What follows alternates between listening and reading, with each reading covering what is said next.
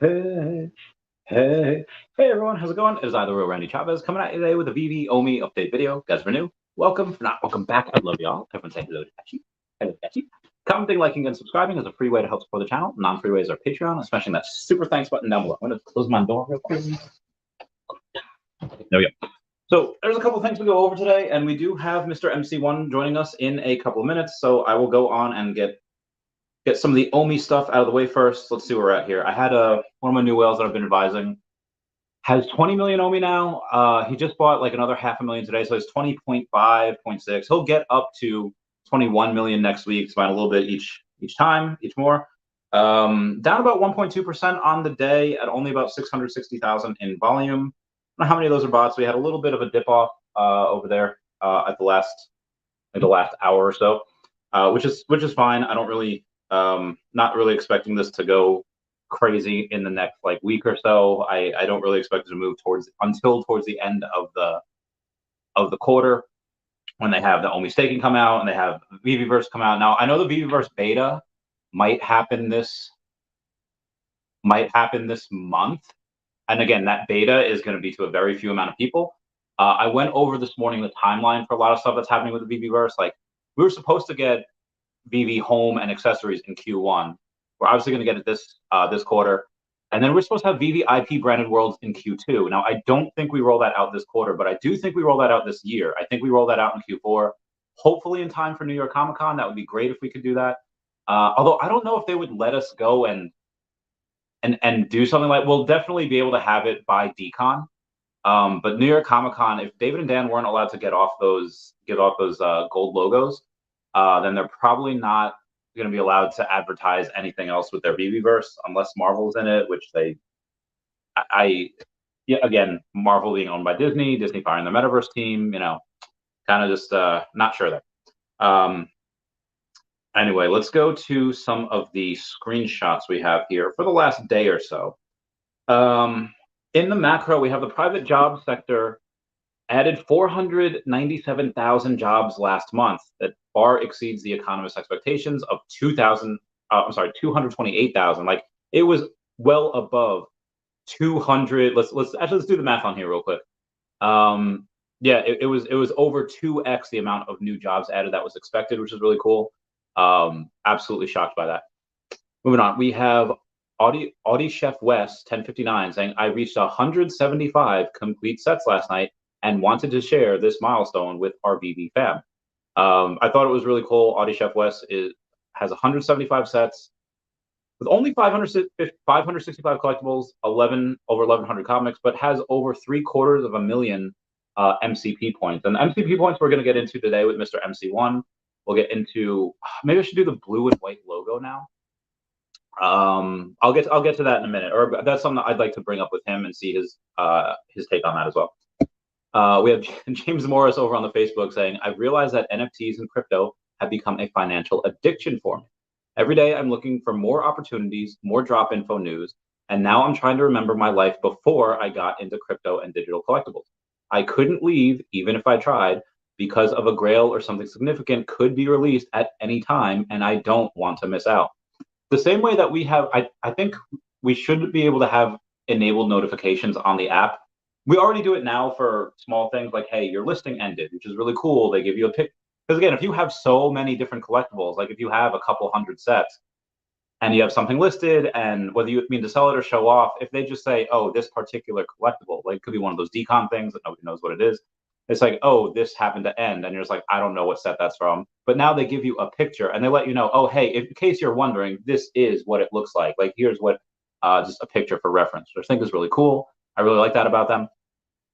And Reese, I did mention to Reese a while back, like, hey, whenever somebody burns something, do you think we could have like a notification go off that says, oh, hey, this got burned? Like, kind of when somebody dies in Hunger Games, you hear a loud cannon bang, and then you see their face over there. I was like, that would be really cool if we could get that. And he agreed. So I do think that will happen at some point.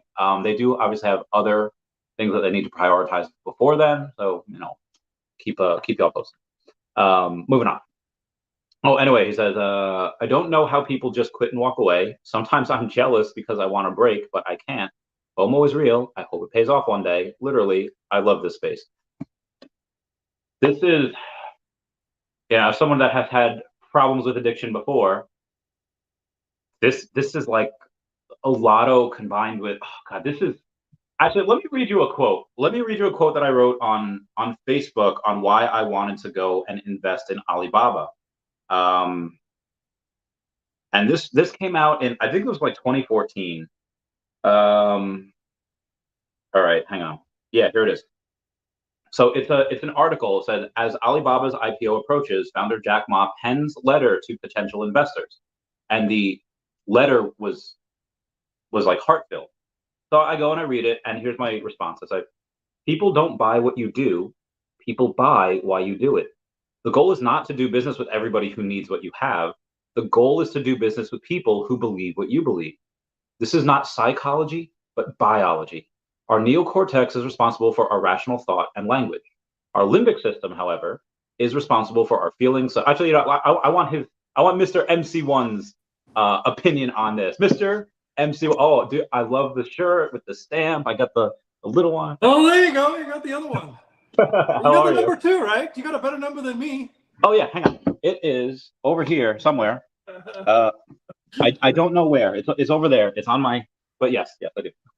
I never ironed it on though. Nor did I. I just. And this is not the button-down shirt. The button-down shirt's on my bed somewhere. Awesome. It's good to see you, Randy. I mean, I love chatting with you, man. Yeah, I love the mystery. I wish I had my sleeping hat. I have my other one up there. I actually have another one over there too. I had my white sleeping hat. I was showing it off, wearing it out. I left it at a friend's place. Still haven't gotten to get it yet. Oh no, that's terrible. All right, so I have how much time do I have before? I don't want to keep you. No, as much time as you want, man. It's good. All good. Do not. All right, we're gonna go to. I mean, generally speaking, I have my mom's in town, but so I ain't gonna spend all night here chatting. but okay, so before we get into the nitty gritty, sure. I was reading the everyone here a quote or a response that I had written almost 10 years ago now. It's 2014. It was on the eve of the IPO of Alibaba. Okay. And it was a Forbes article that came out that reads, as Alibaba's IPO approaches, founder Jack Ma pens a letter to potential investors. And it was a really heartfelt letter. And here's my response to that. And tell me who this reminds you of. I go in 2014, Chavez says, people don't buy what you do, people buy why you do it. The goal is not to do business with everybody who needs what you have, but the goal is to do business with people who believe what you believe. This is not psychology, but biology. Our neocortex is responsible for our rational thought and language. Our limbic system, however, is responsible for our feelings such as trust and loyalty. And in this message from Jack Ma, he targets these two parts of the brain that control behavior and the part that rationalizes our feelings. The part where gut decisions come from, whether the letter was from the bottom of his heart or not, I'll invest in this company not because it's scheduled to be the biggest IPO in history, but because its founder is a genius. Who does that remind you of? I mean, for sure, man. David's got the similar kind of mindset. It's a sort of somewhat similar business as well. Yeah. And then you was going to say, Amazon as well, right? With Jeff Bezos and stuff. But yeah, so makes sense, man. Makes a ton of sense. So I was referencing David Yu because he, nobody needs digital collectibles, but sure. They see his passion and they, for collecting and like, oh, hey, I like that in him, and that brings it out in you. Yeah. So I think, and there's a lot good to be said, and in the future and later in this, but today in the title and what I asked you about is come here to talk about prioritizing people who are master collector, and then MCP points, OEP points. I don't know how deep you've gotten into reading Reward Tier Season 0 for OMI and how that affects MCP points, but in general, you have, I think in the thumbnail of this, you have a quote. I can't find it right. I just had it. Here it is. Owner of Platinum Pixar should have been gating criteria to be eligible for the door, a gateway drop for the posters. Else collectors just fork out money to drive by people that just go for gateway drops. Elaborate.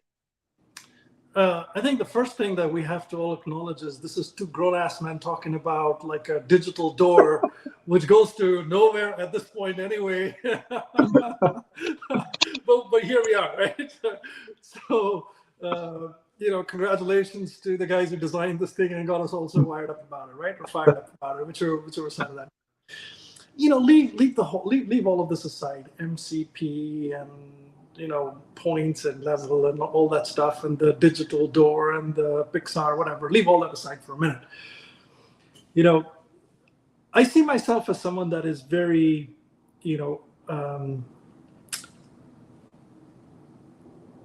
involved with, passionate about, interested in, digital collecting. And Veve obviously is an amazing company for something like that.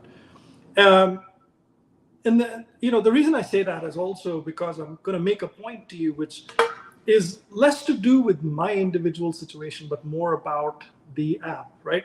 So at this point, I have over 4,500 collectibles and comics in the app, right? I have 260 plus sets, lots of comics. I have quite a few secret rare comics. I have, almost like a lot of sets. I shouldn't say almost all anymore, but I have tons and tons of sets, right? 260 of them is not, less.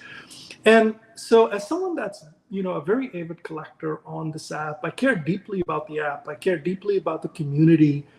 I care deeply about the quality, the experience, a lot of other things, right? I'm not an employee, but as someone that's collecting on the app, someone that's collecting big time on the app and has been here for a while now. I've been here, almost 2 years. I'll be coming up on 2 years next month. And so if you think about where we are today in this collecting journey, and this is perhaps the most important point, and this is, if you want to understand what I have to say, this is like this is central to the whole conversation. We're not bringing in that many new users. We have lots and lots of IP. We continue to bring in, more IP on, Veve brings it onto Veve app. But if you look at the number of new users that follow this IPN today, not much. But there is new money going into the app, right? So it's the same people. So there's probably about 1,000 or 2,000 people who are collecting quite actively. And not all of them are whales, like these are people who put $50 a week or $100 a week or $200 a week into the app. And so this is money that's coming in. There's not whales. I'm not talking about whales here. There are whales who bring in a ton of money. But my point here is that there are some existing people who are passionate, who are bringing money into the app. Now, what happens is when you do a drop, like the one that happened today, and even if you take, all these A+ comics like Hulk 1 or Amazing Fantasy 15 or whatever, you name it, right? What ends up happening is they attract a ton of people that are not new to the app. They've been here. They've been here a long time. They've been around. They just sit and watch. And what ends up happening is that they'll tell a few friends, maybe their friends will come in, and when they hit the SR, or when they hit a low mint or whatever it is, it's like a lottery, okay? They take the money and go. And that's what I mean by drive-by. So they're not a collector. They're not a flipper, really. They're just in it for cash. This is like, it could be a collectible, it could be a horse, it could be a donkey, it could be it could be anything. They're just here, it could be sneakers, it could be anything. They're just here and it's very transactional. And what ends up happening is, like for someone like me, if I go and buy a secret rare, let's say tomorrow's Hulk 1 is $1,000. Let's say, for argument's sake, let's say it's $10,000. I load up $10,000 into the app and I go buy the secret rare. It matters to me who I buy it from. And I've not cared about it in the past as much, but now I do for a very simple reason. Because if the other person who I buy this from is someone who is, let's just call it, engaged with the app, someone who, they may have a collection of 20 collectibles or 25 collectibles, or they may be a flipper, who cares, right? But this is someone who is engaged in the app. When you buy from someone like that, what ends up happening is that your money, they may take some out, especially if they hit $10,000, you should. But they also go and then they put some money. They go buy a Todd, or they're like, oh, I always wanted a partner statue. It's on my bucket list. There's like, I want to give my money when I'm doing a trade like this, purchase like this, to someone that has some degree of engagement in the app. That benefits me. It benefits everyone in the app, because what happens is that now that money is in the Veve ecosystem that is flowing through collectibles. And that's a good point. For me, I'm happy because I have the, whatever secret rare I wanted. But more importantly, it's that money is in the Veve ecosystem. It's being used to buy 10 uncommons of some comic, and it's being used to buy, an Elsa, or somebody wants some golden moment or whatever it is. Yeah. And that keeps the app healthy. It keeps the app, growing, from that standpoint. So even if we don't have the new users, especially when we don't have the new users, that money enables this app to grow. And what ends up happening is, if someone who just cashes out and they're done, that money's gone. We got some new money into the app, and that's gone. And that to me is, doesn't feel right, doesn't feel good, and I don't want to do that. So that's sort of central to this whole thing. So when I look at these drops, and I look at we could talk about some specific stuff. My request to David and the Veve team is, look, we have MCP levels already. You don't need to use the points or anything. We know the level everybody is at. Even if it is level 15 or 20 out of 100, any good drop, right? Like all this type of crowd that comes in, the gambling drive-by crowd that comes in not for every drop. They're not here for every drop. They're here for select drop. For those drops, you want to make sure that you've broken out X% for everybody and a Y% for people that are engaged, not whales. And I think this is where people say, oh, you want the rich people to get richer. No, I want people who are engaged. Anyone who we see as aspirational, somebody who will buy something or the other in the app, has an intent, has engagement with the app, has an aspiration. It's not hard to figure that out. That could be level 15, somebody who has, various definitions, but you can go with whatever definition you want. So to me, that's my ask. My ask is, whenever you have an A+ drop, please make sure that there is, a certain percentage that's for engaged users, not just whales. And then there's still like some part of the drop which is open-ended. So the guy who wants to flip and do whatever, open an account and do whatever, that's fine. But you can't have the whole drop, be something like this where people just kind of cash out and stuff. There's like tens and tens of thousands of I'll just call them the wrong type, because I'll just use that word. I mean, obviously, it's each one's definition of what's right or wrong is different.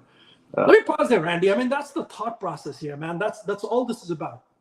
So if we could just take, and someone will probably clip it, if not, we clip it later, where you say it's not about whales, because I feel like some people that maybe don't have a ton of money, that maybe can only do $20, $50 a week, they'll look and be like, oh, hey, he's a master collector, and Mr. MC wants a master collector, and they just want money to go to themselves. So I think it's important when you made that distinction of, you don't want it to just go to whales, but people who are engaged, like someone that's Diamond 1 or Platinum, whatever, they could go and be on this app 8 hours a day, and I think that should be rewarded. Although that is rewarded in MCP points. Like, you do get more MCP points the more you... Look, this is not about MCP points anymore. Those MCP points are not cash. They're not cash. You can't do anything with them. The MCP points, this is more about the actual cash, using the MCP levels to manage the cash flow in the business. Randy, let me put it differently. The probability of hitting a secret rare, on a drop. So if you have like 250 out of 10,000, comics, that's a secret rare. That's a very low probability. Okay, so let's assume Veve says it's for level 10 or 15 or whatever and above, right? Or even 25 and above. Say what you want to. The probability of a whale landing that secret rare is still very low. Is it? Yes, I mean, because think about it.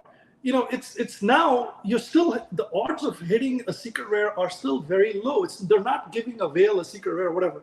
So you're going to end up buying it anyway in the market. The whale's going to end up buying it in the market anyway, and they're going to pay. The only difference is the person that you're paying the money to.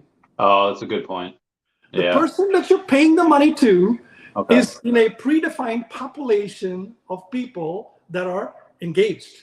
I do see that now. Right? Yeah. So yeah, even that's what. Okay, I understand. That's all this is about. You want to make sure that your secret rares and your low mints, for the most part, at least 75% of those things go into the hands of, you know, people that'll keep buying stuff. Yeah, like they'll sell it. Like there's no reason. Like if you're just somebody who's got 35 collectibles and whatever, you bought a $20 comic, and then you got a secret rare and it's worth $5,000 in the market, sell it. But we feel good buying that $5,000 like that, Randy, and that keeps the money in the app. That's all it's about, man. It's got nothing to do with global people not getting stuff. It's got nothing to do with waitlist. I love the waitlist. I love that people globally have an opportunity to get it. My only ask is that the population set, and that by the way, I don't know if you look at, I want to give a shout out to some of the people in this community that do an amazing job. Veve Fox, right? I love her. Ruthless. I don't know who she is. I've never spoken to her, but I see, the quant that she puts out. She puts out some monthly stats. And let me see if I can pull that up here. Yeah, she has weekly and monthly. She does. So she does weekly and monthly. Yeah. And, her stats are amazing. And OMI Daily Burn, all of these guys, right? Let me pull this up here. So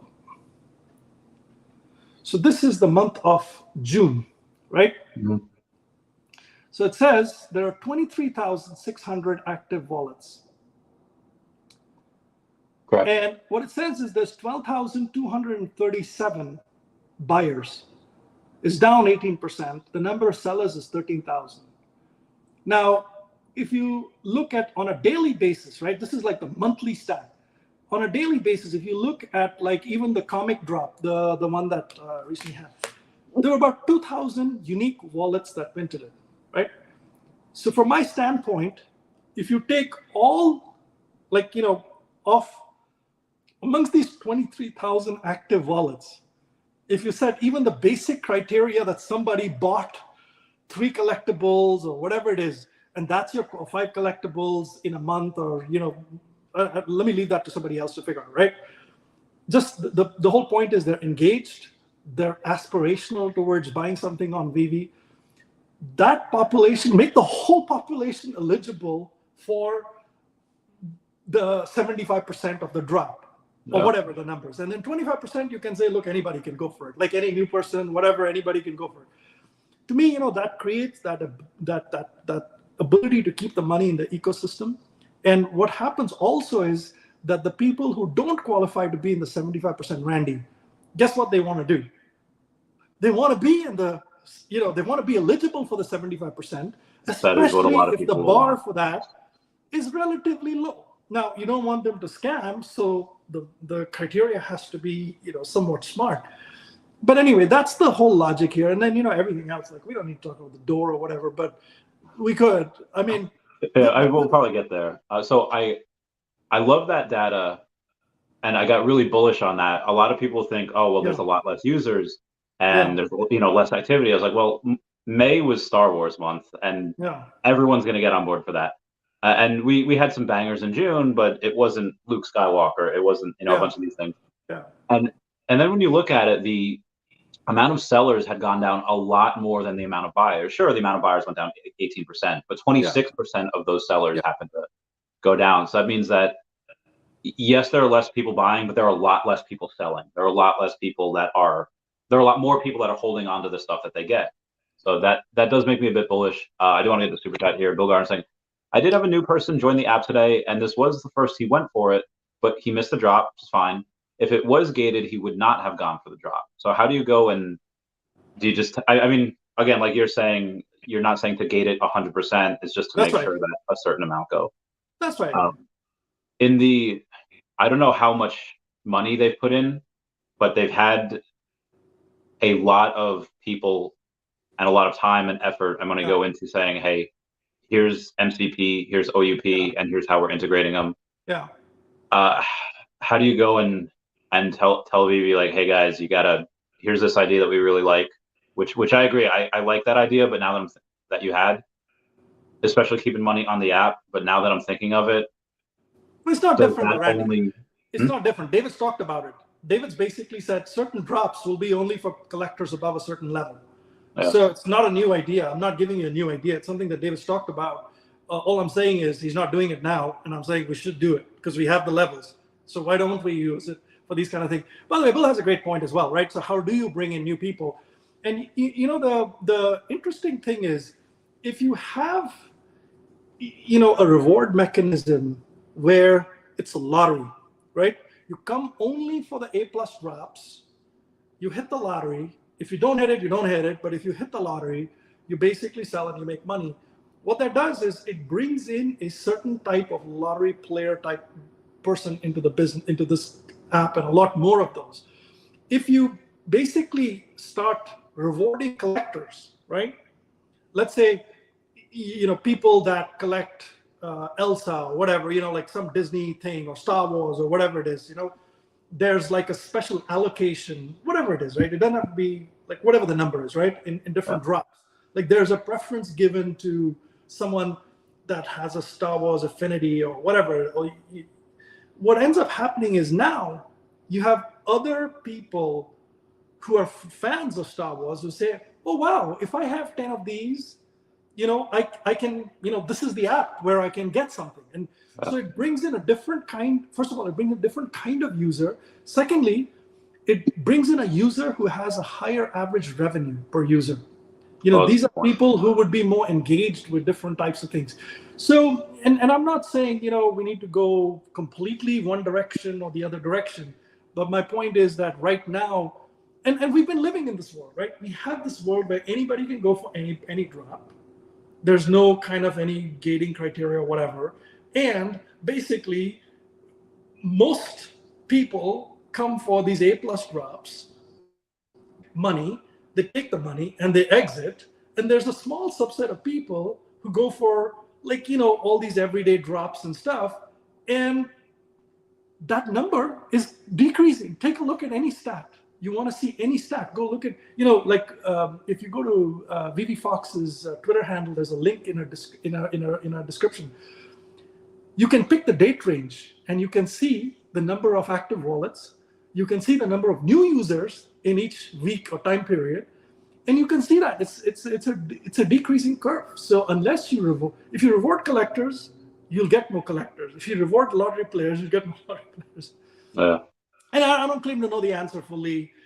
Maybe there's a hybrid version of this that needs to fall in effect. Maybe the allocation changes or whatever it is. And Veve always talked about it too, right? With the lottery tickets or with the raffle tickets or whatever, saying, hey, you know, if you're MCP, you can do it. It's no different than that. Yeah. So why don't you think they're doing it now? Do you think they're just waiting for the OUP and MCP to finalize and then they'll roll it out? I don't know. I mean, it just, and I'll give you my perspective. You know, I'm a huge Veve fan. I'm a big believer in David and Dan and these guys. And, you know, I'm massive, you know, I believe in the vision. I'm here to stay and whatever. But I'll give you a couple of thoughts on it as well. So if you think about, you know, the whole MCP, Veve has a very complex MCP algorithm. I mean, no matter who you are, you know, if you said rate Veve's MCP on a scale of 1 to 10, you know, in complexity, where 10 is the most complex, most people will tell you it's at somewhere between an 8 and a 10, and some people might even tell you it's like a 12, right? It's got like 100 levels, man, and within the levels, it's got ranks. And within the whole computation, it's got the buying points, it's got the daily carrying points, it's got the bonus points, it's got this, that, and the other, it's got micro points, half points, decreasing. So it's like a very complex algorithm. And Veve's taken like almost 18 months to build this MCP, to calculate it. And now it's going to take, because it's so big and bulky and janky, it's going to take a while to kind of implement it. Any small change to it is going to take a lot of time and stuff. But look at the airlines. They have 3 levels, gold, silver, platinum. And they manage like millions and millions of flyers and the loyalty through that, right? And it's easy to understand. Like when you look at what's the difference between a level 84 and a level 85? Is there anything different? Like nothing. Is there anything different between a 75 and an 85? Right? Yeah. And I like that it's got all these levels, categories and stuff. But when you think about the goal, of this app, and David's goal is to build a collector's app, and you want to build loyalty. You can go with a very simple version, and it's, this is all water on the bridge. I guess they've already gotten there. But my perspective is, now that you have all these 100, levels, just put them into 1 through 25 is kind of like a newbie, 20 or whatever, 1 to, don't hold me to this, whatever, 15 through 50 is kind of like your low, mid tier, whatever, and something else, a big collector or whatever it is. And start using this stuff, man. Start using it. Like, why delay? The only thing that I could think of is them saying, well, we don't want to have it one way first for a couple weeks and then confuse everyone when we change it up about using MCP points. So that's, I mean, if it's right around the corner, that's one thing. But the whole point also is, if you take a drop like a Hulk 1 drop and you throw it open like this, basically the probability of an SR going to, or a low mint going to a drive-by is very high. The probability is very high. For the Hulk 1, there will be all kinds of people, their friends, their people who are not even, like personally, I've called my brother. My brother still got, I think he's got like a couple hundred collectibles on the app, but he's going to go for the drop. And so will my nephew, right? All these guys are not engaged. But they'll go for it because, They'll go for it, yeah. Yeah, And, you can people are make a going lot to of call money. their cousins and their uncles and their friends. And if you're in college, you have all your roommates and friends and everybody else on the app, and everybody goes for it. And the dude who hits it takes the cash and goes. Yeah. So, I mean, I think there's a decent amount of, I mean, this is how it was. This is why everybody went for drops, is because it didn't matter if you liked it or not. It didn't matter what rarity you got. If you got it, you made money. Yeah. And I'm not saying that, I mean, part of what makes the app, and whether we like it or not, is some of those flippers, is some of the people that go. And I mean, I would love it if it was super scarce and only, and we had just, what you were talking about, but they're making some of these for like the long term. And if you have, too low mints, if you have too low, whatever, I don't know. I just feel like this, maybe, I don't know exactly how I should explain that. Like when we had the bots, like it's horrible. Like you don't want to see that. Yeah. Let me ask you to do something here, Randy. Can you pull up your computer screen, like your Twitter account, and pull up Rootless, Veve Fox? Just pull her kind of, give me a second here, but just pull her Twitter handle. Absolutely. Okay. Where do you go? Yeah, I mean, I'll continue on. Pull it up on your screen. I can pull it on my phone. I can't do it on my screen. I don't, because I'm on a tablet, not on a computer. Okay. Did you need to look something up?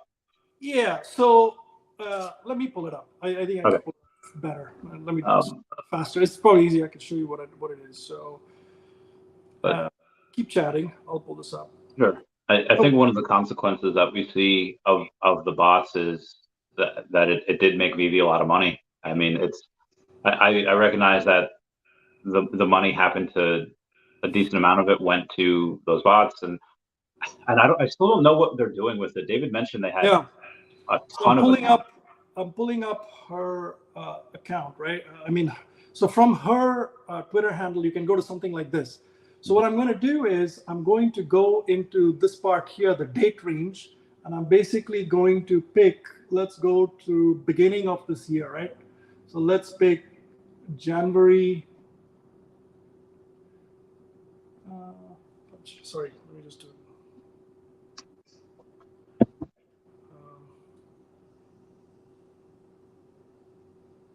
So I'm going to start from January 1st 2023 and apply this. So this is basically the tracker, which has the number of active wallets. Okay, so there's a top, there's a blue, On top, the blue the line and dark the purple blue line. line Which one's is the which? number of active wallets. This is just from January of this year.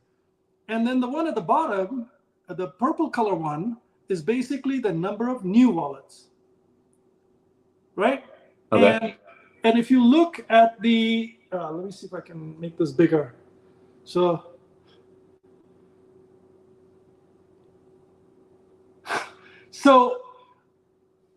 all these drops, where these people are coming in for these drops and hitting it, they're not sticking around, dude. They're done.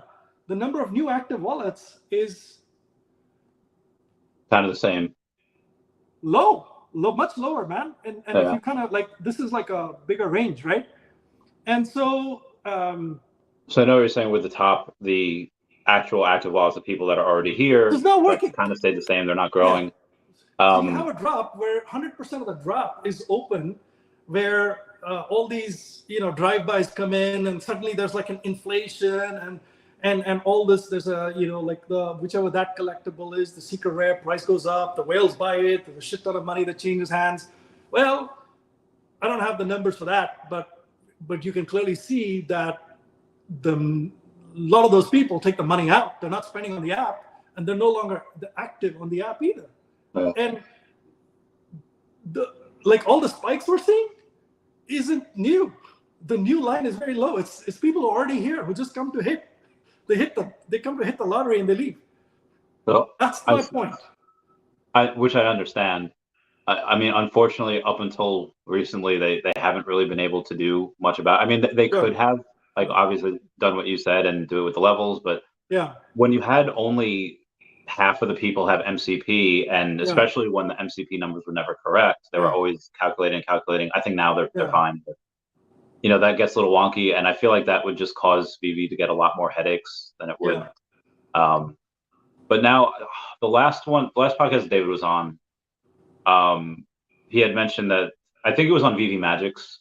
It wasn't the last one, but it was on Veve Magic's channel, where he said that they did get approved for advertising, which they've never done before.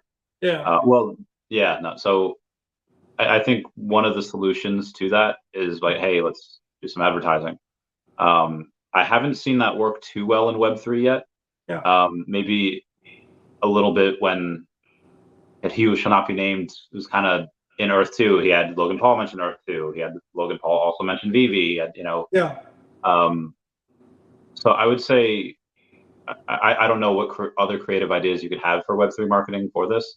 Do you have any a lot of ideas, man. I'll cover that some other time. I mean, I don't want to go into depth on the Web3 marketing. I mean, Veve, is a very brilliant company. David is a very bright guy. He has surrounded himself with very smart people along the way. And I love what Mitch is doing, and with Alex and these guys, what they're doing.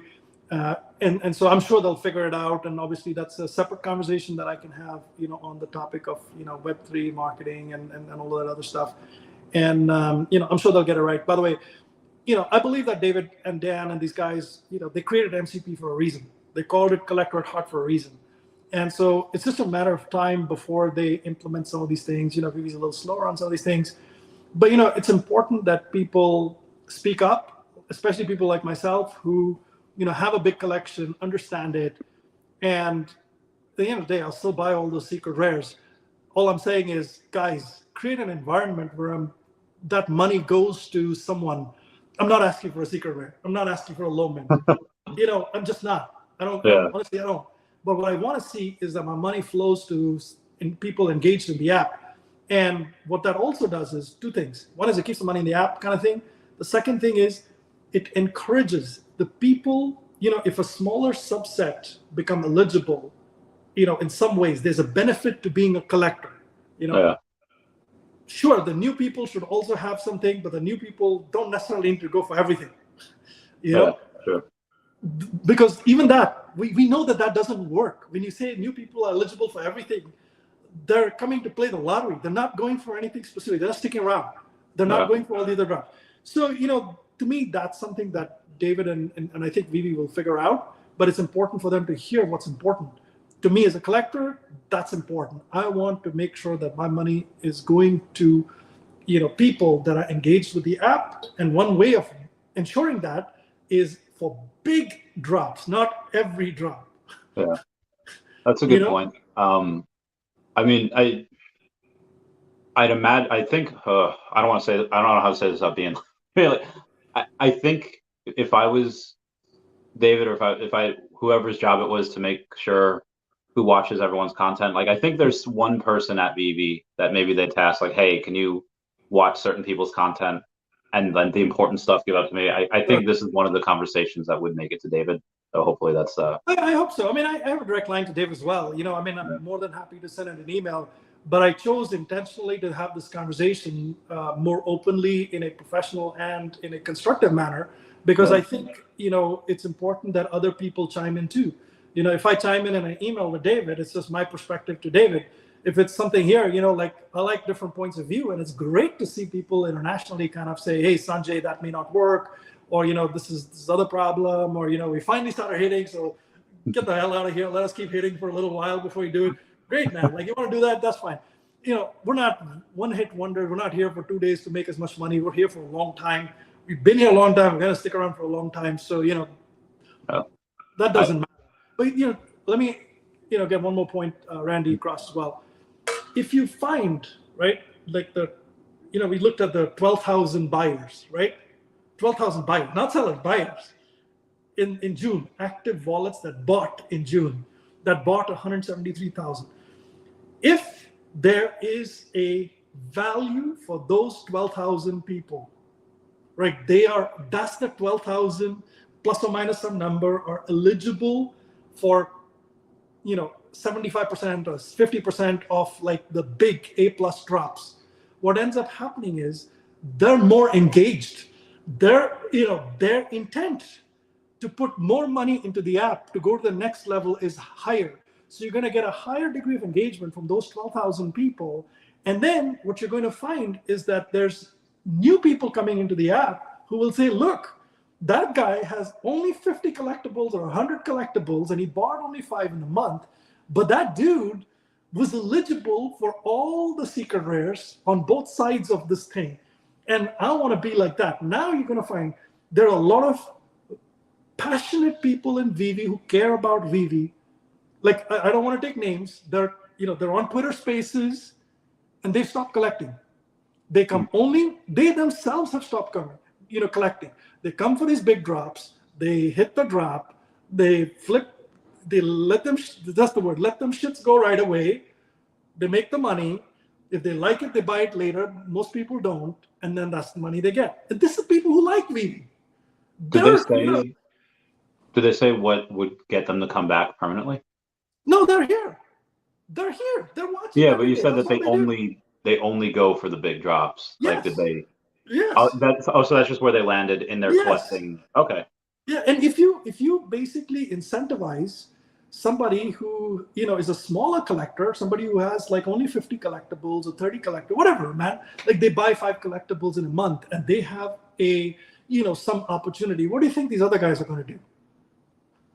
They'll start spending, and Veve has that benefit. There are hundreds of thousands of people who've downloaded this, millions actually, right? We know that the stat, there was a table that was created with every wallet in Veve that had at least one collectible or whatever. That was like almost 900,000. So the number of downloads got to be more than 1 million, right?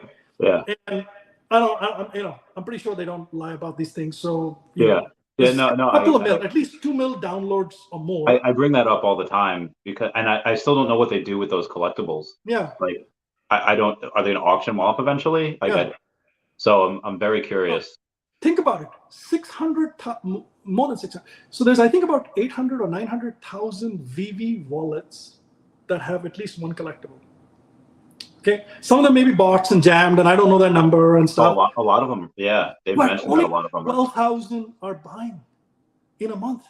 So the ability to activate the rest, the 900,000 minus the 12,000, is high if you incent them to go that direction. So anyway, let me pause there, man. I'm passionate about it. Clearly, Yeah, I I'm not love it. expecting overnight results. I'm not whining about one particular drop or something.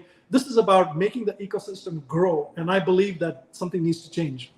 Yeah, I like the incentivized part because I had somebody mention on like 3 or 4 videos ago, they Yeah. mentioned like, oh, hey, I don't really like or need some of these items, but like the $2 comics. I mentioned this on the stamps, like, oh, if you just want to stay in the top 500 wallets, a lot of times these stamps they go for like $2 and they're collectibles.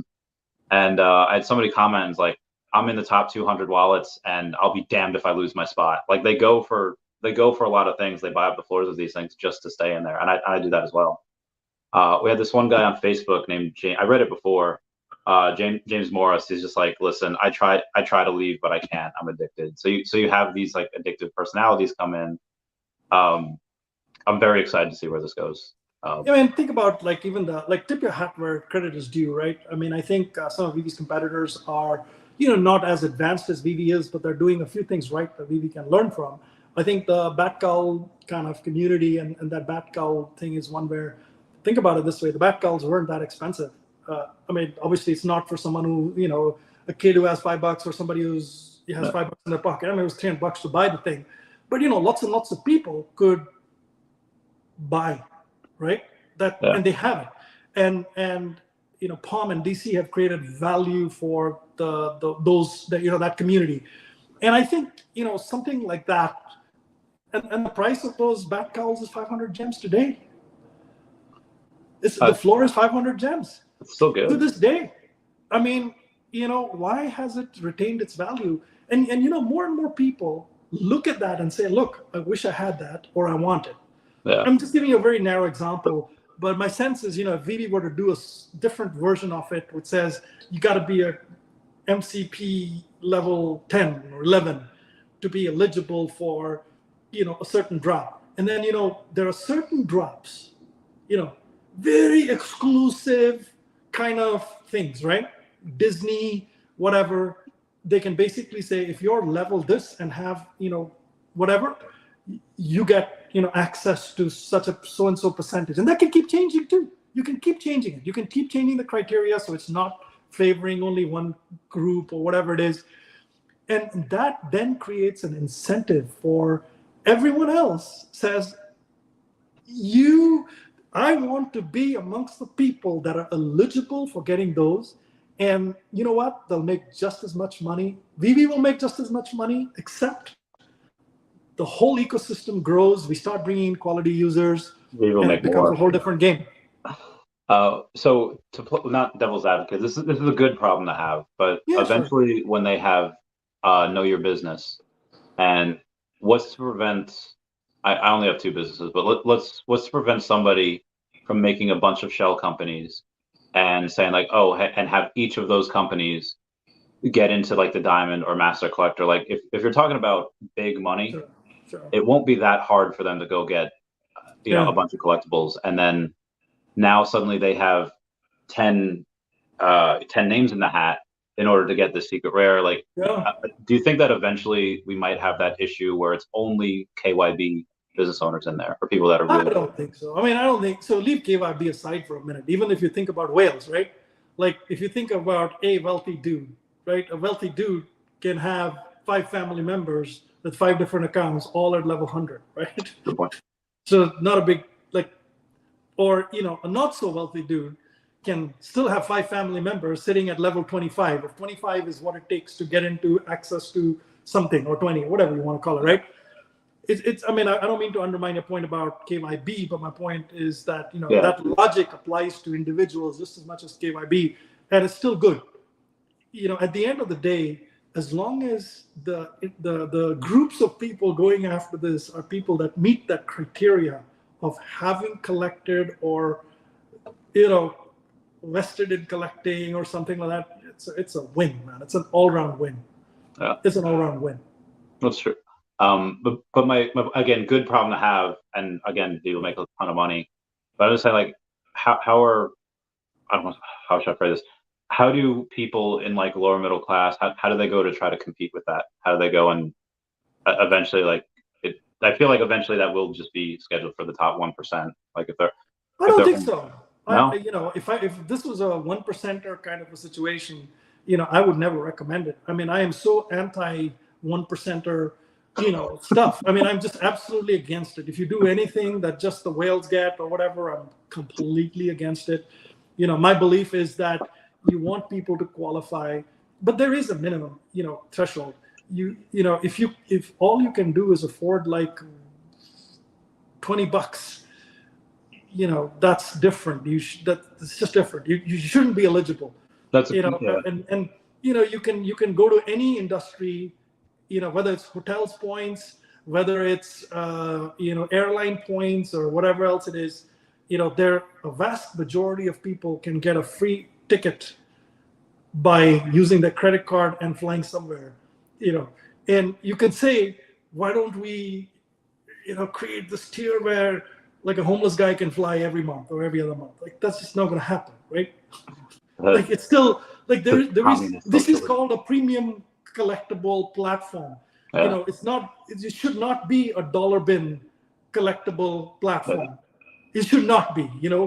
Like, I don't see that changing, but it shouldn't be 1%. I think like literally when I showed you that, which said something that said there were 12,000 active wallets, right? Mm-hmm. Buying in the month.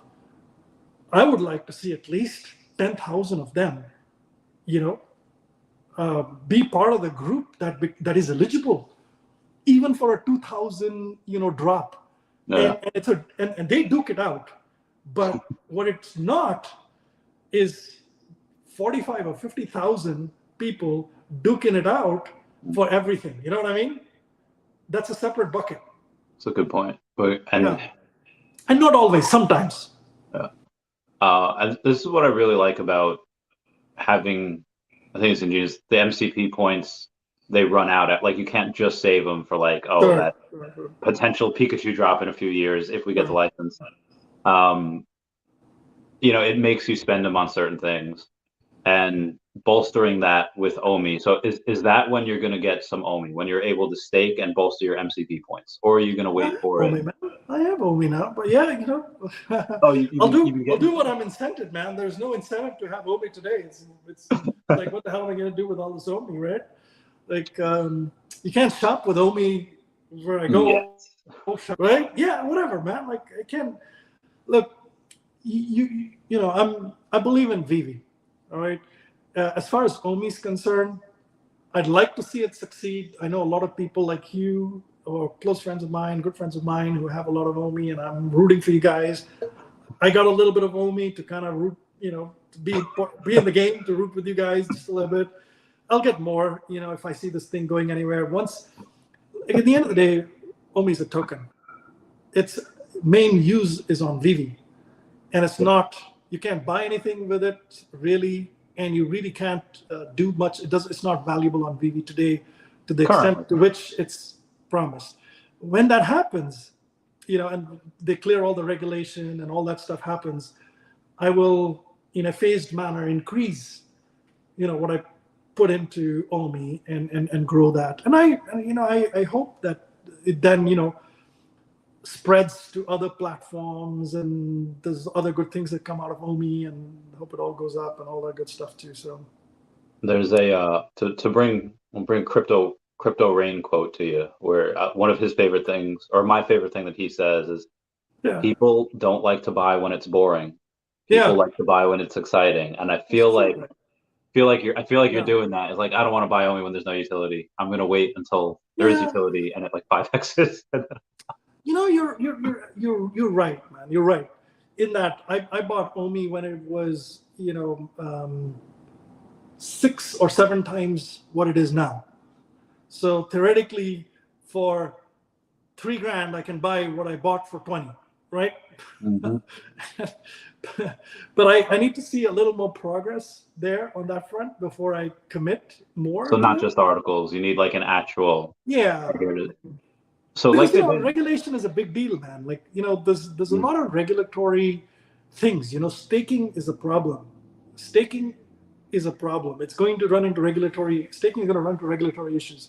I mean, I don't think they'll call it staking. I think it'll just be, So everything they were talking about so far is kind of like it still needs to be figured out. I like the fact that if you have so much OMI, you get so many tickets and you have all this benefit and all that stuff. And, like that to me is important, but yeah. I like that. I already got 3 million points, man. What am I going to do with that? Let me burn through that. You'll be using it on a lot of drops. Yeah. I don't know if they've mentioned that if you had a gold and silver Veve logo, you'd get like this gold ticket for land. They mentioned that if one of the perks of staking $40,000 worth of OMI, you might get a ticket.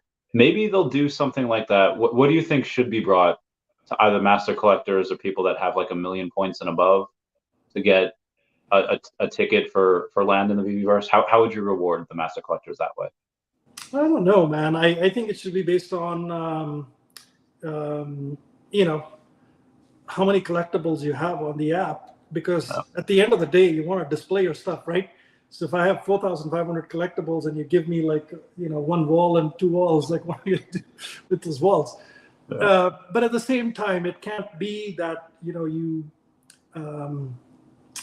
people shouldn't feel fucked over, because you have 2 collectibles or whatever. So there should be a nice, healthy size of land. So here's what I don't know, and I don't. So I'll just make the point anyway.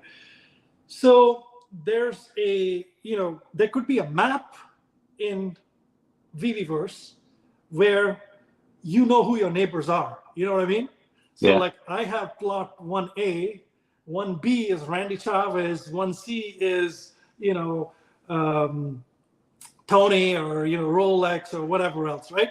So if you have spatial orientation in Veveverse where there is, addresses and you're kind of next, everybody wants to be in the middle, right? You want to be next to Disneyland or you want to be next to Veve thing.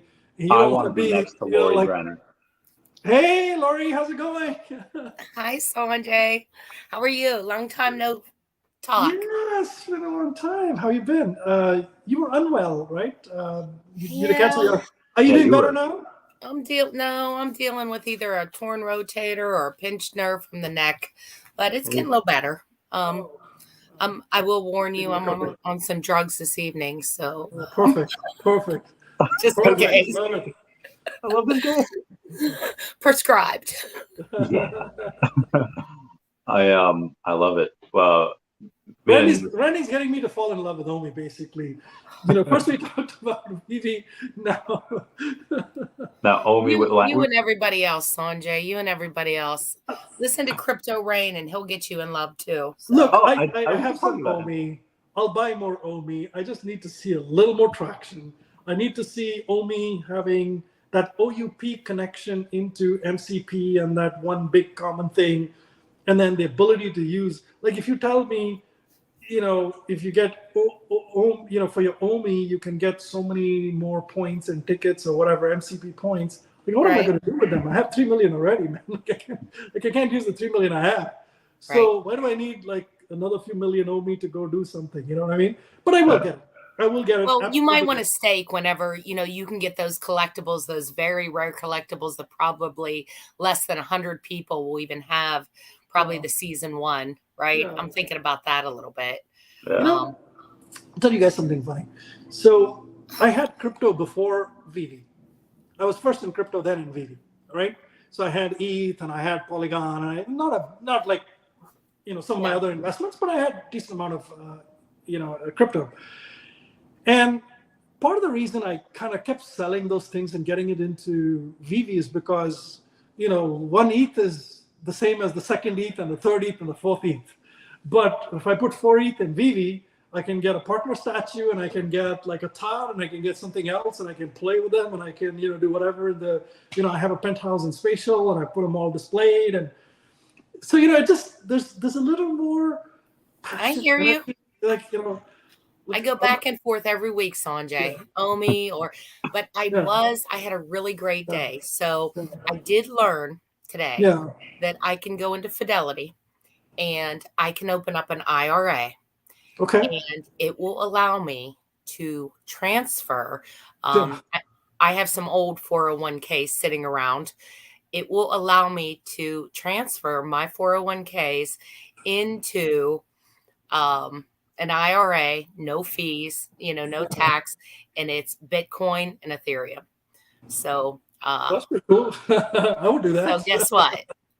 Mama's gonna buy my herself. I don't think they'll allow me to take that money and put it in collectibles. So yeah, I got enough right now. I just bought over $1,200 in collectibles last weekend. So I went back to a lot of the season 1 stuff.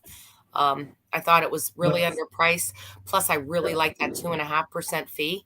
Yeah. So we went back. We that's bought, the benefit of the Batmans, flipping the Batmans. Right, we bought some Jokers, Penguin. I'm big on the logos. I know those are new, but I think they could do a ton. I was listening to your conversation before I jumped in, and I think that's a golden opportunity where they can say, even 10% are going to be allocated to the logos. I think they're going to make use of those Veve logos, and those are also 2.5% sales. The new ones, what did they say would go? You said 10% would go to the logo holders. What? No, I'm just thinking there's a lot of things they could do that aren't going to cost them a penny to bring a lot of value to those logos. Like airdrops? Airdrops are one, but I think they can also say something like, my husband came up with this. If you buy on the app, we'll give you a 10%, or if you buy on your laptop, on your computer, we'll give all, Veve logo holders 10% off. They'll still be saving 20% if they do something like that. Perfectly free, but it'll give you a little incentive. I think they could do things like, we will put aside 10% of the wait list for logo holders. That's not going to cost them anything. So I think there's a lot of things that they could do to drive value that won't cost them anything and that will bring a lot of value and significance to the logos. And I even heard that maybe the after party in San Diego is going to be gated for for OG, one of them. OG logo holders. One of them, yeah. Yeah. I think it's just priority that, there's a long list of people to get into that party. So if you have a gold logo, you'll guaranteed get in. I don't think there's anything other than that. I just think they could do a lot of things to drive value that won't cost them anything. Yeah. If that makes sense. You know what I mean? That makes sense. Ton of sense. So I like those, and I like the 2.5%. So I have been buying. But I wanted to get your take, Sanjay. So what do you think of this? You were talking about balance. So one of the things that I get myself into, like I know Randy went out and hoarded himself out with $2 comics to be a master collector. What makes you so sure I didn't do that? You too. I did too. You too. I wonder if there's ever a balance between the guy that comes in, or if it's even possible, the guy that comes in and buys a Spider-Man, a partner statue, and a Miles Morales that has 3 collectibles, but just spent, $25K on the app with 3 collectibles. I wonder if they'll ever be able to find a way to do anything for those people. But now you're getting in, I wondered your point on that. Like, let's say one of Randy's whales comes in, he gets 10 collectibles and spends $100,000. But he's a nobody, like on paper. You know what I mean? He's nothing. I wonder if they're ever going to find a way to, maybe somehow put that a little bit into the equation versus that guy taking that 100,000 and coming up with 50,000 comics and being above Dr. Profit. I mean, there's the snakes and ladders, right? So you can have a ladder for people that bring in more than 100,000. Even the airlines have it, right? If you spend more than X, right? If you buy like 8 business class tickets or whatever, they put you in the special or first class tickets globally. I think it's 4 or something. You're part of this, like, you're not even gold, silver, platinum. You're like in this special thing, a special check-in, and So they can. I mean, I'm sure there's ways to do it. I don't know if it currently fits the construct. I mean, if they have 35,000 to go buy like these 3 big things. My advice to them would be go put another 20 and buy some more commons and uncommons from Randy and me, or whoever else. I guess I would just maybe like to see that in there for the people that don't want 200 X-Men 207 first appearance of Green Dog. I just made that up, by the way. I thought you were talking about me because I probably have. No, Randy shamelessly tells everyone, hey, I am going to buy your stuff up. If it's $1, I will buy it. But, I just wonder if that's some of the imbalance. Sure. I think so. But I don't know how they would even fix that. How do you even fix that? But, that would be kind of rough coming in to me and putting down $50K and looking at my rank being starter, when, I think you want three things here, right? The ideal scenario is, Veve Magic. Hi, Veve Magic. How's it going? So the ideal scenario is you have a door that's wide open where lots and lots of people see value, come in to download the app and go for a run, right? Mm-hmm. Without you having to, give away the farm to somebody who just kind of comes through the door. Like there's no reason to give your crown jewels to the guy who comes to the door. At least not all your crown jewels, right? Then the second thing is, how do you get everyone who's already in the app to spend more and benefit from that level of engagement, which is what we're talking about, right? I think merely seeing MCP points, I'm 75 and 1 to 76 is not enough, at least after a while. You're going to need to, create that ability, that access level for basic collectors. So this is not a whale game. This is like you want 12,000 people that are sitting and watching, today. Mm-hmm. So there's 12,000 sellers and there's 13,000 or whatever sellers, right? You want those 13,000 sellers to kind of, because there's 20,000 in total. So there's at least about 8,000 of them that are pure sellers, right? So those 8,000 people alone, you want to create an incentive for them to say, okay, maybe I should go buy something, right?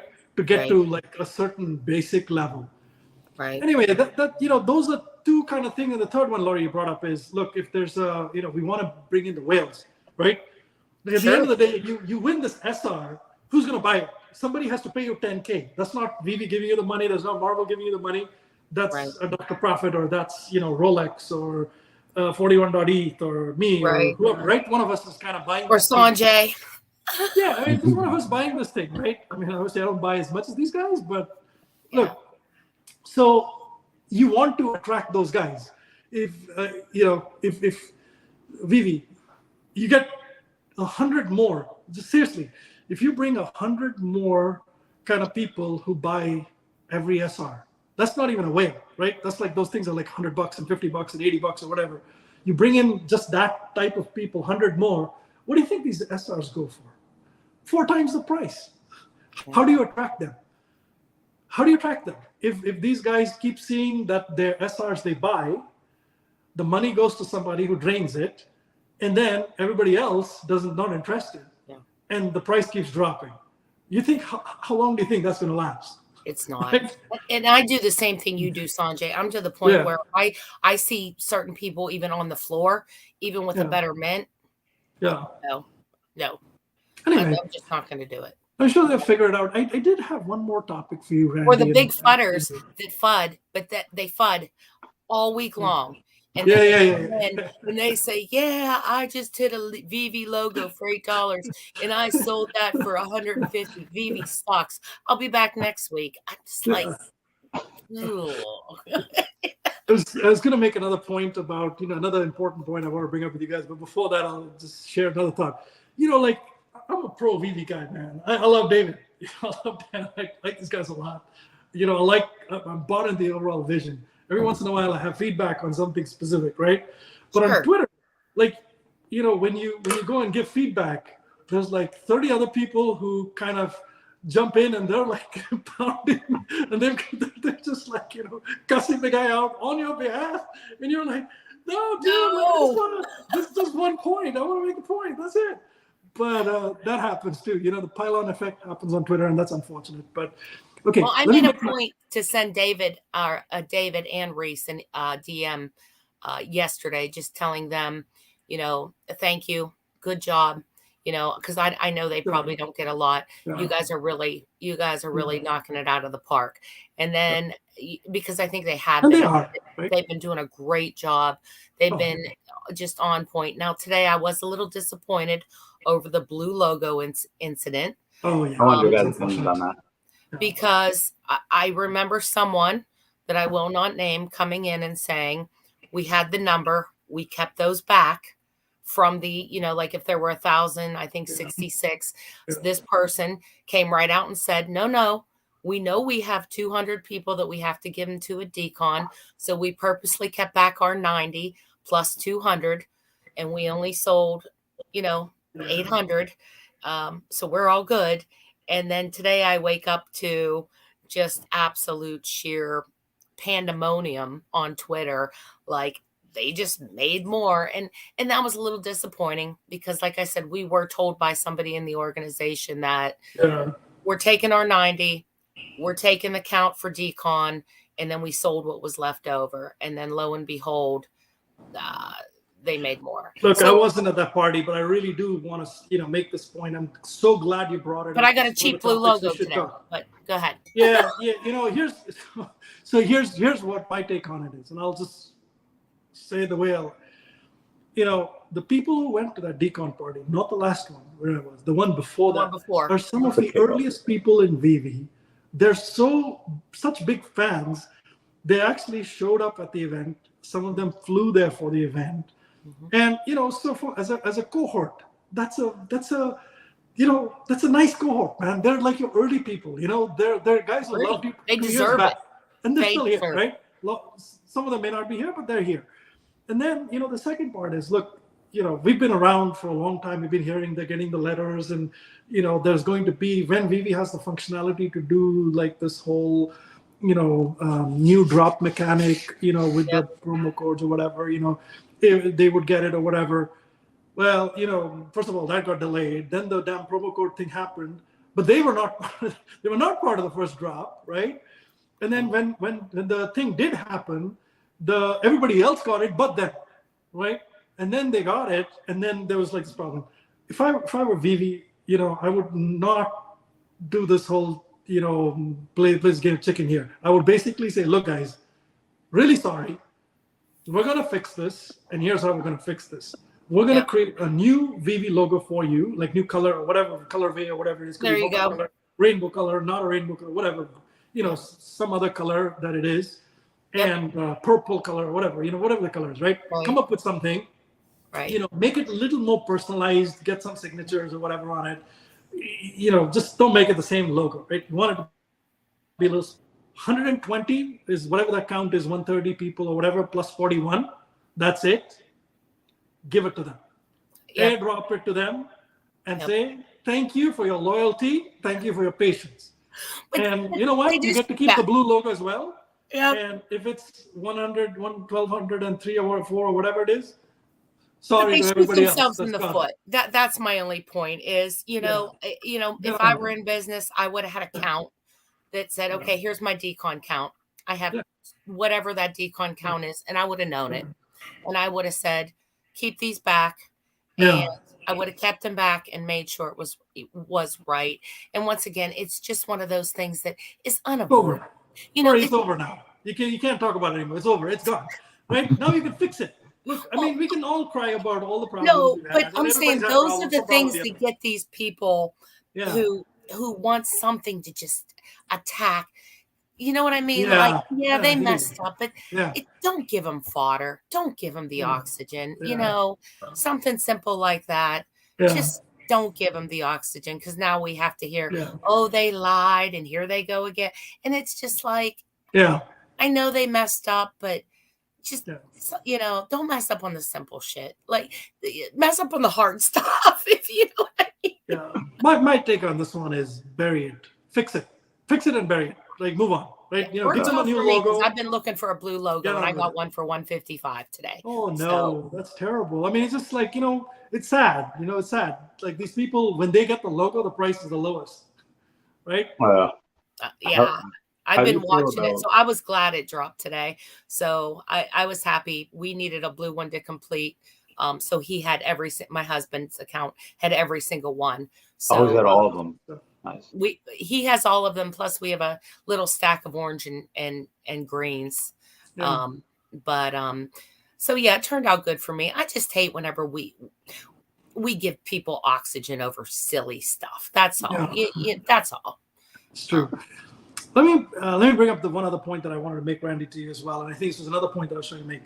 If you look at the drop that happened with the Pixar, so there were 3 Pixar Platinum Moment collectibles that were dropped for 60 gems each, right? Right. And it was Miguel, Woody, and Nemo. Right? Yes. And Miguel was like 5,100, whatever. The other one, Woody was, I think, 2,000 something. And the other one, I think, 2,000 on Nemo, roughly. Yep. Nemo was something. Yeah, Nemo was something else. Something like that, right?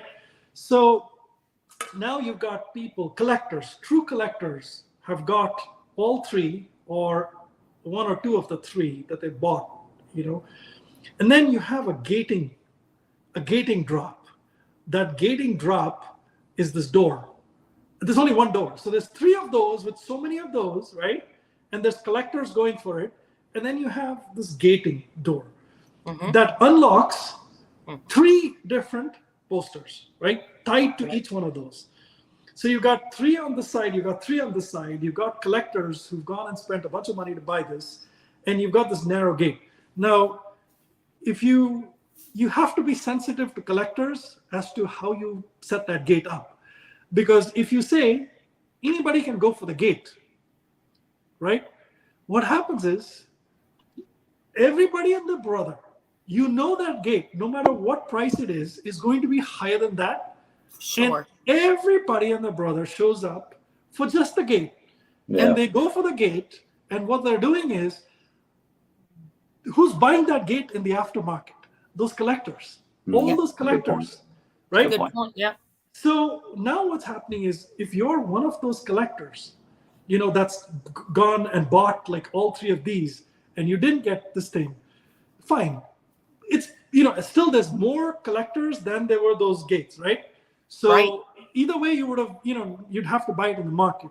But when you go to the market and you click on the, on the name, and you see that this person has 2 collectibles, 1 collectible. 1 collectible, just 1. Yeah. They have not bought the Platinum Moment, Pixar Platinum Moment. They have 0 intent. Like, why would you go only for the door without the Pixar? It's literally to make money. Because it's $120 right now for the door, Sanjay. You increase the money that those collectors need to pay in the aftermarket for that. That's a good point. And remember, most people would have got only 1. Like, most collectors would get 1 and they have to buy 2, right? Right. And so if you have to buy 2, you might as well buy 3. So that's not the problem. The problem is you raise the price on that thing by inviting people only to that, and you've made it a game, and you've suddenly incented all these drive-by guys who only make a fortune on that. And for them, there's no loss here, because what's happening is, if they didn't get it, they didn't get it. They were out of it anyway. But if they got it, they made a shit ton of money on it. And, what I would love for Veve to do is these types of gating drops. Yeah. You cannot fuck your collectors over. Sorry for the foul language here. You can't screw up your collectors by getting them to fork out a shit ton of money to drive-bys. Yep. That's what happened on this. That's, or you see like, people like Rich, or I don't like to name names, but I will, or Dino, or somebody like that. Like, they'll get the secret rare tomorrow, and you'll be I didn't get the thing. Yeah. I got this message on the thing. No problem. I would have bought it anyway. But then, well, the thing is, though, I don't even know if it's worth buying the door now. The door is 100. I see this guy. Oh, the door is 120, but you can get the posters for 130. So why would I even buy the potion unless I want to try to get a number, or not the potion, the door? Leaves a very sour taste in your mouth, because then you're saying, look, you set this up in a manner in which collectors, and remember, those other things didn't sell out. Not the Miguel didn't sell out. Collectors have paid 60 gems. Not even close. 60 gems for each of those. In fact, one of them was 60. The other ones, if you didn't get it on the drop, whatever sold out, you had to buy it for like $100, $200, or whatever it is. Yeah, so you're already in $250 on all those things, and now you gated it through this narrow gate where it's not collectors, and you have other people. It's not whales. It's not about whales, man. This, and my only take is that when you have these type of gateway drops, you need a logic for it. You need to be thoughtful about the collectors. And there are lots of people everywhere that people who do this this type of drive-by kind of thing that are going to whine and say, oh, it's for rich people. It's not for rich people, it's for collectors. If you spend $60 on one of those collectibles, you should have been eligible for this, otherwise no. Yeah, I agree with you, but I think it's interesting because now I'm debating if I'm even going to bother with doors, because now I could just go, and I think the average poster right now is 130, 130, somewhere around there. And then you look at even the price of Nemo, it's way low. It's like $69. Woody's at 40 something. Yeah. Miguel's at 55. So I don't even think I'm going to touch the doors. I mean, I probably won't touch any, but I'll probably buy an extra door today, but I didn't want to pay $250 for it. But Clever did. So congrats, Clever, on that $330 door. But I might not even do that this time, Sanjay. How are you, brother? Do you like this hat, my friend? Yes, are 105 or 106? 105, actually. Sleeping. Thank you very much. But I'm noticing though, I am noticing though, much different with these posters. I bought all the potions last time. I don't think I'm going to bother with the doors. I think I'm probably just going to go straight to the. Why would I? Except maybe to roll the dice on a number. But other than that, look, it's the ship has sailed. I'm not bitter or sour or anything about it. I've got like so many collectibles and so many more to buy. The most important thing for me is, really, can we learn from this? It doesn't, change a lot of things, right? It's done. But, all I want out of it is, hey, David, the next time you go to one of these, there's 3 collectibles and there's 3 posters and there's this like one tiny little hole, you got to get this freaking thing. Just take care of your collectors, dude. Like, there's not whales, just collectors. If you own one of those, you're eligible. Yeah. And the waitlist has been super unkind to me. I will say it's been very unkind to me. The only time I've got the wait list is when there weren't enough people that wanted to buy. So that's fair. like the Hulk, because you could get those pretty much immediately. But I didn't hit it on the Veve logos.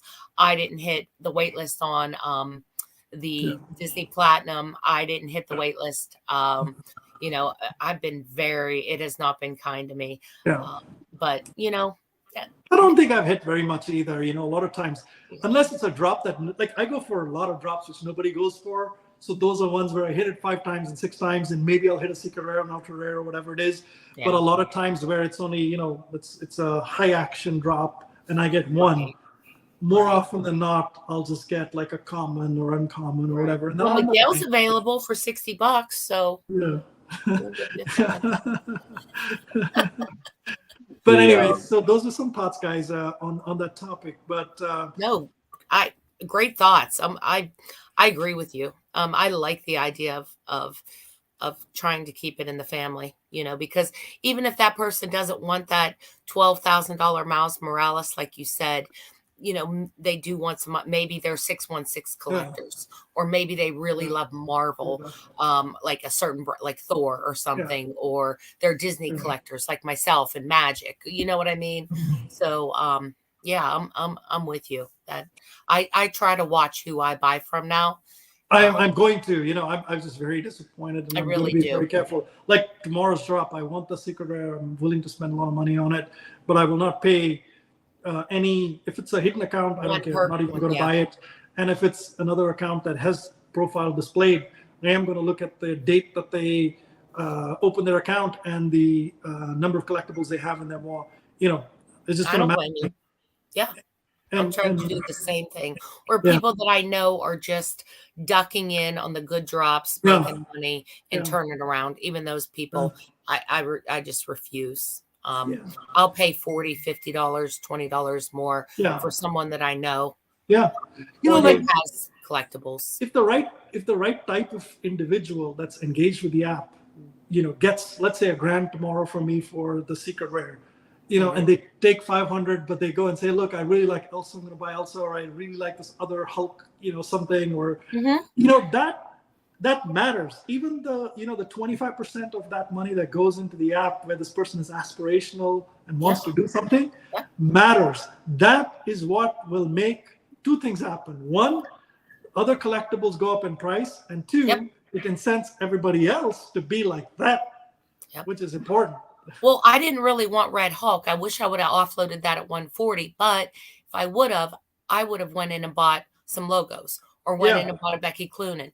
I wasn't going to keep that in the stash and cash that out even when MTL came. So, but absolutely. Well, now it's like at 102 and I'm like, maybe I'll wait until the next one comes out and people are trying, but plus it is a fire collectible. But, that was something I went for just for profit, but it wasn't profit just to, it was profit to go and say, well, I could go get an orange logo with that, or I could go get a penguin with that. So I hear what you're saying. Yeah, and let's acknowledge a couple of things, right? So I think with Mitch on the team now, the team's getting a lot of things right. They're getting just a lot of things right. They've got just amazing things. I mean, I'm a huge supporter of the app, and I'm just so thrilled to see the progress that they've made with MCP in terms of rolling it out, in terms of feeding feedback, in terms of this waitlist system. I'm so delighted that the waitlist system is in place. It just enables globally, so many more people to be able to go for the drop and actually, have a fair shot at it. And that's actually brilliant for the app. I mean, it's really good. I'm so glad that they've got that. And they've rolled it out pretty successfully too. And you can see the results of that as well. And then I'm loving the quality of the collectibles as well. Earlier, there's always something where somebody's eye or hair, something or the other. Sure. The quality of the collectibles is great. I think the quality of the comics is good. So there's a lot of good things that have happened on the app. I think they're dropping a lot more different types of, range, the amount of drops and stuff. It definitely caters to different audiences and stuff. That's great. And, I'm liking that they're working on new IP and stuff. I mean, that was obviously never a problem for Veve. Clearly, we've got our little issues here and there, but I'm sure those things will, get resolved. I'm very curious to see, out of the two conventions they had recently, one in Vegas and one of the biggest conventions in Tokyo for licensing, they haven't mentioned anything. They haven't teased anything. Like they don't even have a video update where David can tease what collectibles might happen in the background.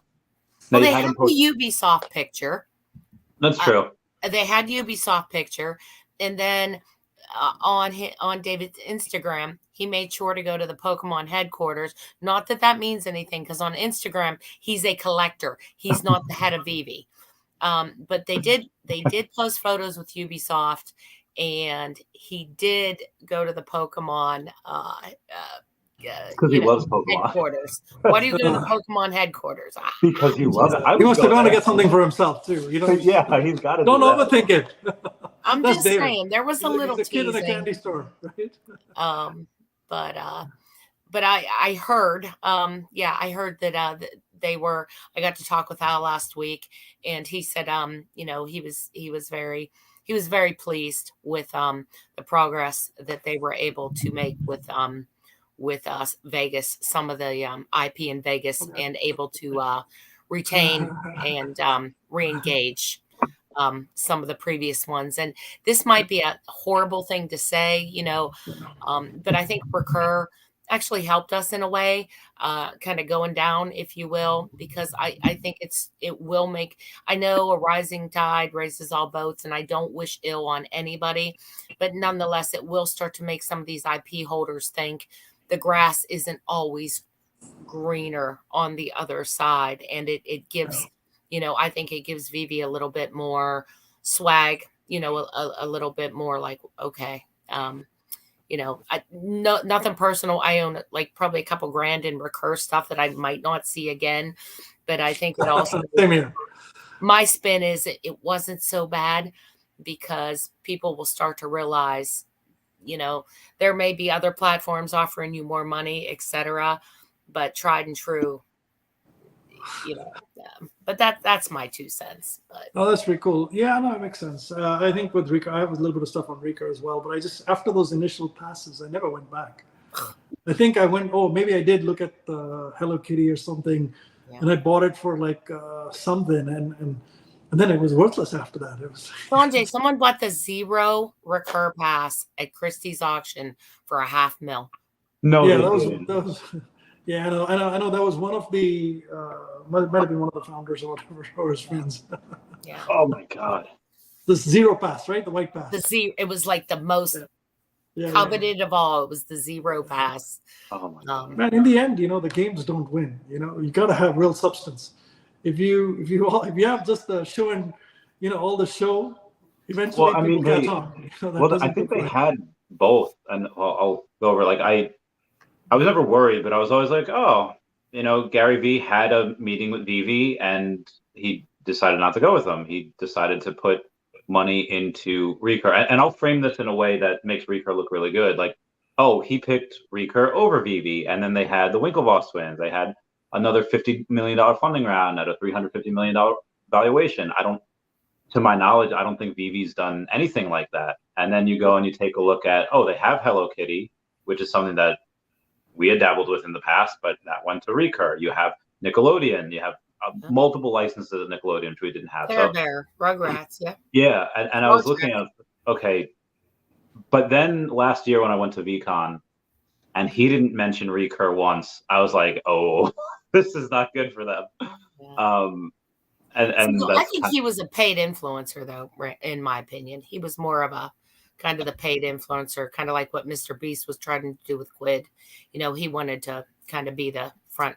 I don't know if he was really truly invested with lots and lots of money in the project. I mean, whatever money was in it, his heart wasn't in it. He never mentioned them. His thing was be friends, which is fine. I think they'll do really well. Yeah.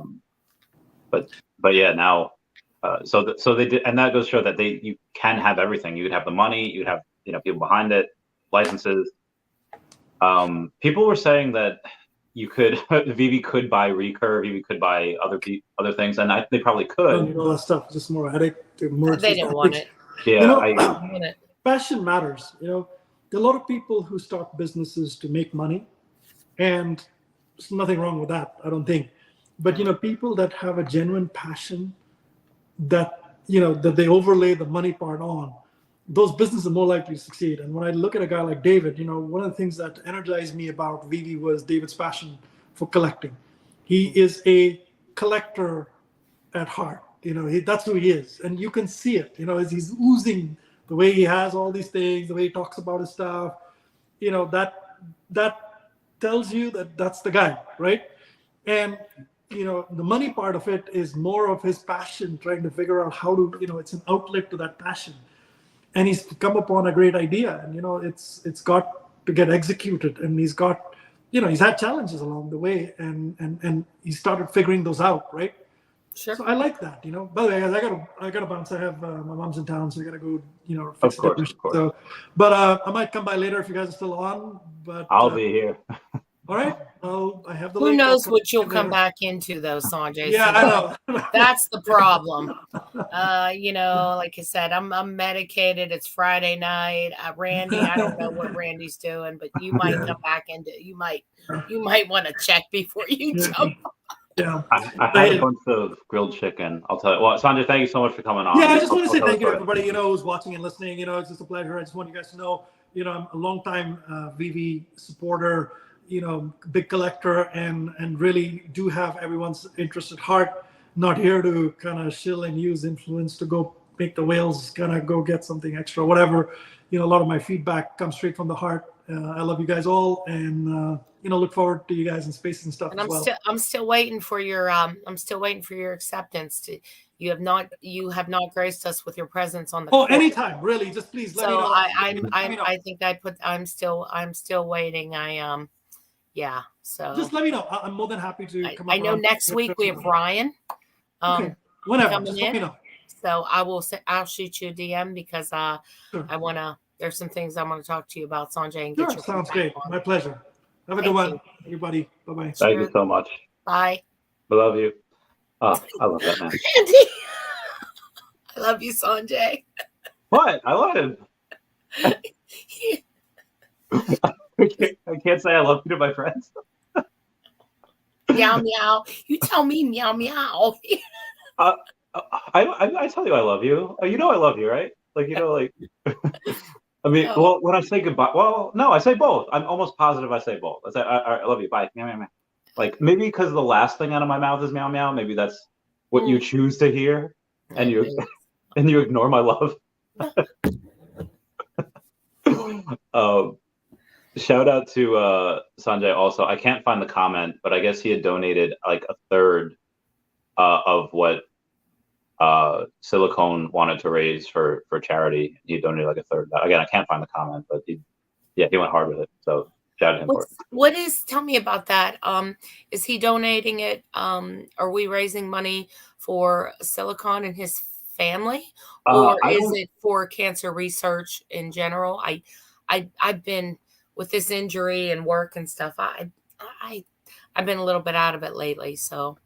No, I feel you. I don't want to get into that a little bit, but I don't think, well, I don't know, but I would think that it would just be for cancer research in general. I don't think it's for Silicone himself. Yeah. But yeah, so I know like a month or so ago we had talked and you were saying, oh, I'm going to get back into weightlifting. I'm going to get back. And then did you get back in? The first thing you did was just like destroy your body. No, this wasn't even from this. I something silly. Yeah. And I destroyed it. So yeah, we were in the process of like cleaning up everything, getting the gym, getting everything ready. And I'm like, I could still do legs. But you know, even whenever you're hurting like that, even like holding on to do like curls or extensions, it's like, I got to get the pain under control. So we got neurosurgeon on Tuesday. I spent the day in the ER yesterday. Ooh. So we'll see what he has to say, but hopefully it'll work itself out. But yeah, I gotta work on, you know, I gotta get some of that definition, you know, get those cuts back because hubby's killing it. He lost 35 pounds in 1 month. That's awesome. He's already looking freaking yacked already. So yeah, I gotta catch up. Can't wait to see.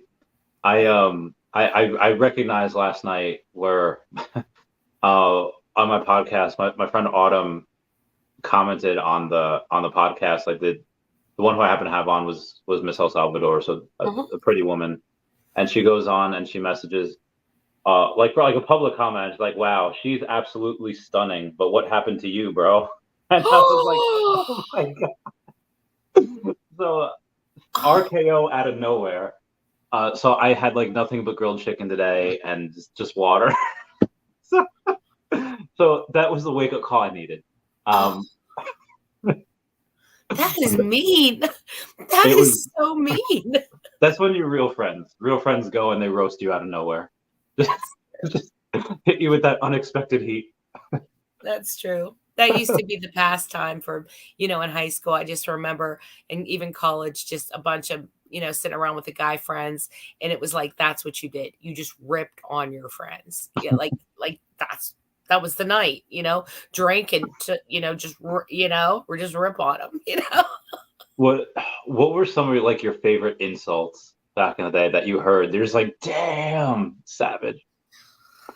Oh man, I just, you know, there's so many, like when you get a bunch of like 19, 18 or 17 to 22-year-olds athletes filled with testosterone and weightlifting and everything else, I've heard some savage, you know, even like I remember one night, but you know, I was hanging out there, you know, with my first, he wasn't my husband at the time, but him and a couple of his buddies played football with, and they were just jabbing like they always do. And the one guy was wearing like a light blue shirt, and he made a comment to a big guy, you know, big running back guy. And he looked at him and he goes, you know, he said something real smart ass, and he said, "Little boy blue" to him. And it was just like, boom, over the table. And table busted.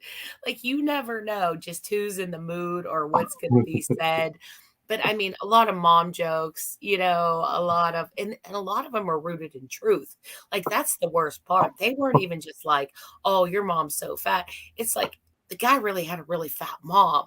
You know what I mean? Like, it wasn't even like ruthless, like ruthless shit they used to do. And 99% of the time it was laughed about, but that 1%, when someone was in a mood or a little bit too much alcohol, you would just see it go to fistic, like just brawls, and you just sit there and and then an hour later or the next day it was all fine. But the worst were the ones that were actually true.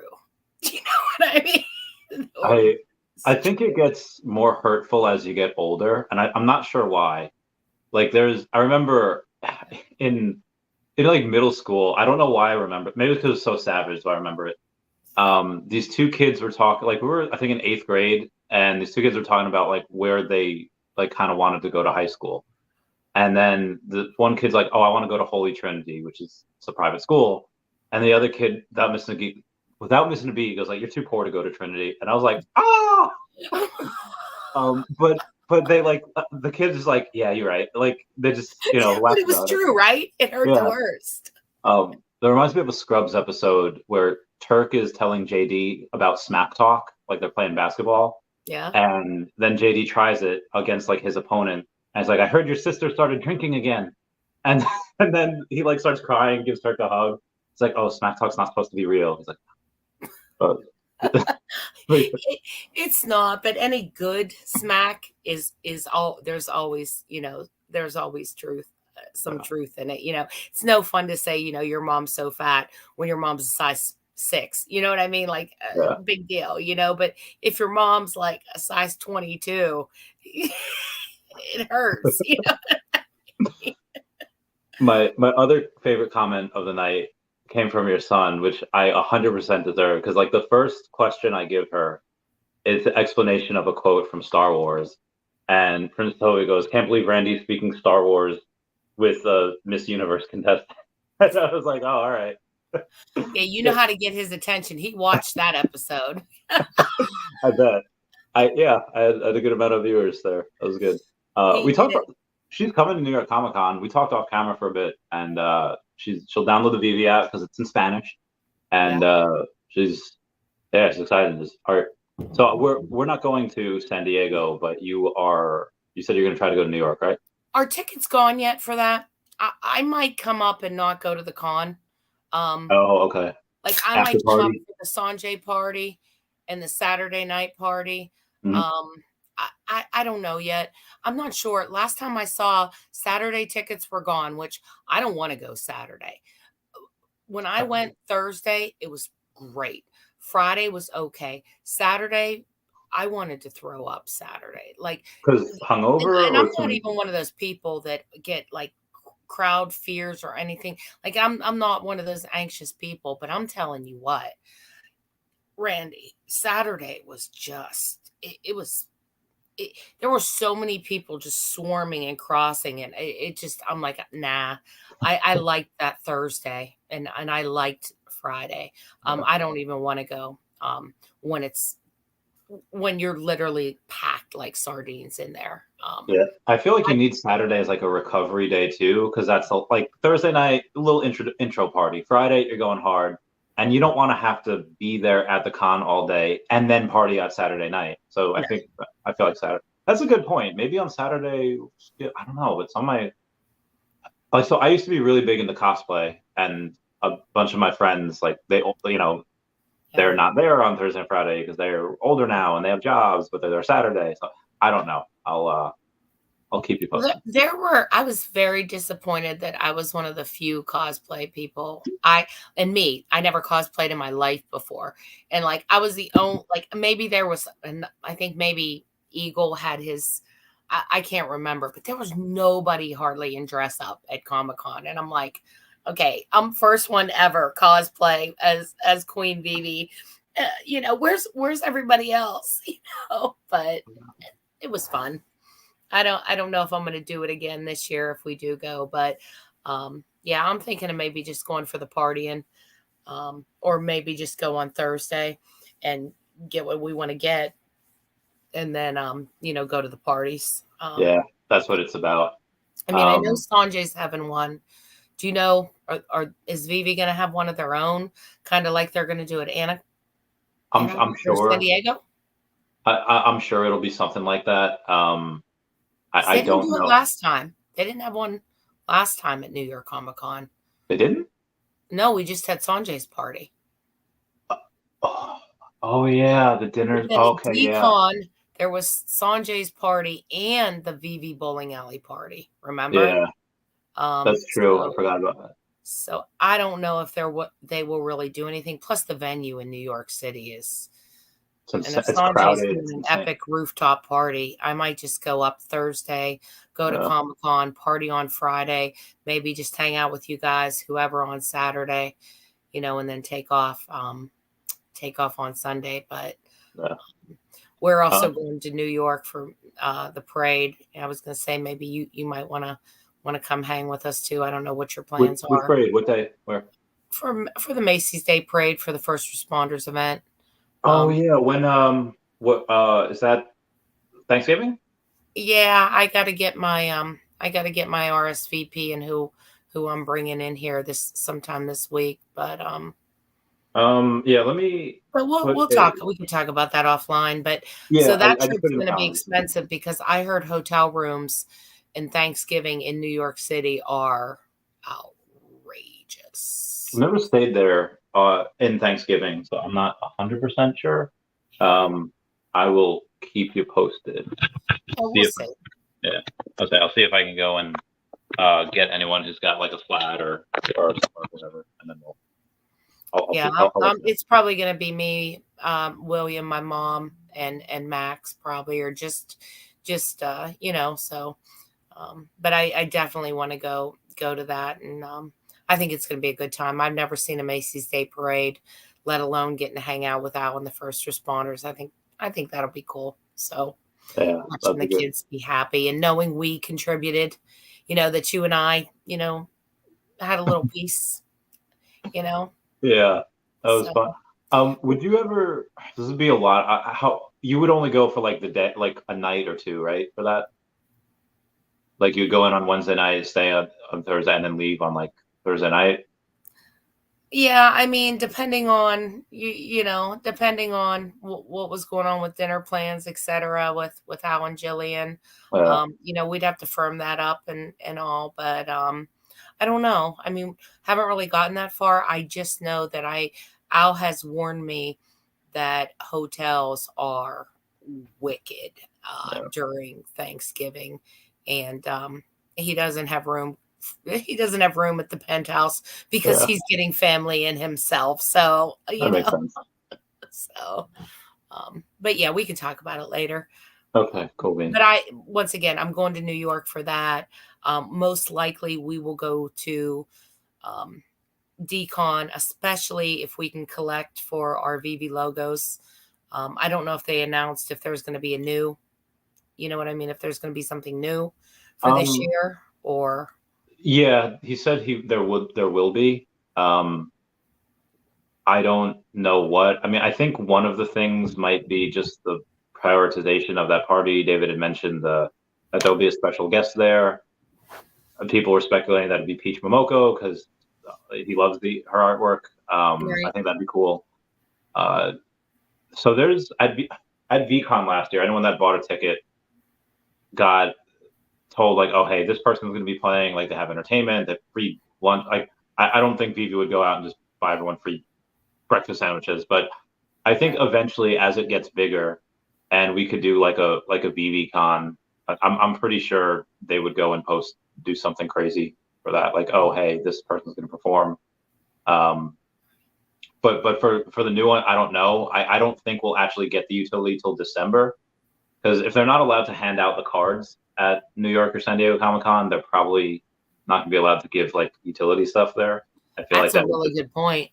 Yeah.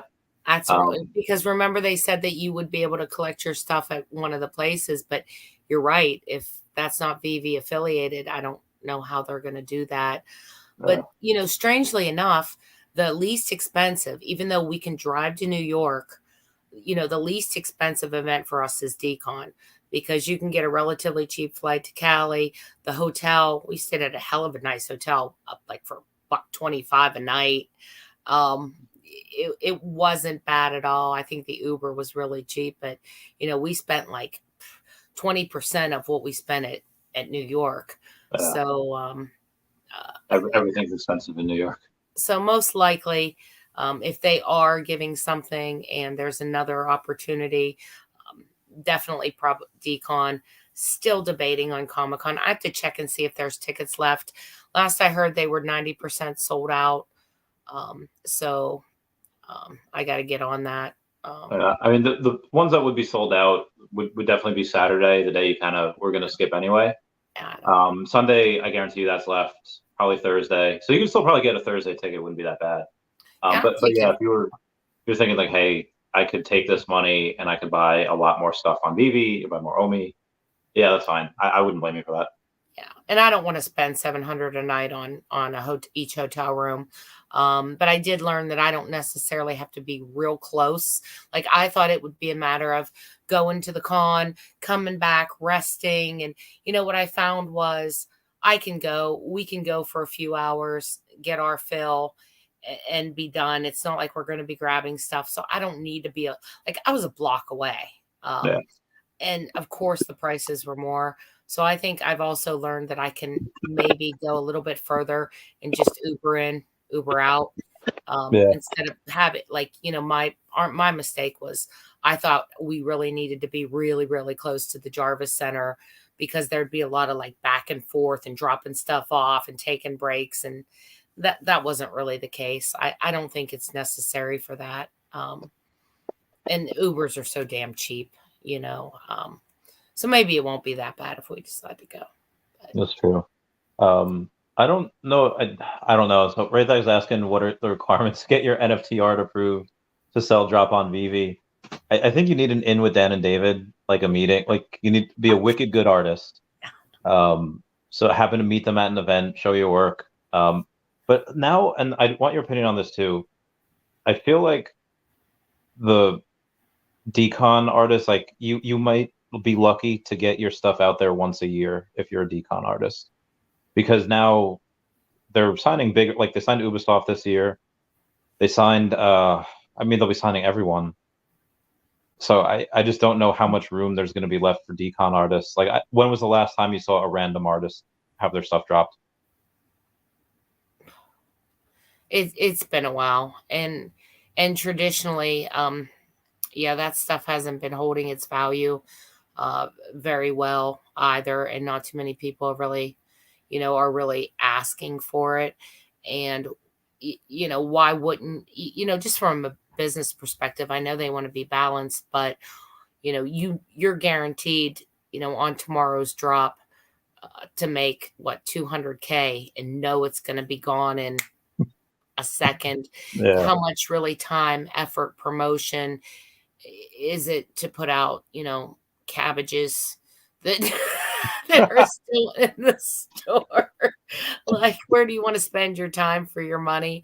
I'm not saying they shouldn't still do some, but I think it's going to be much more limited to Decon Week is where you're going to get your chance. And even I don't know if you remember, Ollie Sabet was at Decon, actually at the Veve party, and I believe he met with Dan and David, and we still haven't seen any Sabet pieces, even though he's a Veve collector and wants to be on Veve.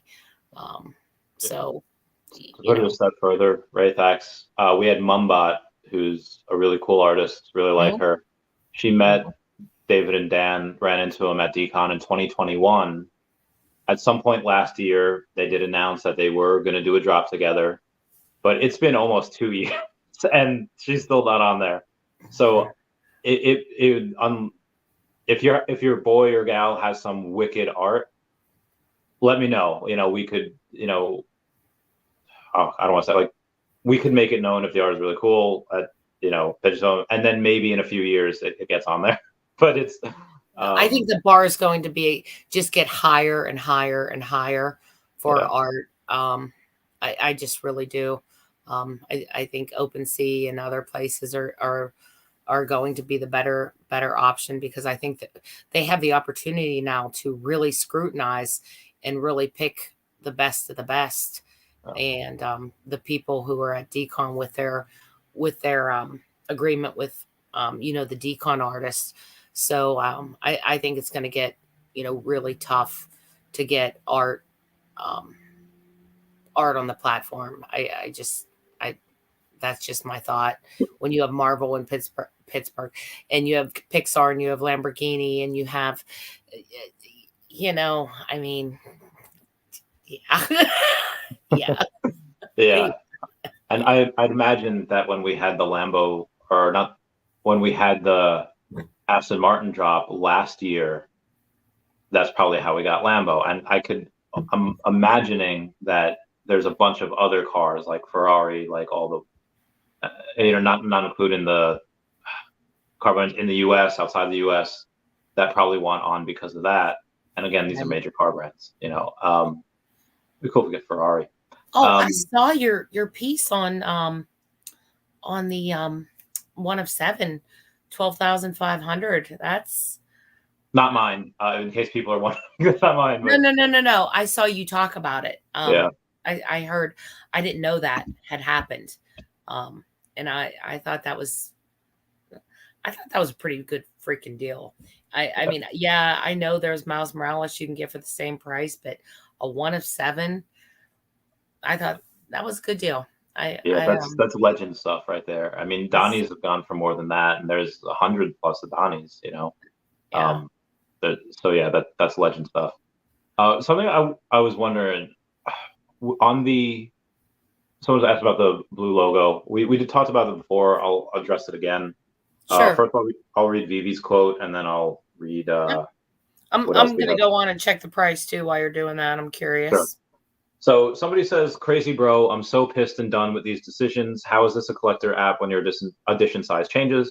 And Veve swiftly responds, "Understand the confusion. Unfortunately, these were underminted, so a few were added to cover what was promised over a year ago to Decon kickoff party attendees. This is not a precedent for other collectibles. Blog was updated to reflect the change on this waitlist drop." So I get it. Be pissed. It's horrible, but the fact that they mentioned it's not a precedent, I think, is good. And also, this is their IP. They can do whatever they want. Sure. With what's to prevent them from doing it from like Secret Rare Spider-Man? Well, that's not their IP. That is Marvel's IP, technically Disney's. Yeah. But they're not going to get away with that if they want to try to do that with the major IP. Like I don't think it's a matter of it could have been avoided. The number up front. Like that's all I would have said. And if the men had to be 1,500 up front instead of 1,066. They should have. It's been 2 years to me, and I'm huge pro Veve. I'm not a fudder. I love Veve. I love David, Dan, Al.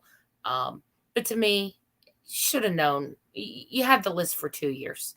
You should have known there were 200 people on that list, and if you had to make the collection bigger to begin with, make it bigger to begin with. Now you're right. They could do whatever they want.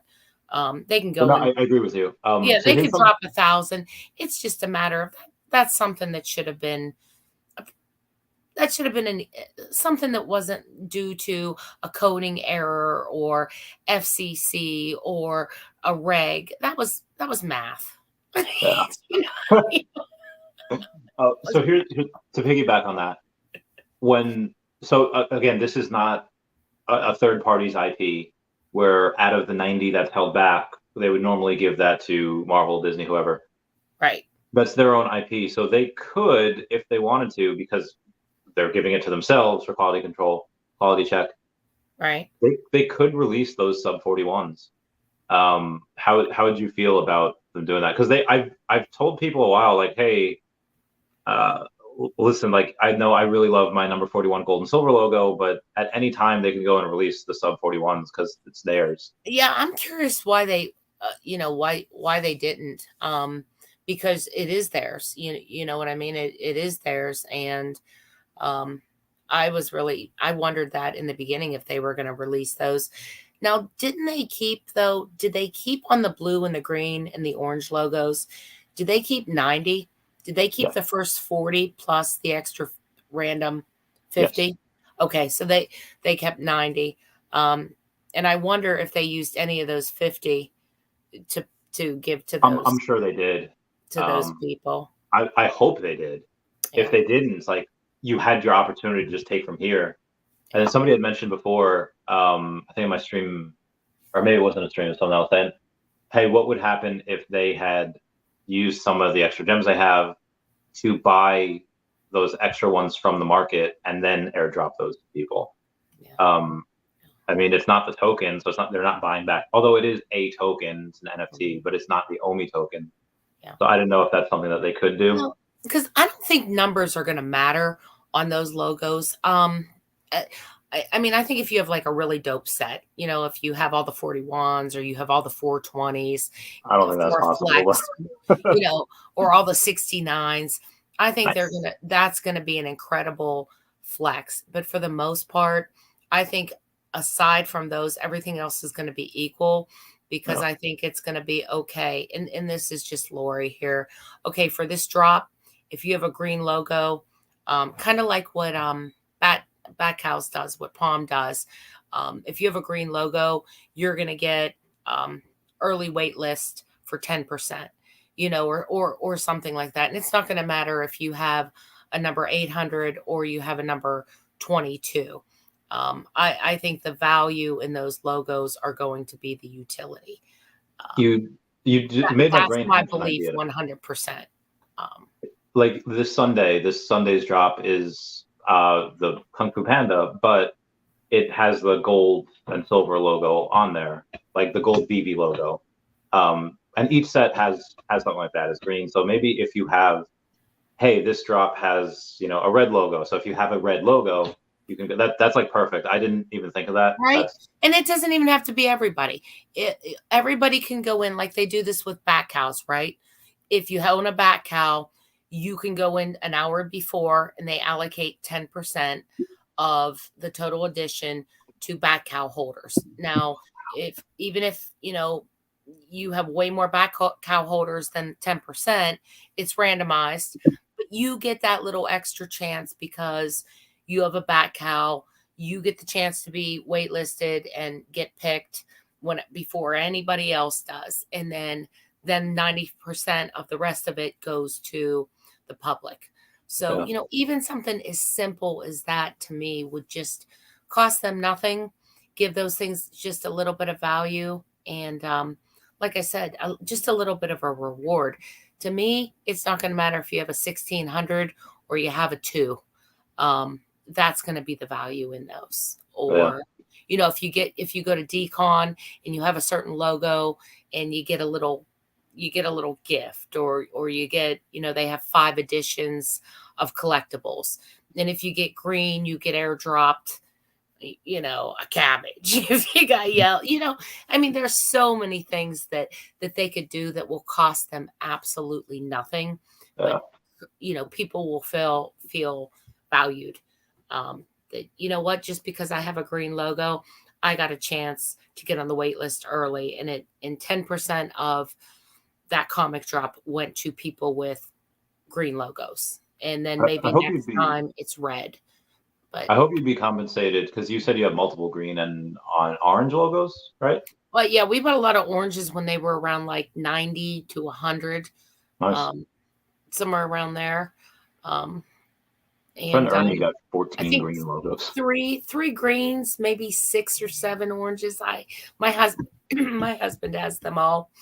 I'm still waiting to transfer some and finish my setup. People will lose track of them, I think, because I don't think they're jumping out with any utility with those this year. So I think there's a little bit of time.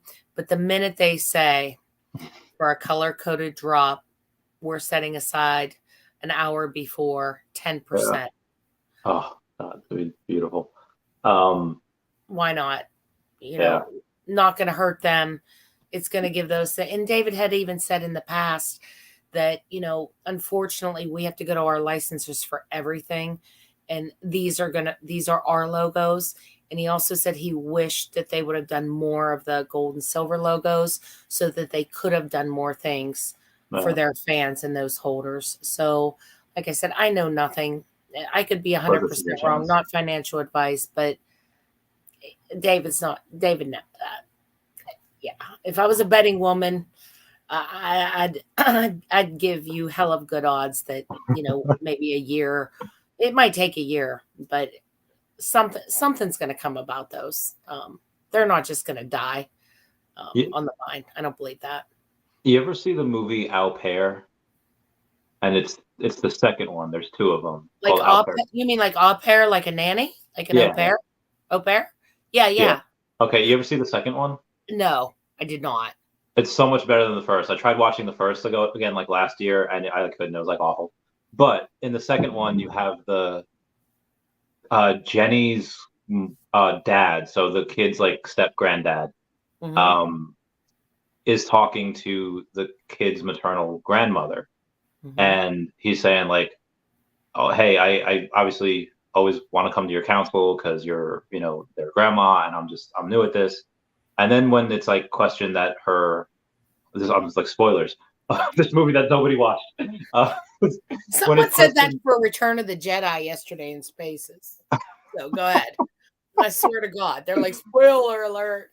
So the husband thinks that Jenny's cheating on him, and the grandfather or the father of Jenny goes to grandma and says like, if I were a betting man, which I am from time to time, I'd bet on my daughter. And I don't know why you unlocked that core memory of that like 25 years ago, but you did, because you said, "Oh, if I were a betting woman," and that, yeah. What's up, Orange Bag Lady? Save me from the awkwardness. Hope you'll keep it well. No, it's just sometimes things are right in front of our faces, and it seems clear as day, like the gauntlet, like the stones. I mean, it was all there. They had the gauntlet at San Diego. They were dropping these stones that had no apparent anything. Like we still doubted it. Like the writing couldn't have been more on the wall that the gauntlet was coming and you were going to be able to craft it.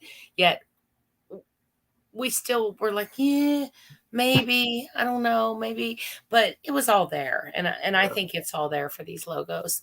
But once again, I could see it being a year easy for those to even mean anything whatsoever.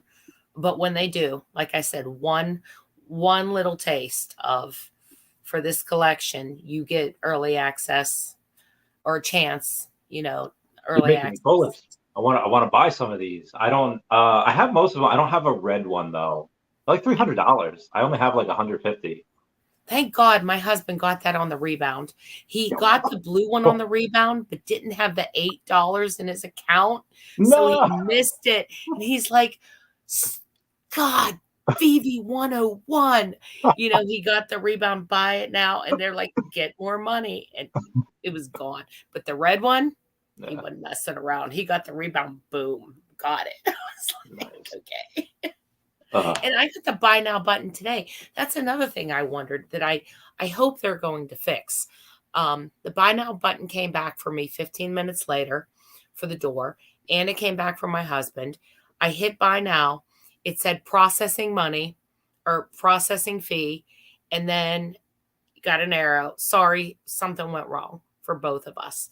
So it's like, don't do that to me. Like, stop that. I don't know what the problem is, but stop it. If you know what I mean. You know what I'm talking about? Or haven't you experienced that? What experience it? How to not experience it? Have you experienced it though? It's like on the rebound, buy now. It gives you buy now, you hit it. Yeah. And then it says buy now again. You hit it and it starts taking your money, processing, and then it says, sorry. I've never had it where it takes my money and it doesn't give it to me. Well, no, it starts it. It says processing. Oh, yeah. You got it. And then it's like, you didn't get it. And I'm like, just give me a sold out. Sorry. Like, why are you putting me through that? Buy it now. Like, I got so excited. I'm like, yes, rebound. And then processing. No. That's how I've been doing it on these wait lists. I feel like people don't understand that. Oh, I didn't get picked for the wait list. Guess I didn't get this collectible. But for the Red Hulk, for the Nemo, and the Doors today, Or not the door. The was it today the door? Yeah, the door's today. Maybe it's the door. They always, it's usually like 150 to 200 of them that are not bought. Like people were selected for it, but they didn't buy it. Right. And you don't have to back out and go in right now. It Buy changes. now pops up again. And as soon as I was streaming today, and I told people about that, this was the first time I never got the rebound, because for the Hulk and the Nemo, like I got it. Yeah. And then I told like 150 people today, and there's like, not today, Satan, and they got it, and I didn't. So I was like, oh. And I did. I hit it so quick because I'm like tapping. I'm waiting for it. I'm tapping.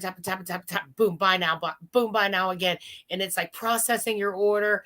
And I'm like so excited. I'm like, yes, I got the rebound. And so did my husband. And then I got the red bar. Sorry, we're sold out. And I'm like, why did you even give me your process? Like, I was so heartbroken. It's like Hawkeye in Endgame's like, don't do that. Don't give me hope. It was hope. It was just hope. But it reminded me of the guy. I don't know if you remember this, but it's kind of sad but funny. I remember an AMA where somebody had hit a button for, I think it was Golden Moments, and it was on processing, and it never got off of processing. Remember the issues they had for Golden Moments? Yeah. And it just kept saying processing, and poor guy got up to an AMA literally like 8 days later or 7 days later, and it said, hey, my Golden Moment still says processing it. Should I be expecting that to come through soon? Oh, and David, I just remember that. David being like, no. No. And that's how I feel. Oh. I feel like the guy that's like so excited, and then like, David, is it gonna come? It's still processing. Can we make an NFT of that moment? I really want that. Can we make an NFT of that moment? Like, can somebody put that on like an ordinal or something? Oh, it was so funny. It was like 8 days later, and he's like, he was from Europe, and he's like, my wallet is still showing it's processing. Am I going to get it soon? And this was like 8 days later, and David's like, I got bad news for you, buddy. You're not gonna get it. It's not processed. I wonder if he ever changed his smoke alarm. I hope he did. That's a good question. I hope he did. I'm sure he did. I'm sure somebody else like noticed it and like, I hope it's not just the smoke alarm. I hope it's like a carbon monoxide thing as well, just like a dual thing, so it detects both. For David's overall safety. Yeah. I wasn't lying when I said I would love to take out a life insurance policy on him. I did that with my friend Lou when we were in the high risk lending business, and he had the bank, and he had like one employee, and it was himself. And what they did was he took all of, like, we underwrote the loans, he processed all the, like, we gave him our money, he gave it out to the business owner, and then he would collect each week the payments of everyone. And this pool of money, okay, out of this percent, 10% goes here, 3% goes there. And he didn't have anyone else that knew his system, that knew his password. So God forbid, like, something happened to him. And he was learning how to fly planes. He was skydiving. He did real estate stuff. He's been on the podcast, Lou Perugine. He's great dude. So if something happened to him, money keeps coming in, but there's no way to get it back to us. So, and I had like 150 grand out on the street, and I was like, so I took out a life insurance policy on him. I still have it. It's not, but could we do something like that with David? Like, hey, in case. Did you need social for that or not? He had to get his blood drawn. He had to because they needed to see like how like healthy he was. They had to underwrite him like a risk. And he was young and healthy. He was like 34 at the time, and so was all his hair. Anyway, they just want to look at David, be like, peak physical condition. Look at that hairline. They'll be fine. They won't. No, but employers take insurance policies out on their employees all the time, and they don't even have to tell you. They don't. It's common practice. Like, how does the insurance companies underwrite the employee without having like their medical records, without doing like an exam? A lot of places you don't even need that. Like, Really? I have multiple insurance policies that I never had to take an exam. I have one insurance policy that I got about 10 years ago, and they don't even do this anymore, but you pay each month and I'm locked in for 25 years. If I don't die in that 25 years and they don't pay out the 350 or the 350 because I die, I get every penny that I paid in back. Really? And that's almost unheard of now. You can't even get that anymore. But yeah, I get all my premiums back. And I never had to, like, you have to answer, have you been diagnosed with, boom, boom, boom, boom, boom, cancer, da da da da da. But I never had to. And for work, Hmm. I think I 10x my salary, and they just allowed me to gradually just, go up and do that. Now the prices change when you hit certain age brackets. Yeah. So I think it's just one of those kind of just, it just depends on who you're dealing with. How long ago did you get that policy? Which one? The 25-year one that you're locked into? That would have been 2000, and I want to say 8 or 9. I got Okay, that. so you're 60, you're almost 60% there. You're 14 out of 25 years. Yep. So you'll get a nice chunk of change in 11 years. Yeah, I mean, I think I pay $60 a month or something like that.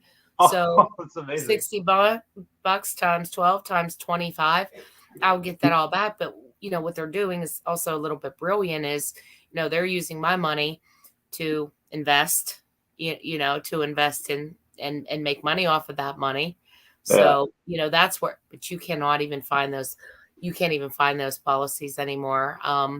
I keep a lot of things that you can't find, like on my car insurance. I have double accident forgiveness through Allstate, which they don't even offer anymore. So I can crash my car, total, take out of town twice. And until I do it on the third time is when my insurance premiums can actually go up. So they don't even offer that anymore. Like the only way you can have that is if you were into that. And, I don't have the best ties. Like, do you want double accident forgiveness? This would have been like 2002, 3. I'm like, yeah. Do you have like one of those accidents, like you're strike 1 or strike 2, or? Well, they roll off every 7 years too, so you reset every 7 years. Oh, oh my God. So yes, I had a 2004 totaled a car. Truck ran me off the road. I smashed into the median strip at about 80 miles an hour, and then 2014, I hydroplaned in front of a tractor trailer, and he kind of blew me away. It was like being in a washing machine. And I ended up right on the guardrail, teetering, where if I would have went over one side, it would have been about 400 feet down. But instead, I flopped over on the roadside. So I totaled the tractor trailer that hit me too. So, but that's off. That's cleared. So I'm good. So my insurance never went up, even though the first one wasn't my fault. The second one was my fault because I hydroplaned. I was passing him. He was in the right lane. I was in the left lane, hydroplaned, and I cut just smack in front of him, and he just blew me. I probably flipped about 12, 14 times. Oh my God. What year was that? Were you okay? Like, I would not be able to walk. I ended up with a concussion. I landed upside down. I had my seatbelt on, thank God. I kicked the window out, crawled out. They life flighted me and everything, but there was, I just ended up with a mild concussion, probably because the force was pushed and exhausted. You know what I mean? Like, it's way different when you're hit. You just stop. And you stop. But I was actually very fortunate because he hit me and all that energy kind of expelled. Because I had my seatbelt on, I got a little bit on the head because I didn't have a side airbag. But everything else, I was conscious. They life flighted me. They did the whole thing. I had all this trauma. And I'm like, wow, you just have a mild concussion. But 100% my fault. But it rolled off in 2021. So now I can go just like totally just take out of town 2 more times. well, actually 3 would be Yeah. whenever, but like you can't even get that anymore. So I have all this stuff that's like, we don't do that anymore. But It's like those old rent controlled apartments that you never let go of. Because once you let it go, you're not going to get that again. Once you let it go. Yeah. I remember whenever I worked at Detroit Edison, they gave us the option. They're like, you could either keep your traditional pension, or you could go with this new program that we're forcing all our new hires to go into. And I'm like, you know what? I'm going to keep what I have, because you know damn well if they're forcing everyone new to come in, you know it's not going to be. Yeah. So I'm lucky because I do actually still have a pension. Everybody else got to like port theirs into a 401k, which, big deal. It could have gone up or down, but now I have a guaranteed pension, which is so hard to come by these days. Like companies just don't do pensions anymore. They just they don't do it. I think one of my most proudest moments in the military, this is so stupid, is when they were explaining how to use your GI Bill. And this is in basic training. Like this is like the first, like I wasn't even a graduated airman yet. And they said, okay, here's the post 9/11 GI Bill, where they pay for your school, they give you X amount of money each month for wherever you're living. And then they brought up the Montgomery GI Bill. They're like, this is something where you give us $1,250, and it comes out of your pay to like $50 a month or whatever it is, like $1,250, and then it does kind of the same thing as the post 9/11, right? But I don't know if you have to use it within 10 years, or you had to use it within a certain amount of time. And there was something about it that it was better if you use it at that time. But if you're going into like active duty and maybe your job doesn't have time for that, like you might not be able to use it, which he kind of like says like, oh, it depends on your job. But most jobs are able to do that. They'll work with you. And I was like, oh, I've heard this song and dance before. And I was the only one in my flight to not take it. And everyone else was $1,250 poorer. And after it came out, I was like, I knew it. I was like Thor in Endgame. Yeah. So that was like one of my.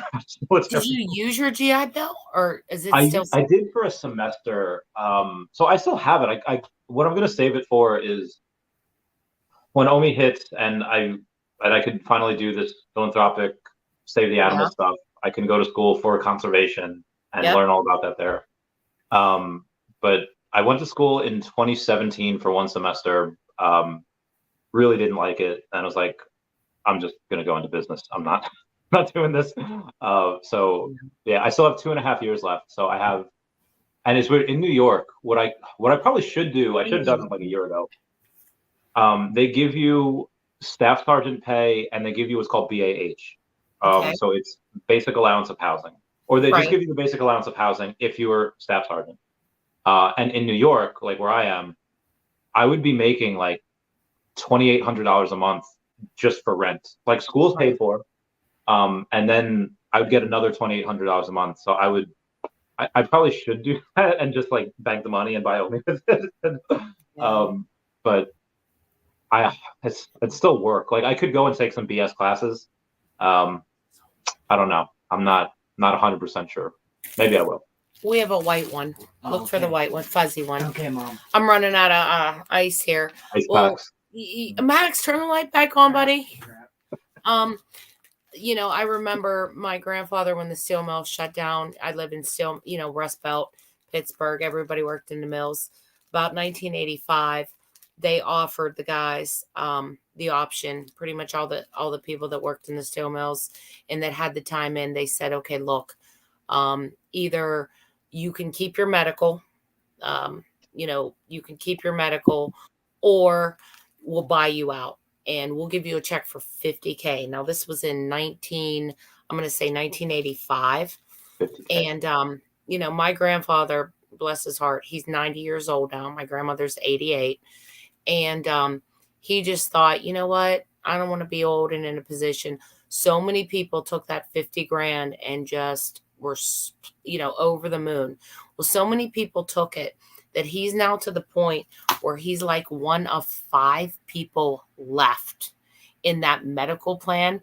And they have so much freaking money in that medical plan that not only does all his medical get paid from the plan, but he gets overage checks from the medical pension because they have so much money in it. And a bunch of people, well, they died, first of all, people died, you know what I mean? A bunch of people died.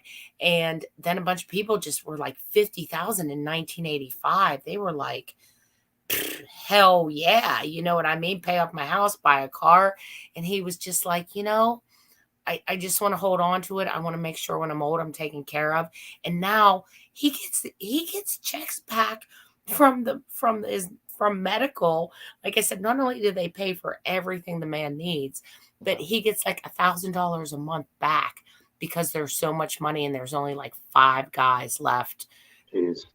On Crucible still pension, but you have to keep a core amount in there and it grows. So they send it back to him and he's like, one of the best decisions of my life. So I get what you're saying about, don't necessarily jump on what's new. And thanks, babe. Yeah. Got to think of the long term. You turn the light back.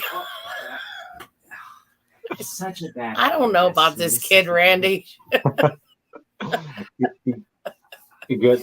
Oh, you mean how like he turned the camera around the other day when you were in the doorway and you're just like, no. I know. I did have a bra. My hair was all messed up. I didn't have any makeup on. I'm like, stop it. I'm not weird about anything like that. Like there's some people that are really weird about like nudity. Like when my friend Lilith was in, this was like 2017. So she was like young, so she's European, and we went to this beach, and it was hot, and she took her top off, and there was a couple of people that were there, and it was a private beach too, but there was a couple of people that were like complaining, and they're like, oh, she should, because, and the people that were complaining, they were all women, and they're all like, I don't think any of the dudes had any problem with, because she was like 19 at the time. She was 19, and she's a beautiful girl, and then they tried to say like, oh, we're gonna call the cops, and I was like, wait a minute, this is New York, this is definitely legal. So I googled it. I was like,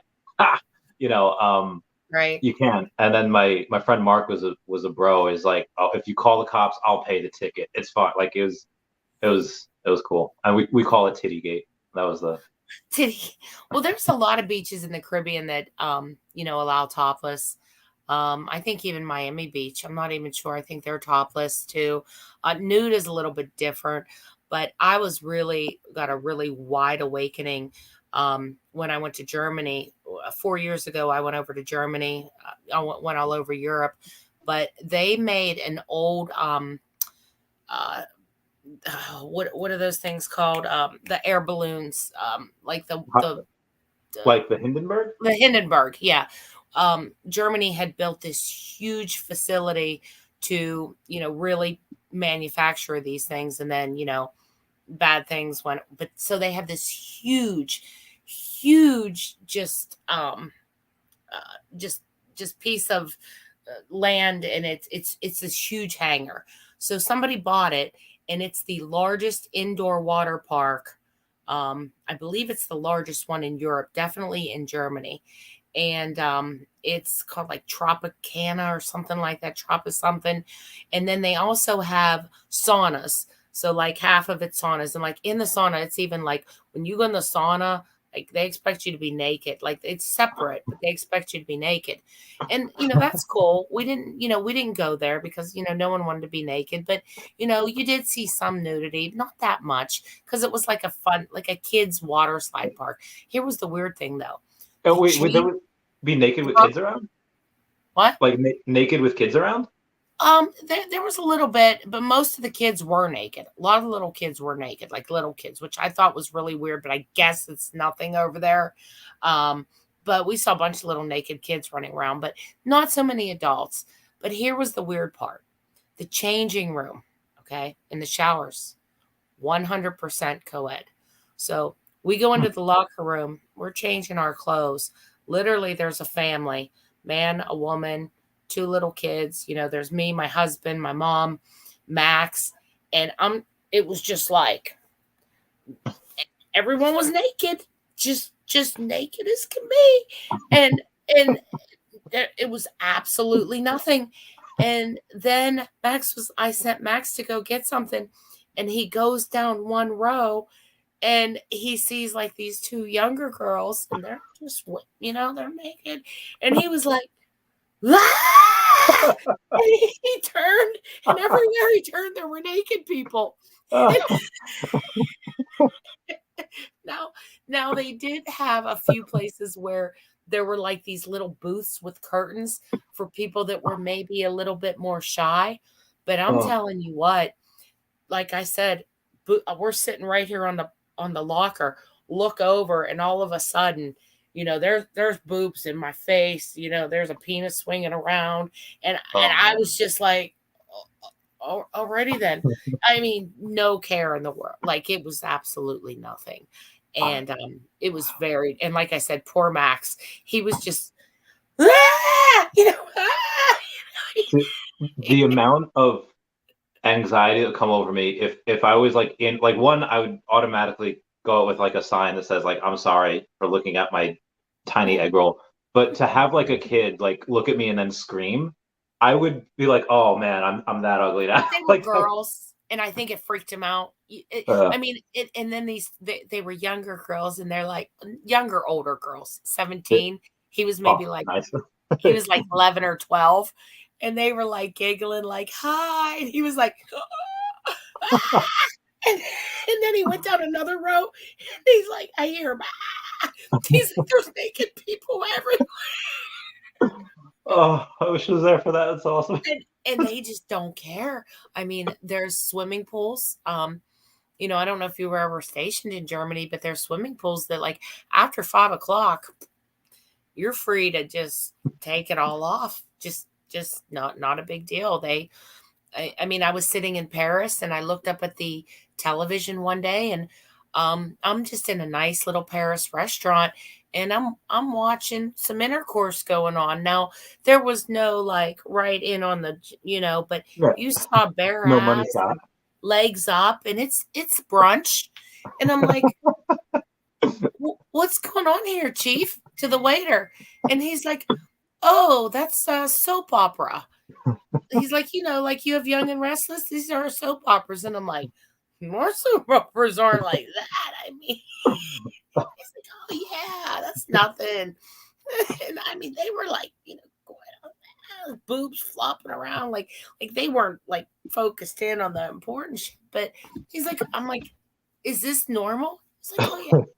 Oh yeah, we're not like you uptight. Like they find us to be very uptight for the most part with nudity and sexuality. It's because they're all like good looking over there, and I feel like I've puritanical. I feel like I've again, just that comment yesterday from Autumn. She's so stunning. What happened to you, broski? Like, oof. I need to like. Once I get in shape enough, I'll feel mucho comfortable about going to like one of those public places. Right. My stories in Germany are. I think I told you one about with the movie theater. I think I told you about that one. Yeah. So I don't know. You told me that, so I'll tell you this. In my last time. Sanjay's never coming back with this talk, by the way. No. But continue. My last time in Germany is 2019, and I didn't mean for this to happen, but in like every country me and my friend Sue went to, and we went just as friends. You know, I served with her, like we weren't together, we were never intimate. I would happen to at some point throughout the night find a gal and, you know, dip out for a while. Mm-hmm. And she's like, hey, you know, like we're gonna see a lot of people we haven't seen in a while, and she's like, you know, you know, should you like cool it for tonight? And be like, you know, and I was like, you're probably right, I should. So what I did was, because there's like a tons of brothels over there, I was like, okay, I don't want to be distracted and thinking about trying to get with someone, so I'm gonna go to a brothel and then do it beforehand, so that this way I'm not distracted. Are you like something about Mary only doing it at the brothel, not at your house? So like this, and then like I don't think she knew I did that. And I think to get back at me for like not ditching her the other nights, the other clubs we were staying in, but like, oh, if he could do it, I could do it. So she hooks up with someone. I was like, so then I went back to the brothel like at the end of the night, and I was like, oh, hey. Are they legal? Are they actually? Yeah, they're legal. Yeah, 100%. But then I went back at the end of the night. It's like, well, she's getting some, I'm getting some, and so I did a two for her. I know Amsterdam in the red. Have you been there? Have you been to Amsterdam? No, not in the red light district. You've never been to the red light district? Okay. I want to go for lots of reasons. That's bizarre. Like it's like, you know how you go to like Macy's and you see the mannequins and you see the windows, and like you're walking through and like you're looking at like a real life person, and it's like, turn on the little thing if you want to talk, and it's like, then the room's like right there, they close the blinds, but it's like you just window, I've never seen anything like it before in my life. But there was when Pokemon Go was huge, I forget where even this is from, it's not my photo. Someone was in a sex shop, and it was like a Pokestop, and they had Charmander right next to a bunch of dildos and vibrators. The other story, so this involves Lilith again. Her grandfather was a haberdasher, which are people that make clothing. Yeah. And English, right? Or is that German too? German. Well, she's Austrian. I guess her grandfather was in the German range. And I think haberdashers were neutral. They don't care where the orders came from and what they had to make. They were just making things. Okay. And apparently he had made some Nazi paraphernalia with swastikas on it. And she still has the gas mask. I was like, oh my God. And it was wild to see. It honestly belongs in a museum. But it was like, oh my God. She's like, yeah, it's illegal to have it. And I was like, what? So yeah, wild. Can't believe when I stayed in Germany, the bed and breakfast, or the VRBO, actually, it was where they used to have a lot of their agents would actually stay in Berlin. And I thought that was really like a kind of a cool piece of history there, because somebody said to me, where are you staying? And I told them, they're like, that's where they used to, house the, the brown shirts and a lot of the, a lot of their, and I'm like, no, I didn't know that, but thank you. They're like, oh, if those walls could talk. I'm like, well, I'm glad they can't.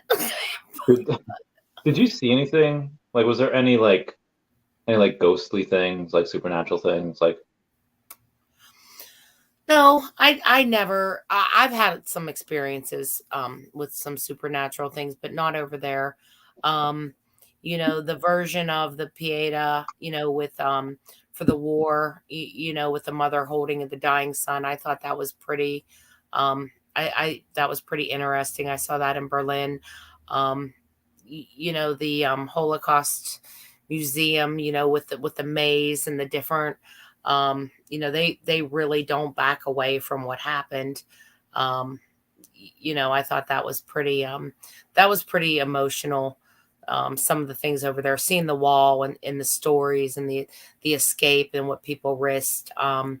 It was a pretty emotional kind of place, I thought, overall.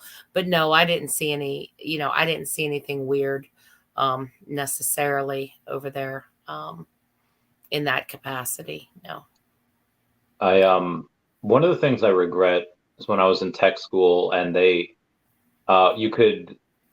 you didn't have a lot of days off, not a lot of days off in tech school. And if you did, like, I wanted to go to the gym, I wanted to, whatever, you had the opportunity to go to Gettysburg. So I went to tech school in Fort Lee in Virginia. So you had, and I was just like, and they make you like you know, like not they make it like you get to volunteer. So they like put you to work, and I was like, I have been working very hard. I want like this day off, and apparently, in this one section of field where they were doing maintenance, doing whatever, some people saw this dude in a Civil War uniform. They thought he was a reenactor, Yep. and they're like, huh. And then when they told like, oh hey, because they wanted to know if there was like a big thing, if they can go watch it, and like, oh, that happens every now and then, where That's John. He's from the Yeah. Confederate. He got shot like 200 years ago. Don't worry about it. But they said like it didn't look like it looked like a real person. Yeah. And I was like, oh, I wish I would have been able to see that. I wish I would have gone and you know, but oh well. Gettysburg is notorious for having a lot of, you know, a lot of ghost sightings, and there's a lot of strange things that people have talked about at Gettysburg. Now, I have a friend who she actively seeks ghosts. Like she goes to every place, old prison, spends the night, and she's like, I can't get a ghost for shit. Like she has spent like 30 grand over 10 years going to like all these, she's never seen a ghost. And she's like so mad that she goes ghost hunting and like tries to find one. Never saw a ghost in her life. Never saw anything. But I've had an experience with a ghost. I've had a very personal experience with something. So, yeah. So, Can you tell us about that? Is that on the table? I was upstairs. I had a light flicker, and I had just this unbelievable surge of energy, just focused in one area for about 10 seconds, and then it was gone. So I think I had a ghost-gasm. Where was it? It was in my attic. In this house. In my house, yeah. In this one that you're in. Yeah. My son's out there laughing right now. I don't know if you ever heard that story, but it was weird. The light flickered. I'm standing there, and it's just like, you know, like the superheroes, like when they, whatever they do, and they go like this, and like all the electricity and all the, like you see like the rays of whatever just go. I'm telling you, Randy, I don't know. Me and my husband were just talking about it the other day. I'm like, you know, is it considered cheating? I'm like, I couldn't stop it. It was forced upon me. I would have said no, but I had no option. So I lovingly refer to him now as Christopher. I feel like I've seen him a couple times lurking around. But yeah, you know, sometimes I'll just wake up naked for no reason. So I don't know. I don't know. Do you have cameras? Should set up cameras. That's what my husband wants to do. Yeah. I'm not sure if I want that on video. Well, I have I guess three reasons why. One, we totally need more proof of ghosts and supernatural and afterlife. I love that type of stuff. And then two, if you wanted to launch it only if you were doing this stuff in your sleep willingly, then you could totally put that on OnlyFans and make a butt ton of money. I mean, ghosts on camera in general, I feel like is very, very, no one ever really gets that. But to have like, I don't know, is that why you wake up in the morning? Never mind. I'm not gonna. Yeah, like sometimes, like I said, the other day, I just woke up, no clothes on. I just nothing on. I'm like, what the hell happened to me? So, you know, I don't know. We have weird little things like that happen. But you know, he's a nice ghost. Yes, he's a rapey ghost. But you know, what are you gonna do? You know, I don't. It's not like I'm asking for it. Maybe I don't know it, but salt the windows and doors. Like you could put like rock salt in a shotgun, and then that supposedly that works. Iron as well. I think he probably just lives here. It's like 1930. This house was built like in 1930. So have you done like a thing on your house? Like, oh, like have you Googled lore, like where you live? And I've tried, but I have to actually go and get records. Like I want to see who lived here and stuff. I would like to see who lived here. And I really haven't taken that step, but I've had some that's the weirdest ghost encounter I ever had. I had a friend that said, they had a ghost. They saw him all the time. He lived in the house. Everybody knew about it. It was no big deal. Nice guy. Like I said, this one, it doesn't bother me. I don't even know if that's really what happened. All I know is what I felt.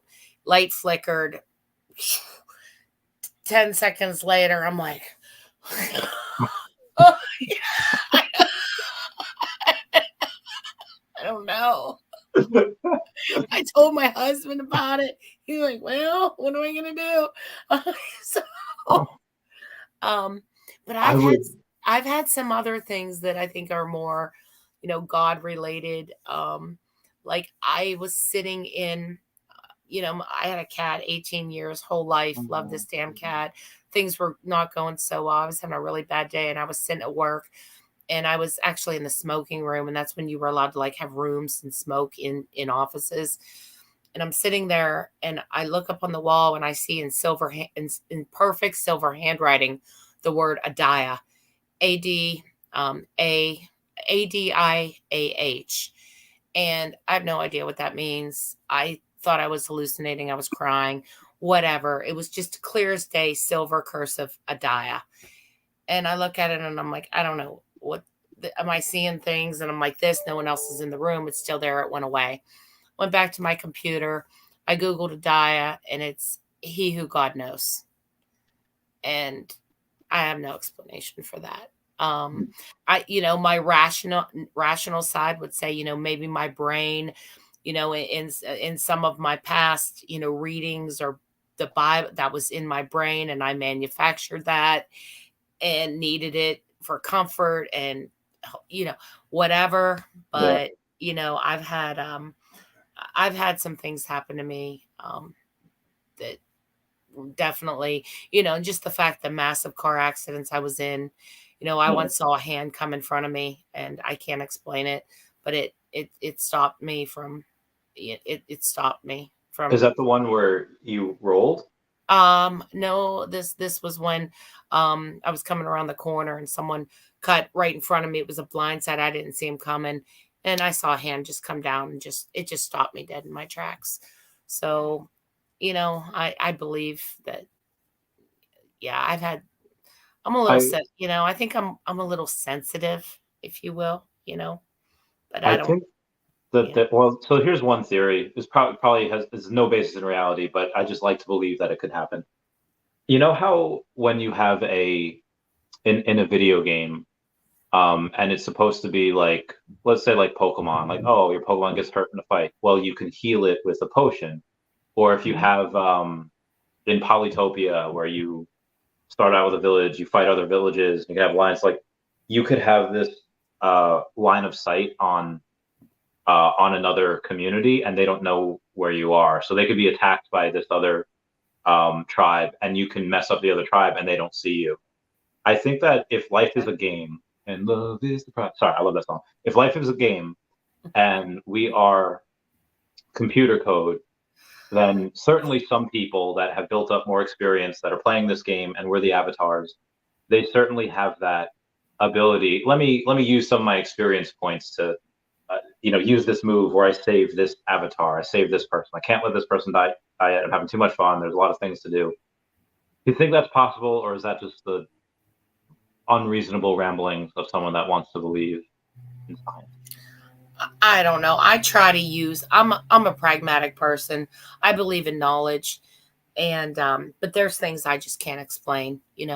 I can't explain that. I try to, and I even tell my husband, maybe I saw that. Maybe it's something that just came up in my memory, and I needed it and manufactured it. I try to reason some of that stuff. Some of the things that happen away, like even the ghost thing. Like, I don't know, but, I experienced it, so I think I think there's another dimension, whether it's your God, whatever God that is, or whether, it's spiritual, or whether we're in a game and some little 8-year-old kid is saying, you know what, I'm going to screw with Randy today and I'm going to, whatever, and see how he reacts. Like, I don't know. Are we alien kids, avatars? It's possible. I mean, because if you think about it this way, think of just say a sentence that says, I'm going to stream with Lori tonight. If you speak the English language, you should know what that means. Or, I'm going to talk with Lori tonight. Everyone knows what that means. Mm-hmm. If you speak the English language. Now, if you, let's say, sign with like a gorilla, says, I'm going to, maybe they could like understand communication, like me communicate, or, something like that. Right. And that's a simple sentence that is about the max of what they could do. Like, I don't think you could, maybe if you super oversimplify complex emotions, like maybe love or something along those lines. But again, we share 98.5% of the same DNA as chimps. Right. And they can barely understand the simplest of sentences for us. And we have to do it in a language they understand, like sign language. Right. If you take an alien where, maybe, or whoever's controlling this, if they, people say God built us in his image. Well, maybe the aliens kind of made us avatars in their image to look like themselves. Right. And if you have their 5-year-olds, maybe that this is their game where our most complex things that we could think of is like what they learn by the time they're 4. Like us playing with dolls. And yeah, same level. Yeah, I don't know. Like I said, I do believe, I do believe in God, and not necessarily, like I said, whether it's God or whether it's Allah or whether it's just or whether it's the Matrix, but I don't believe it's just, we're just rolling around with free will and, in complete control. I don't believe that. And, some of the things that like really freak me out, like, the old stoner question, like, okay, so space is infinite. What's at the end? Well, more space. Wait a minute. Like it's gotta stop, right? Like it can't just, you know what I mean? Like, is it, like, do you just get to a wall, but then what's on the other side of the wall? Like shit like that just makes me just like, what the hell? Like, I mean, even the stuff that we can see, like dark matter makes up most of the universe. Like and technically, like atoms were made up of mostly empty space, because atoms are, like 99% empty. Yeah. Yeah. I mean, I don't know. That's wild. I mean, to think that just a bunch of materials in space came together, expanded, and we're the only ones that have gotten this far, and we've come along this way. Just seems, wow, really one in a, you know what I mean? One in a multi trillion, or, it just seems, there's more. I believe that there's more. Yeah. And something that I'm not concerned about, but maybe a little sad about, is that, yeah, Elon will take us to Mars, and that's cool. And maybe because of, I forget what that's called, where they have two, it looks like a prong that you use to tune like violins, tune instruments with. Yeah. They have that, I think, in Hawaii, wherever they have it, it's a new way of seeing what's out in space. Like you have things that it's so super fine and so super sensitive that you can go and hear, or you could, space will make a sound, and you'll be able to pick up the vibrations in those prongs, which you wouldn't have otherwise been able to do because you can't see it. There's no machinery that can pick it up. I forget the question you had. I forget. No, I was just talking about just space being infinite. That blows how can it just be like, how infinite is infinite? Like, Yeah, I that mean, just blows my mind to think. and that makes me sad that we're, a lot of humanity is kind of going inward. Like they're thinking, and which is good. You need to look inside, but people are going, oh, hey, metaverse, microverse, and you're going inward, and that's great. That's fun. That's where technology's headed. But Sure. I feel like there's probably other beings out there, and I think that'd be really cool to communicate with them. Hopefully, they're peaceful, and hopefully they're. And also, I was talking with my friend Mike the other day, and he was like, Chavez, like we were talking about the alien, the UFO that came down in Vegas, and he's like, Yeah. Chavez, how come aliens only land in like USA areas? And I was like, I don't know. So I went deep down the rabbit hole and started Googling and tried to make things like wherever. I feel like you didn't see a lot of these UFO sightings until after like World War II, where we announced to the galaxy that we had nukes. And then I feel like ever since then, they've been like monitoring us like super heavily, like, oh, hey, we got to go and check up on these guys and make sure they don't like blow themselves up. I don't know. I just, it really makes you question. Like, I was watching, how we talked before about the lady who escaped from North Korea. And she said, I saw a clip and I thought it was really interesting that, we in the West tend to believe that humans are born or they're innately good. Yeah. And, she just completely disagreed with that. She said, no, I think humans are innately bad, but you have to learn to be good, because if not, we're still animals and dog eat dog and, looking out for ourselves. And I thought, wow, that's a really interesting perspective, because I think if you ask most Westerners, they do have that feeling that, humans are pretty much, we're born to do good and to love each other and to serve each other. And, it made me kind of think, like, she's like, no, we're not born good. We're not born good in North Korea. Like, that's not how it is. And I just thought about that, and I'm like, that's interesting. Are we just trained to be good? And is our natural instinct just to be basically animals? Well, we are fairly privileged where we are in a first world country and things are mostly plentiful. Yeah. And, North Korea is obviously stark opposite of that. Yeah. But granted, this study was done in America, but there was a study done, it was like 12 years ago, where they had taken maybe like 100 kids. They were like 18 months, maybe. They were still babies, but babies in America. And they showed them like a little puppet show.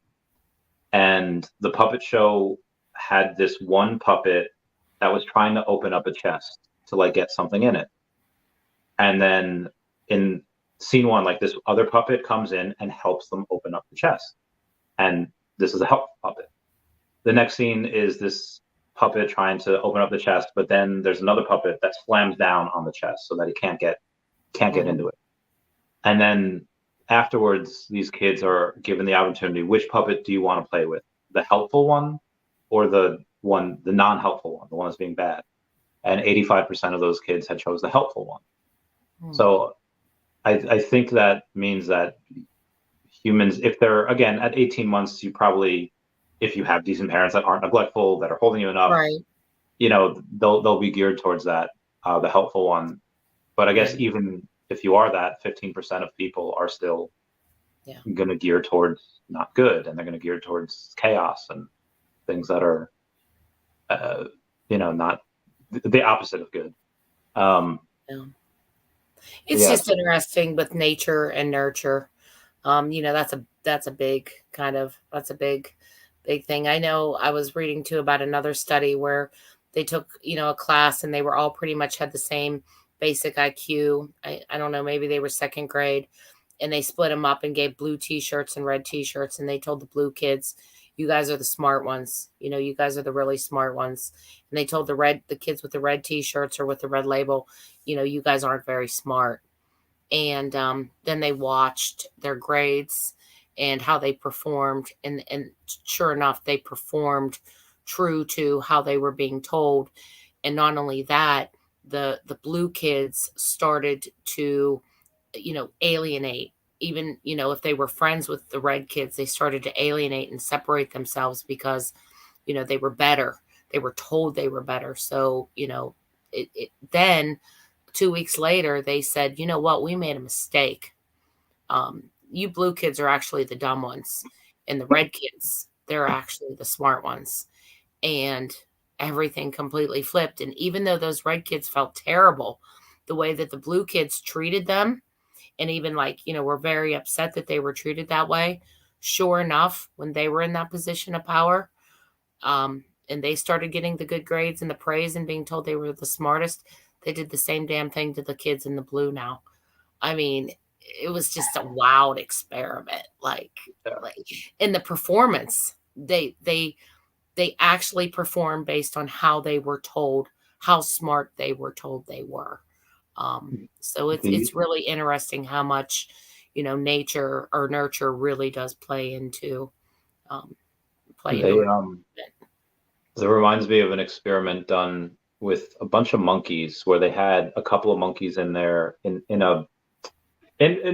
nice enclosure, but there was a banana at the top, and every time one of those monkeys went to get the banana, know exactly what I'm talking about. I know exactly what you're talking about. Okay, I'll say this for everyone then. I really want your opinion. Every time one of the monkeys went up, they sprayed a hose on all the monkeys. Not just the one that went up for the banana, all the monkeys.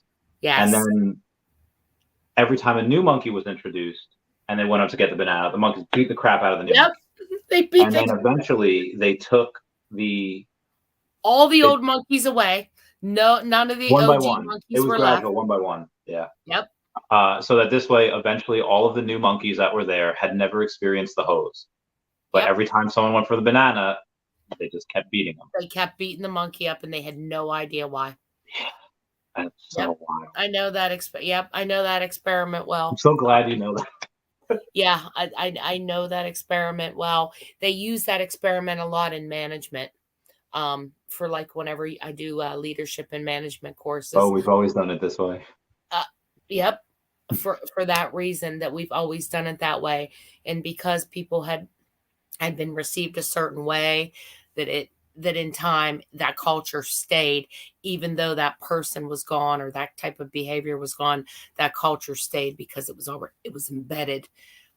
So we've used that example a lot in leadership training, and how something can hang on that long, which you're right. Monkeys that never even experienced punishment had no idea why they would beat up the new monkeys. So they didn't touch it, just completely. That's it, though. Yeah. Something similar happened with fleas also, where fleas can jump like 200 times their normal, their height. Yeah. But if you put them in a jar, they'll only jump to the height of where the lid is on. And then you take them out of the jar, they don't jump to where they used to. They only jump to where the jar was. So you see, it's really wild. You put them in, There's so many wild stuff. Like there's the one about some of them are cruel. I don't like some of them, but sometimes I'll catch them. Like, they'll put the mouse in the water, and the mice will swim, and then they'll give up after about an hour. But if they take the mouse out of the water and give him a reprieve for 50 after 50 minutes, right when he's ready to give up, and they give him a reprieve and they put him back in the water, he'll go on to swim another 30 hours because he thinks he's going to be saved, because he had been saved before. But usually after an hour, they just say the hell with it, and they drown after. But if you get them right before they're ready to die, take them out, and then put them back in the water again, they go 30 hours and just basically swim to death because they have hope. They actually have hope that they're going to be saved. And that makes me really sad. But it's just, I don't know. I don't know how we got on ghosts and everything. Why does that make you sad though? I'm a big animal. I love animals. I do. I love all animals. I think they're defenseless. They're helpless.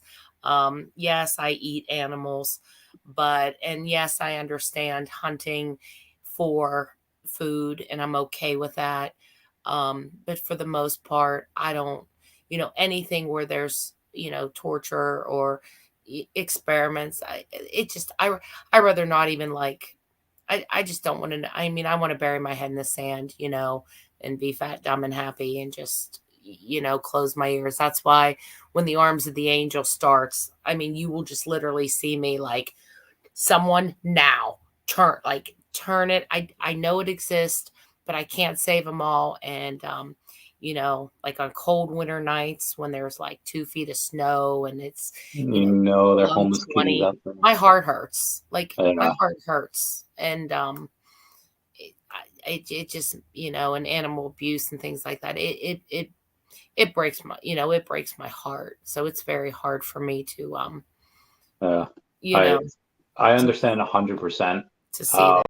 with what you're saying. But part of the reason why my heart didn't go immediately to makes me sad was because that shows that I feel like that's the same way with people. Like, people give up when they have so much left in the tank, and they just think that they don't. Right. And they do. Like, there's a lot of untapped potential that people have, and yeah. So that does make me hopeful. And I just think of that poor mouse. Like, when's someone coming? It's been 30 hours. Like, and I know that's silly, but I feel for, I especially feel for defenseless, I feel for defenseless people or defenseless animals. That's my trigger. But I'm probably, I'm probably going to get in trouble. I don't know how we went back. Somebody had put a post out recently and they tagged me in it and said, I said it before, I'll say it again. USA is nothing but a Muppet show.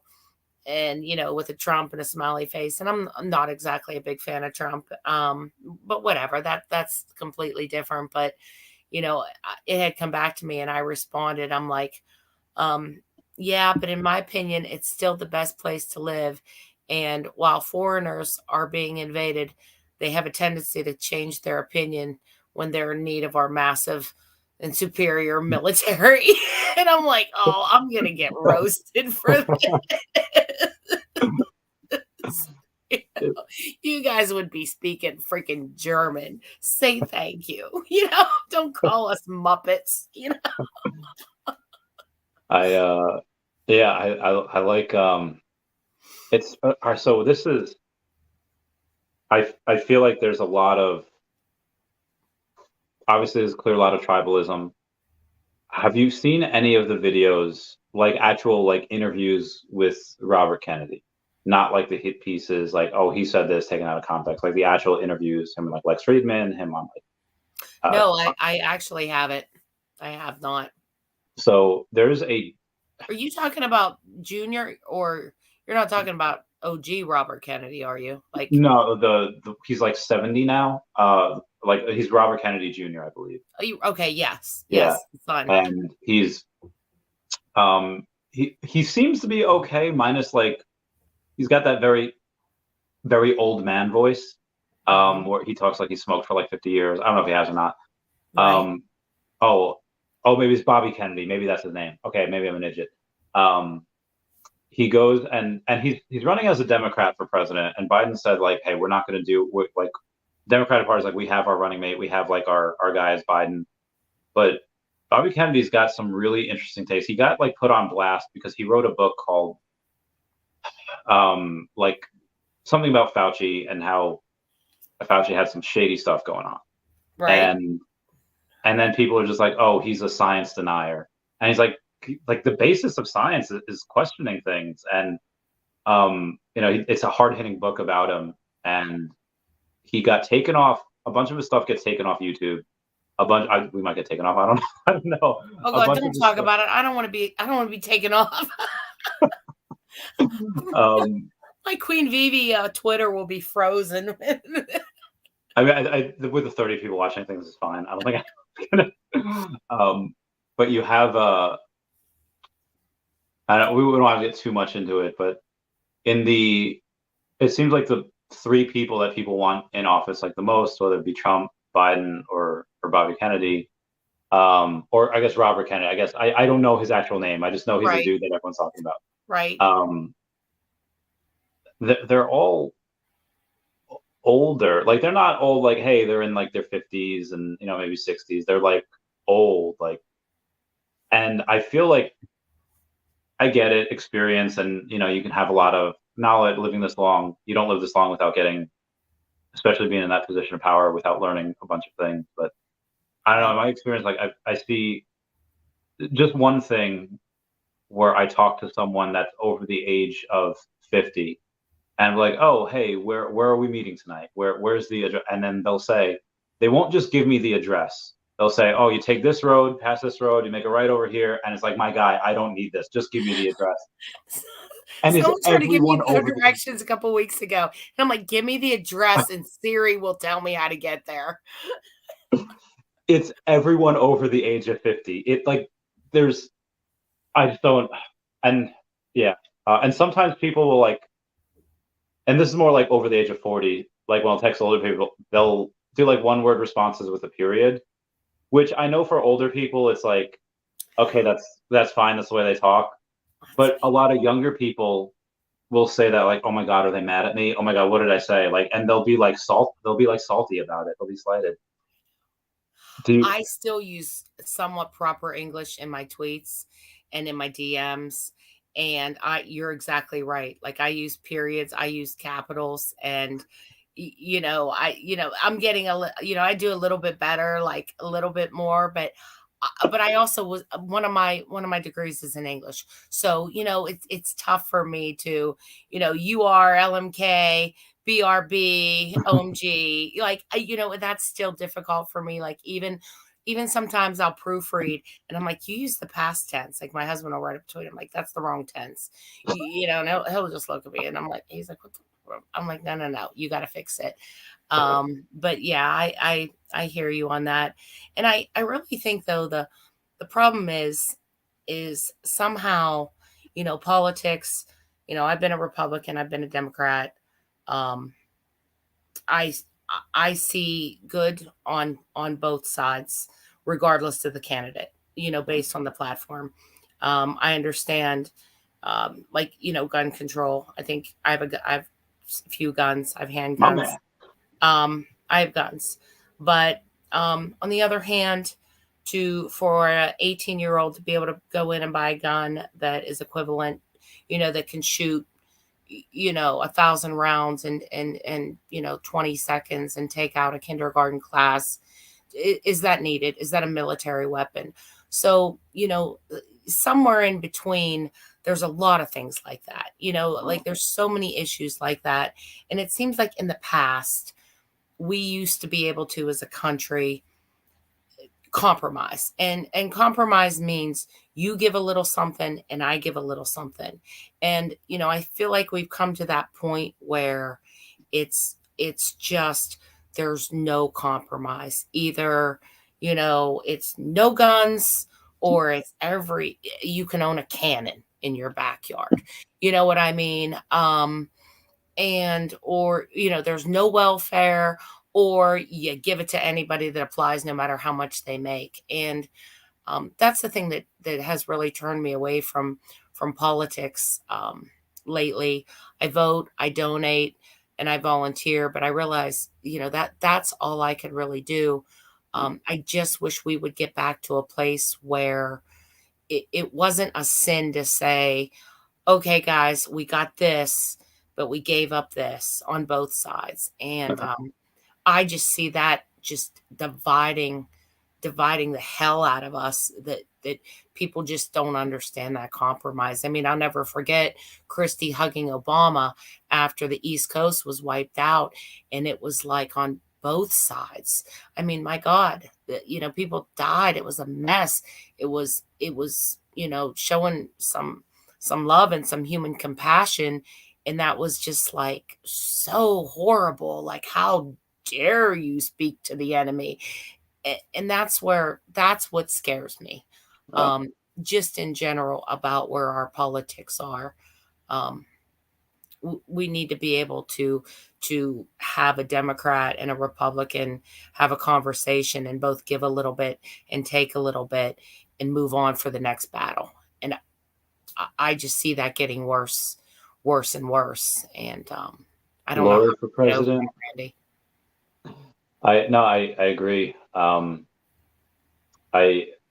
That's why when Robert Kennedy was asked about Trump, he's like, "Oh, Trump likes him." And he's like, "What would you say about Trump?" And he's like, "Well, I'm not gonna attack him. I'm gonna go and again, the nominee for the Democratic nomination. He's like, I'm not gonna attack him. I want to go and say that I disagree with about half of what he says, but I think we could all work together." I was like, "Oh, this man he's saying a lot of stuff what Ron Paul used to say." Did you like him back in the day?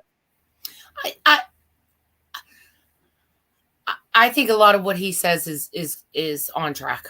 I love him. There's a lot of things that he says I agree with. I'm about 50-50 on him, but that's how I am on most politics. I mean, honestly, I could see both sides, and I guess they wouldn't be these monumental issues if there weren't two legitimate sides. Like think about the Dreamers.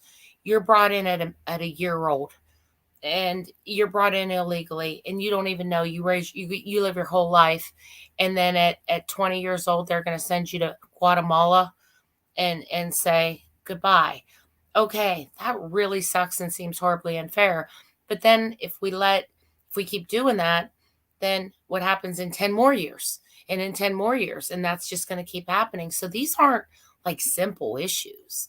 If they were, we wouldn't be like this. You know what I mean? These are really tough issues.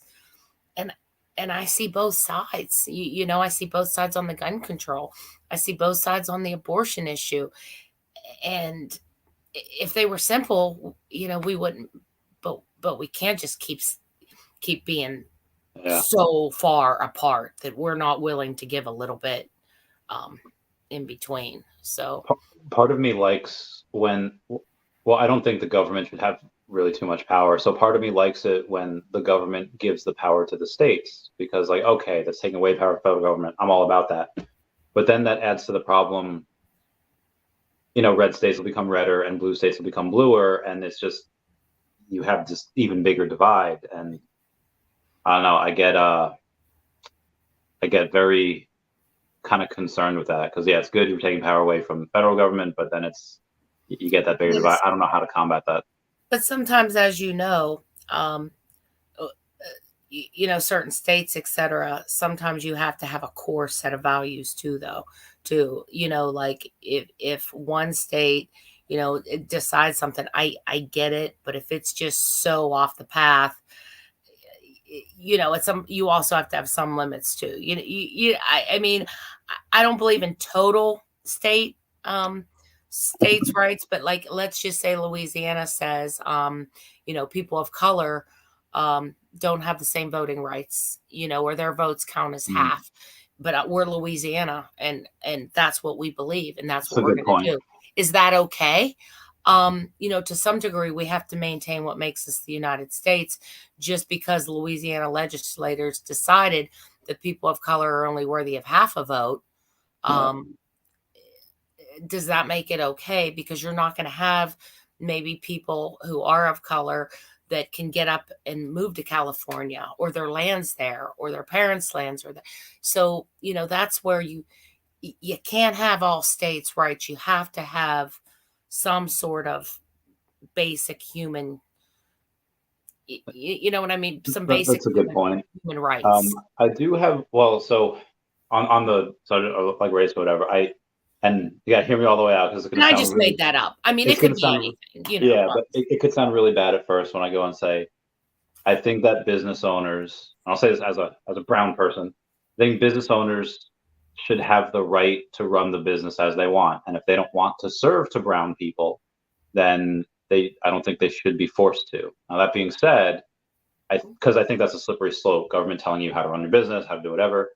With that being said, that's why you have this free will. Oh, this company is not serving to brown people. Maybe we shouldn't eat at this restaurant or eat at, shop there. But what if it's the power company? And it's the Oh, and it's the well, only that's state run though, right? no It's not. power plants are run by Progress Energy is, you know, in the that their company. I've worked for many nuclear power plants and many companies, and they're not state run. They're state legislated, or they're federally legislated, and you know, you have to pay your dues to the states and your taxes. But no, as long as you've complied, just like banking or anything else, no, you know, Progress Energy is owned by stockholders. So I hear you on the restaurant, but then what happens whenever, you know, Progress Energy decides that they don't want to serve brown people? Are you That's a going to good point. how are you going to, then who's going to be responsible for building a power plant and bringing in power for the brown Yeah. people? I mean, I guess it's not the same as, you know, As a Budweiser, restaurant, right? but yeah, where you can like, oh, I'll just not buy beer. Like, okay, you need power. Yeah. All right, that's a good point. But see, that's why I said none of it's. I can argue every side, every point, and it would be easy, right? I mean, it would be simple to say, well, we're Progress Energy. We don't want to serve brown people. Well, what happens to the, you know, the 500,000 people that need power? Who's going to come in and give them power? And you could say, Oh, well, really? that's perfect capitalist, but you know what the price of that would be to get a power company up and running and grid? You know, the grid is usable, but a power plant, you're looking at you're looking at $3 billion for a new power plant. Yeah. And who's going to do that? The government? And then is that where the feds have to come in and pay for it? And now, I mean, I guess they could. but I mean, now we're taking taxpayer money yeah. from people that don't want to support brown people's power plants because, like, That's another good point, man. You're really good at this, and you're and you're on prescribed medications. But I've spent a lot. I've spent a lot of time just thinking about political issues, and it's just all a slippery slope. You know what I mean? Where you draw the line, and you know, I don't want to take guns and rifles and all that away, but you know, I don't know if I feel comfortable with an 18-year-old having an AR-15, you know, and being able to do what they can do. And yeah, people say, well, they could do the same thing with a knife. No, you can't. No, you can't. You know what I mean? You can't. Or with a handgun. You That's can't. a lot more personal. Like, I feel like you have to really think. Not that they're not thinking. Like, clearly, if you're buying a gun, you have a plan. There's, you know, motive for, you know, pre-planned attacks, but you don't really have to get super up close and personal with a gun. With a knife, you gotta be in there. You gotta do it with your own hand, and that's a completely, so I hear, a completely different feeling than. And then I don't want, you know, some kind of test, because you know what? I've had anxiety. So what, I can't have, like, and then you start really getting into, then, like, from my perspective, well, then what? Okay, we need better screening. If you have anxiety, does that kick you off the list? If you've ever, you know, whatever, had, you know, maybe someone was overworked and had a little bit of a nervous breakdown, but they're perfectly fine. Not that I have. So, God, the issues are just enormous, you know, but my point is overall, instead of coming here to figure it out, it seems to me that we're just pushing further apart. You're getting more extreme right, more extreme left, and we need more partisanship. And I don't know how that's gonna. I don't know if you know, if our leaders are really armed to truly do partisanship. No, I mean, you have some people at higher level of government that they've gone to Ivy League schools, they're more educated, and they are, in large part, a lot smarter than the population. And maybe you could say, like, okay, they can, but I feel like congressmen can get elected with, men and women can get elected with, like, just for swaying the vote, just for, I don't know, looking a certain way and acting a certain way and saying certain things. And money. I mean, it's money. It's money. Yeah. You know, it's all about the money. And I don't even know if those people are really in power anyways, you know, but you know, I just try to remember, when I start getting worked up, I stopped watching news. Honestly, I stopped watching news about 3 years ago, and it's made my life happier. I would get so worked up, and then I just came to the realization, what can I do? I can volunteer, I can donate, I can vote, and I could run for office. Other than that, there's nothing else I could do. To get mad at my grandfather because he says something that I think is completely ridiculous, or to get pissed off at my best friend because they voted a certain way or believe in something, it's not worth, it's just not worth it to me. So, So what do you think of the noblesse oblige of the wealthy? And do they have that responsibility to share? Or is it like, hey, they earned that in a certain way, that's theirs? Do you think there should be a certain amount that, I mean, they already pay a bunch of taxes, most of them, but what is that responsibility of them? I know that what is it, like 99% of the wealth or some outrageous is in 1% Yeah. of the hands that it's in. And no, I feel that they should pay taxes and pay fair taxes given their wealth, but I don't think, they should have to give up their money, or they should be obliged to give, 90% or something like that. I think they should pay a rate commensurate with their salaries, or with their holdings.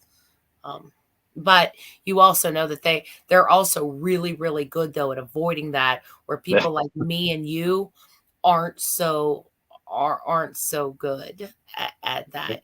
How does a company like, what company was it a few years Amazon? back that they made like $1 billion and they like got a tax return because of all their tax breaks? Like, I think it's Amazon or Apple. For like yeah, 2 years, they paid no taxes because yeah, like the incentive, and I understand why they did it, is Congress had passed, like, oh, if you put whatever you put into R&D, whatever you put into research and development sure, is non-taxable. sure, And they do that because they want American companies to stay on top, and sure. that's why you have, so they did a bunch of that. They printed a bunch of stock out of thin air, gave their employees in the forms of bonuses. So that write-off, and that brings to another point. You have these companies in AI, like Microsoft. All of the major companies that are in AI are in Mhm. the U.S. And I never been proud to be like more American. Like, oh, get some China, get some Russia. You end up with this life, Yeah, but your buddy Musk and also oh my goodness, what's his name? I'm trying to think. Oh, geez, I just lost it. Stephen Hawking said that Um, AI is going to be the, pretty much the death of the world. So it can be, but yeah, it's they both yeah. said that, you know. So yeah, AI scares the hell out of me. It's really interesting Yeah, where I mean, the that goes. thing that I don't like, it's so esoteric. Like, there's so few people that really have a deep understanding of it, that the rest of us, like, we kind of know what it is and we know what it could do. But I mean, I feel like sometimes these companies purposely obfuscate a bunch of like the details, and they say it in a confusing way where they make it unintelligible to us. And it's just, you could like look up definitions, you could try to space code, but it's really like the most powerful technology in this world, which will be AI, is in the hands of a very, very few people. And I don't want to cast like aspersions on them, but it's because they could be good people, but Well, you heard what Elon Musk said that he went to the ends of the earth. He went to Obama. He went to senators to just explain what this could potentially do. I mean, I think if used in the wrong hands, this could just imagine the damage that it could potentially do with lies and marriage. Like there's so many particular areas it could just, you could have Trump up there, on Facebook, and how people just believe things they see on Facebook, and you could just have Trump up there, I know you're a fan or whomever, yeah, I like killing baby, like you could just do whatever. You could set up somebody that wronged you, send a tape to their wife. They could just be, yeah. I mean, it could just get really, I think it could get really, really bad if it's used in the wrong hands. And yeah. So yeah, I understand that. I mean, it seems like now the people that are working on AI, they don't seem rapacious at all. They do seem very beneficent, but you're Sure. right. What if that gets in the wrong hands? What if that goes and, gets in something like, let's say Putin is putting in 30 billion a year into AI or 50 billion, that's. Oh God, yeah. And even with the atomic bomb, I mean, a lot of the scientists on there had serious, if you look back at some of the things they wrote, like Oppenheimer and some of them, they had serious, pain with that, knowing that they were, creating something that, yes, they had to create to end the war and to try to, get it before, Hitler got it, or the Axis got it. But, they struggled a lot with that decision, knowing what it could do to mankind. So, I don't know, but we should go back to something, Veve. Okay. So what do you think of the fact? Let me go back to this. What do you think of the fact that these platinum posters for this series and these platinum moments are so inexpensive compared to maybe the other ones? And do you think it's just that maybe the characters aren't nearly as desirable? Like, I like the first set because it highlights the 100 in the Mickey and Minnie. It's the core characters that are going to span across all generations. Whereas like Miguel, Woody, okay, Woody's pretty good. Nemo's pretty good, but Mickey is going to last you from Mickey's going to hit the veterans that are still alive to the kids who aren't even born yet. What do you think is causing? Like I said, I just looked at the prices before I got on. Like Nemo, the collectible was like $70, $10 above retail. What do you think's driving these really low prices on the collectibles and the prints? There's a lot. There's a lot. And there is. This is a loaded question, Lori. You have. I'm here for Randy. Well, what is Veve? I feel like Vive's in this little. It's a bubble. It's and a I'm big checking bubble. too. Go ahead. But it's a bubble, and you have. It's not an accurate representation of what the masses believe. Based on my YouTube analytics, which are over 99% men, and they're men between the ages of. I'm a 1%er. Finally, I'm a 1%er. So, and most of these men are between the ages of 24 and 44. Some are between 45 and 54, and then it goes up, goes down from there as age progresses. But it's this very small. Well, we have 12,000 active wallets every week. It's this very small group of people, and it's large enough to see people that are in Web3, to see certain things, but right. It seems that the really old or the really new doesn't do that well. Yeah. Alice, did I talk to you about this before? I think I did. Well, I think we had an offline conversation about it. Oh, we did. All right. So we talked on the phone about rehash that. Not really quickly. Yeah. Alice in Wonderland. Everyone knows who that is. Didn't do great on Veve. Nope. Encanto and Coco, or Encanto and Moana, super successful, super new, and didn't do that well on Veve. Right. So when you have something like Mickey, everyone knows Mickey. You have a lot of people that are investing this because of Mickey, but the masses, like, what was the last movie that came out, like an actual movie that people went to go see that Mickey Mouse was in? Oh God, probably nothing. I mean, there's the Mickey Mouse Funhouse Clubhouse that kids watch, but I think the appeal of Mickey comes from the parks. and the statue and, Yeah. and the history, not necessarily the shows anymore. Like my son watched, Mickey Mouse Club, come inside, it's fun inside, which sounds a little dirty when I sing it, but the Mickey Mouse Clubhouse. But yeah, I mean, he watched a little bit of that, but you're right. Nobody goes out and watches really movies and we don't have Saturday cartoons anymore.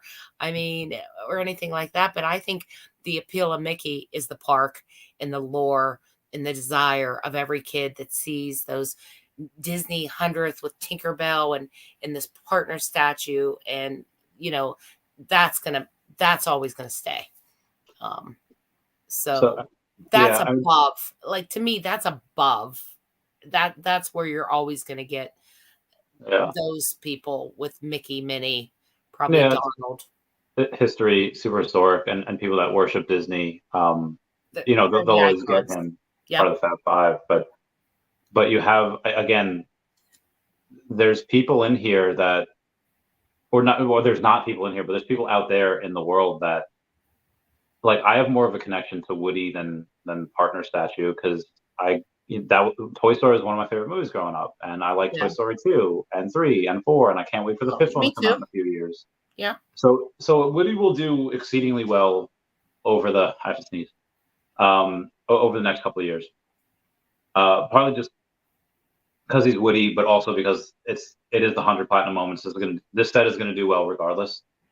And Nemo's been around for 20 years. I don't know if they're gonna make any new content of him. They might do something with like a Coco 2. I don't know, but just this set is going to do well over the long term, just because, again, these sets are born in a bear market. They were born in it, molded by it. They aren't going to see a bull market until they're like a year old. And we have August 4th still to mint, so we're not really going to know what the mint sizes are going to be either, which I think. Yeah. But just to kind of let you know, the posters are 129, 130, and 131. And the door is 115. So the posters are all at 130. Nemo, the collectible, is down to 69, which is $9 above drop price, which to me is amazing. Woody is at 40, which is $20 below drop price. And Miguel, which I can't even find him, but last I saw him, he was hanging at like 50. Well, here he is right here. He is at 50. So 50, 40, and 70 to pick up the set of collectibles. Not bad. So yeah, that's we only have till the 4th. 160 for the whole set, and then you're looking at $390 for the whole set of collectibles. Oh, yeah. That's so you said we only have till August 4th to mint these? It's August. I just read the Median article. I believe it's August 4th you have to burn. Don't quote me. It's first week. Oh, but that's the burn. But we're still able to mint the statues. Okay, gotcha. You'll still be able to mint the collectibles, but you'll only be able to mint the posters. Burn the door until first week of August. Yeah. But I'm thinking $390 plus 160 is what, $550.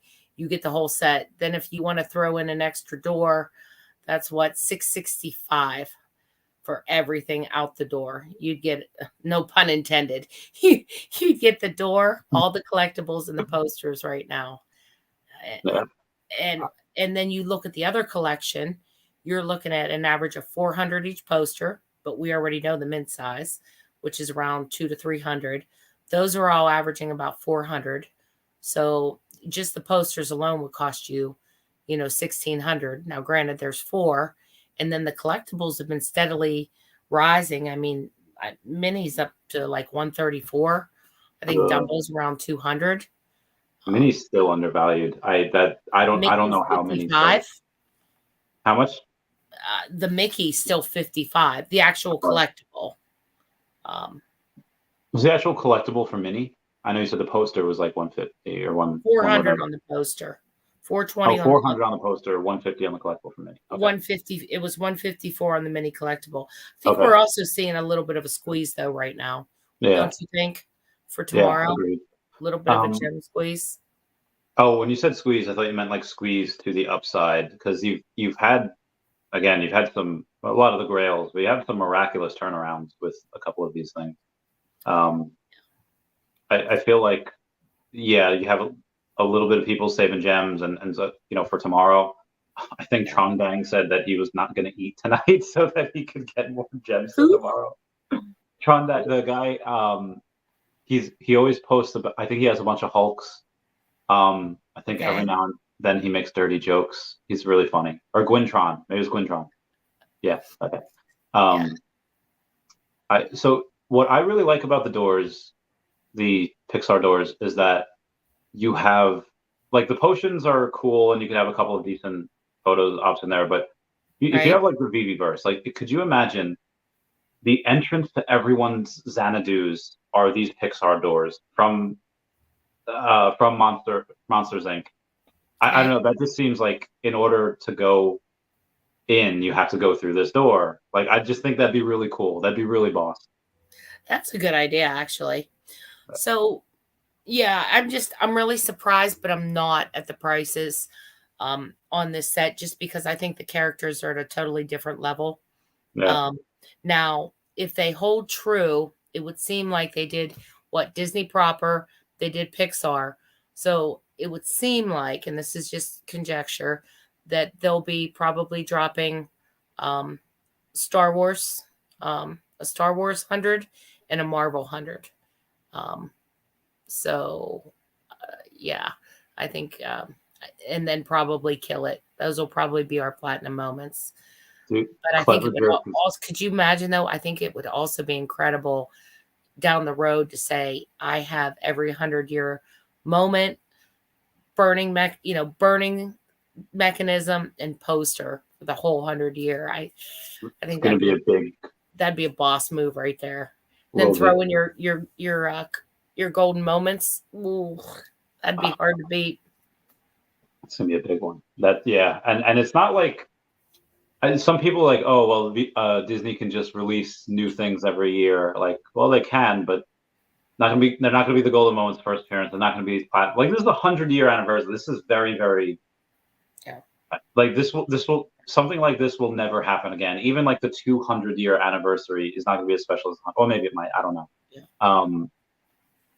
This is like the big one. This is a century old, and celebrate that with NFTs. It's amazing. And there's not going to be another, there's no other 100. 100's huge, and 100's Disney proper. I think though this will be the worst set. I just, based on my analysis of what's in the app, Pixar is bottom. Pittsburgh. Pixar is at the bottom of the rung, for sure. Whenever it comes to, I think, the collectibles, I think you have Disney, maybe Star Wars at the top, and then Disney, Marvel. I don't know where they all fall in there, but I think Pixar is clearly the least well received brand from the Disney IP. If you go back and look at the Pixar releases, they're not holding anywhere close to Star Wars releases. So I don't know why that is. Maybe they're just too new, Randy. I don't know why. Where Star Wars, 1977, Disney, 1923, Marvel. I don't know, when did Marvel start? I need Mr. MC1 back. When was Marvel born? I think 1939. 39, and then you got Pixar that's maybe what, 35 years old, 30 years old. Good point. But they're the lowest rung in the Disney portfolio. So true. That's why. So are you excited for tomorrow? Are you yeah. You got Are you going to buy more if you don't get it on the drop? No, because I really need to save gems. I have this one thing that I don't want to say it's not greater than Lowe's. What I'm doing is really stupid. I'm trying to get this big thing on Veve, and people will they'll see it and they'll be like, I get it. Like I'm not like gonna applaud you, but I get so I'm doing something that's not it's probably not gonna go so well. But I need to have some gems for it. Right. And hopefully I could get it in like the next week. So it's just I really need more. I need Grumpy Cat to hit, which they got on a new CEX. So they will be on. I have money in Grumpy Cat, but it hasn't been doing very well. Yeah, so I just stopped looking at it. Bitmart just announced. So they did well on the Huobi contest, and Bitmart just announced that they're going to list Grumpy Cat. I don't know when. They'll probably list them next week or something. So hopefully that helps a little bit, and I got a bunch of my whales in Grumpy Cat too. Like there's like $100,000 that went in, and I was like, and they're so everything's still happening. It's just happening at a much slower rate than I thought it would. Like they have a bunch of these other exchanges lined up. Like they're ready to. Right. They just want to do it slowly. Hey, we want to have your amount of holders get up to here, and the volume's been there. Volume's been like 1 million a day, which is what they want. Right. And that's been interesting going and being part of like the Grumpy Cat and the 4chan community and seeing how things are done for these exchanges. Like, oh, hey, you need like a $20 listing fee, or we could waive this if you just give us X, like give us $20,000 in liquidity, or how much in liquidity for the token. We'll waive the fee, and then they can get that. Which I'm trying to think like, okay, well, it doesn't seem too hard to get some of these exchanges. Come on, Veve, list the OMI, but on the plus side is that the more Veve NFTs that I buy now, and the more that they go up, the more OMI I could get in the future when. Yeah, I've seen my portfolio. I have been watching it. I've seen a noticeable increase. Now, I hear a lot of people saying, well, that's because, you don't have cash out, blah, blah, blah. And, those are just existing buyers who are buying. But, to me, that's okay. I don't care, because those people are going to be the ones that hold. And, if you constantly have people, even with OMI, if you constantly have people constantly taking profits, you're never going to build that base. You have to, have a strong base that is going to hold. I mean, you need those whales that, aren't going to always just duck out every time they can make some money, or else we're not going to eventually grow. So, I get the whole thing about, well, you can't cash out anyways, but we know cash out is coming. And if we learned anything from our lesson, you can sell stuff, and you could leave those gems sit there. There's nothing saying that we're never getting MTL again. I think we know that we're gonna get cash out again. So I mean, that's kind of my first point. My second point is there is still fresh money going in regardless of who's buying it. Yeah. I mean, I put in $1,000. We put in $1,000 2 days ago. Nice. There's still fresh money going into the app.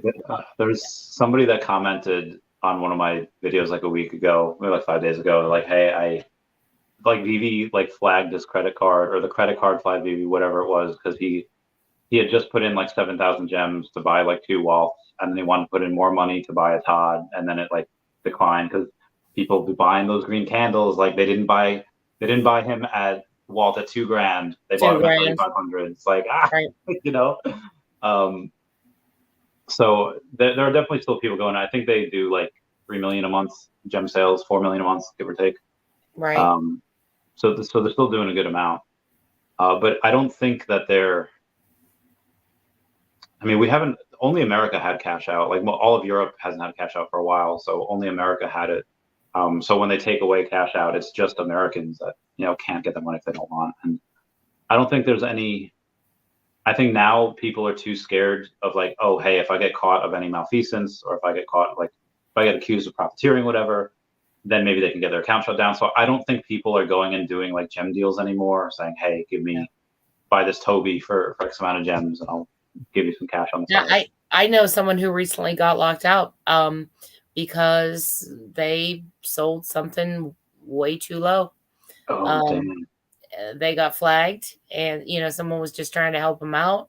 They got flagged. Both the accounts got locked up. The guy buying got unlocked, but the guy selling still locked up, trying to get out of it. But it was one of those things. Hey, buy it from me for $50, and then sell me 100. Yeah. And they got caught. I mean, and it wasn't even like thousands. It was like, floor price was like 150, bought it for 50, and then transferred 100 over, and they shut them down. I think people can go and, so here's what I've seen people do. So like, oh, hey, you can go and you can tax harvest loss some of these things. Like if you buy something for X amount of dollars and then you sell it, like that's just basically doing it in the stock market. You buy it, you sell it, you lock in those losses to, offset taxes. Right. So I think some people are doing that. Maybe that's what they were doing, unless they happen to see something. Oh, they transferred OMI via the app. I buy OMI on the app all the time, not from Veve, just from other people. So I hope they don't think that I'm doing that, like, because I trying to snipe these low mints. No, I think it comes whenever you deviate from what I can gather from the people that I've talked to, that it's basically an algorithm, based on the difference you are between the floor price. If it's a certain percentage or something, it really kind of raises that flag of, wait a minute, this wallet's going for 3.3 and you just sold it to Randy for 1,000. So it's, 3x off, you're going to get flagged. Or something to that effect. Now, I know that some people can say, yeah, that's just what I sold it for, but you have to make they're still cracking down on partial backdoor deals, 100%. But I'm really looking forward to tomorrow. I think tomorrow's going to be interesting. And even with that blue logo dropping, I'm looking at the floor price now. It's still hanging at 165.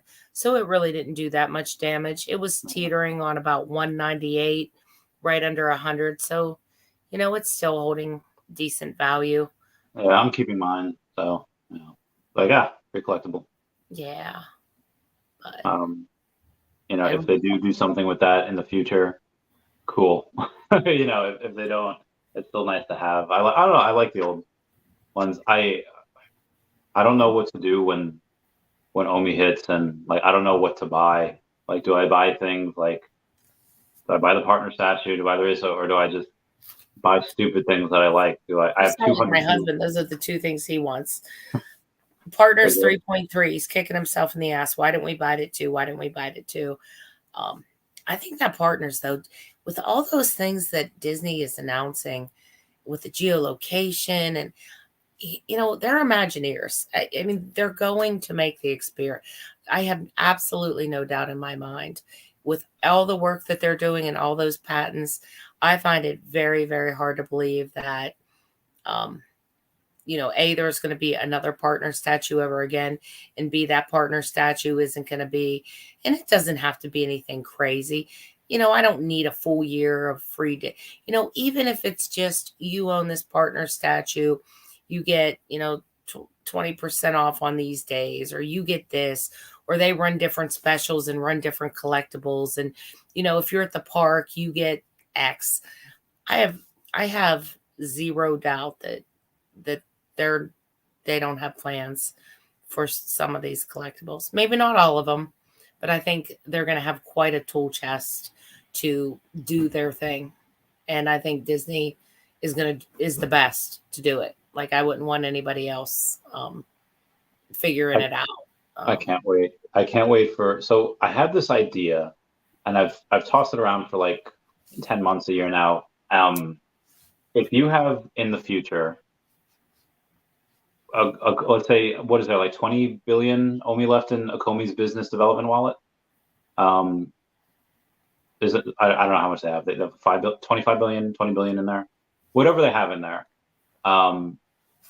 If they want it, when OMI hits and they wanted to go and let's say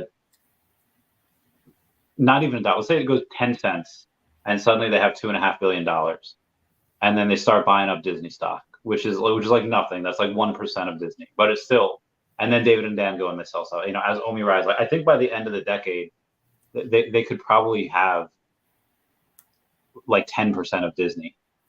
And at that point, if you could, like, when you buy up to like X amount, like 10% or whatever, one, you need to have you need to file some sort of paperwork. But the other thing is that the company that you're buying will either pay you, like they'll buy those shares back for a large amount of money, and you'll make several $1 million or $1 billion and you'll make a profit, or they could get seats on the board and they can go and I think it's very possible for them to be extraordinarily influential to Veve or to Disney if they go and they buy a good piece of it, or vice versa.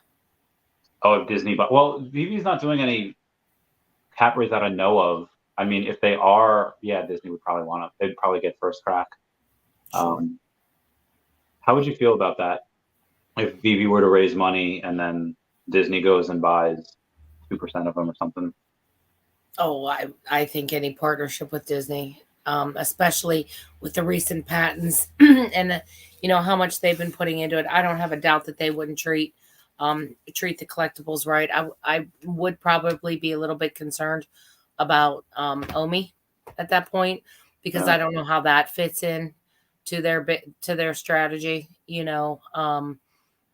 but I hope I hope that, wouldn't it be great if that was their currency within a Disney metaverse connected to, what I mean, that you could use it.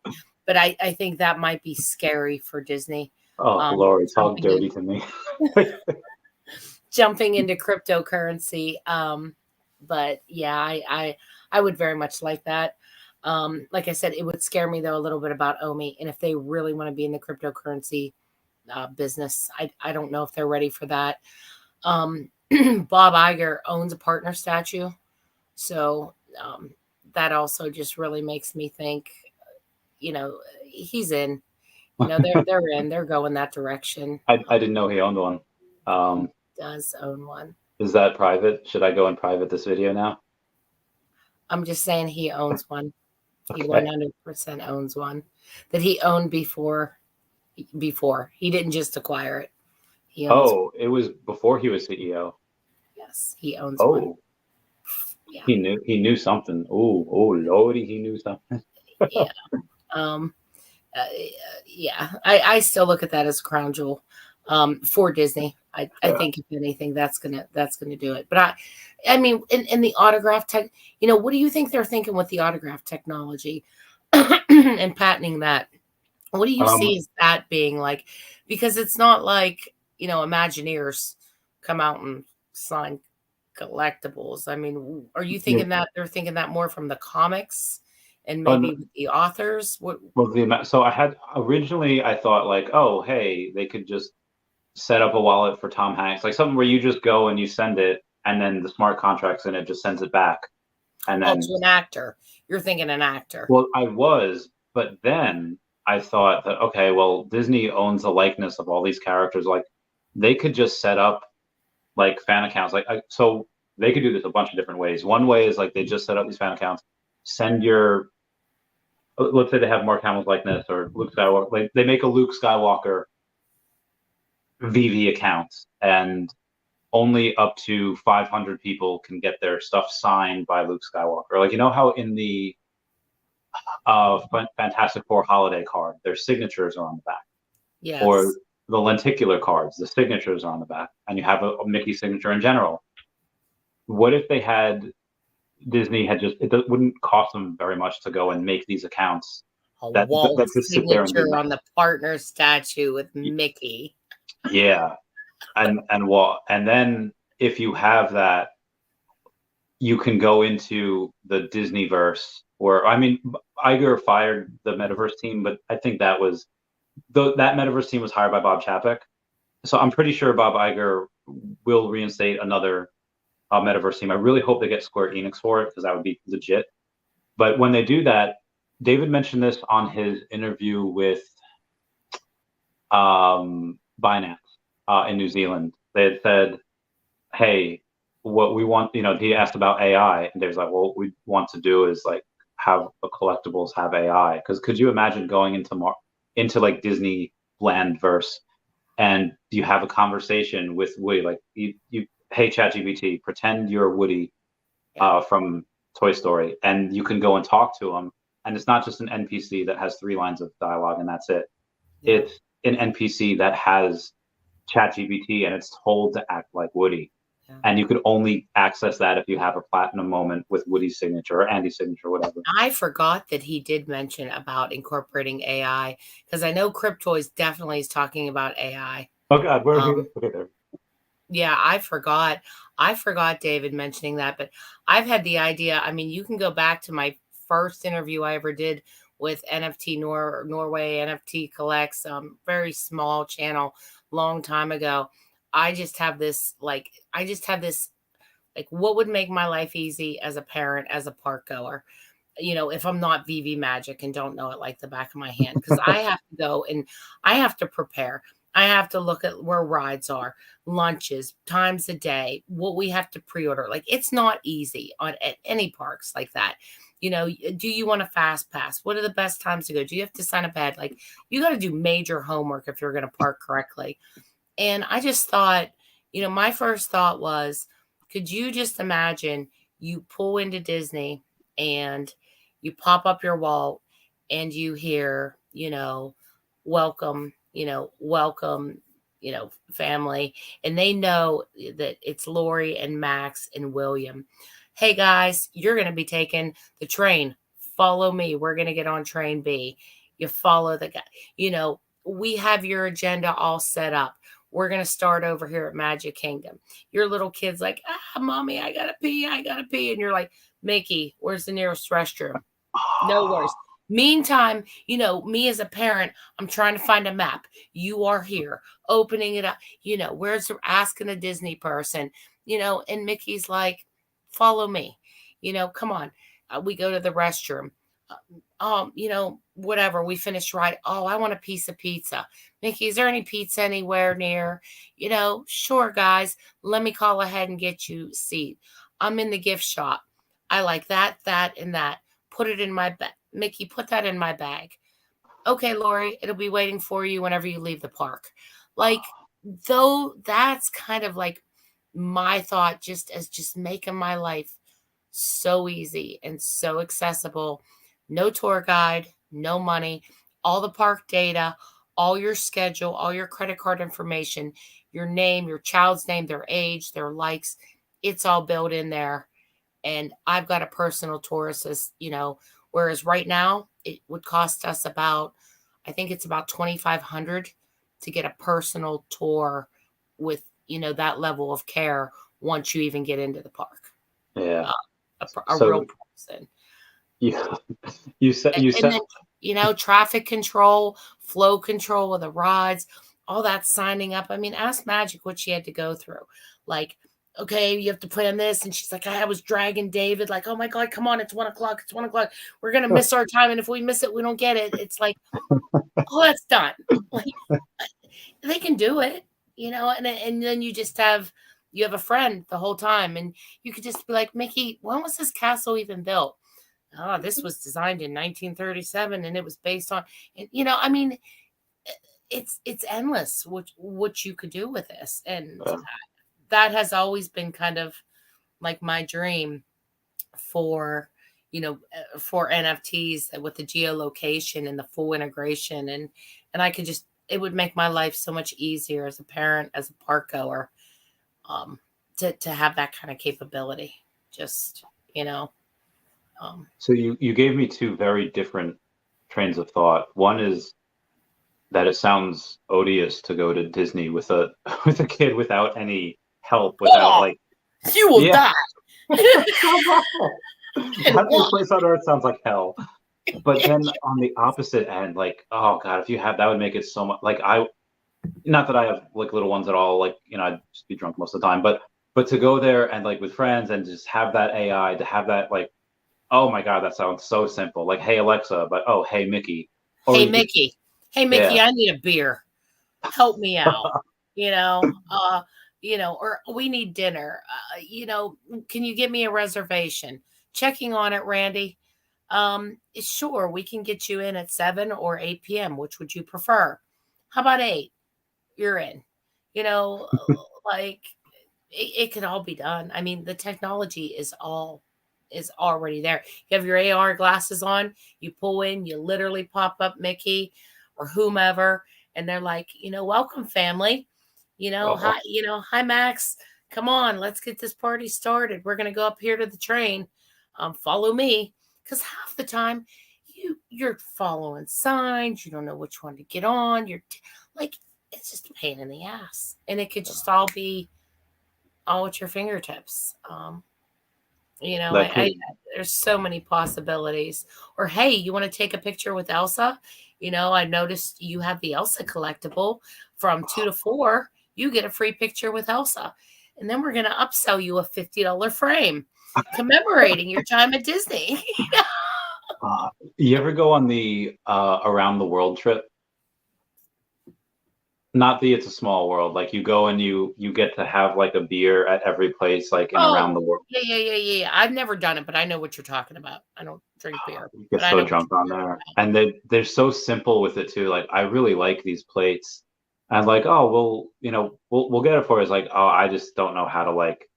Where should I put? Oh, we'll keep it for you at the beginning of the park. I was like, well, actually, I don't know if I have room. I don't want to carry it. Oh, we'll ship it to you. It's like, well, okay, you know, they make Yeah, it and so like I easy. said, if you could just shop and say, Mickey, put this in my bag, and it's all there. And I avoided buying things at Disney because I didn't want to lug them around, and I didn't want to try to find a locker and then go back and get my locker, and I didn't want to lug it around.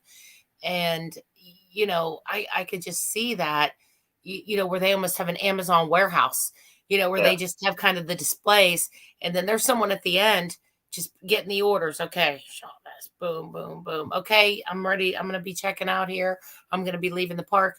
Your bag will be waiting for you whenever you leave. Already, paid for on your little, already paid for in your, in your bracelet that you've already given them their card up front. Have a nice day. Thanks for coming. People would buy more. I mean, I would have bought more at Disney if I didn't have to lug it around, you yeah. know. Um, That's how I, they catch you. yeah, but there's just, there's just so much potential. And with them really getting on board and filing all these patents, they see the way. They see the way. Plus, if COVID happens again, their stock was in the absolute toilet. They don't want to repeat that.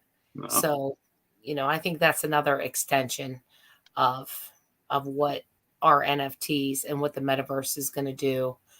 Um, in cases where people maybe can't afford it, or, we're in a pandemic again or something like that. They're going to find a way to keep making money and Yeah. entertaining us. So super Especially bullish. if people be getting them $1,200 checks. Boom, Vivi. Disney's gonna pray for that pandemic. They'll be like, oh yeah, buy all our stuff. Thanks, Uncle Joe. Thanks, Uncle Trump. I think Trump gave 2 and Joe gave 1. Yeah. So thanks, Mr. Trump. Thanks, President Trump. I just bought a Spider-Man.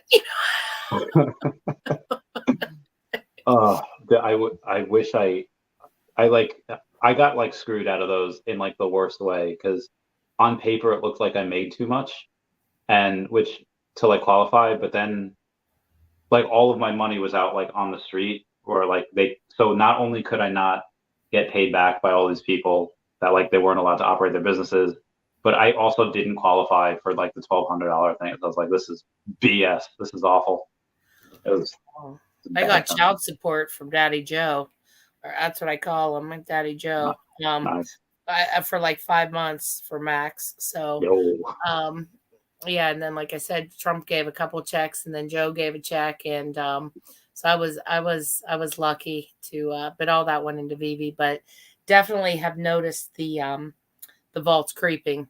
It's been steadily creeping, and some of those grails. I was glad to see Spider-Man get a nice little bounce. Yeah. I think he was terribly undervalued. The secret rare Spider-Man.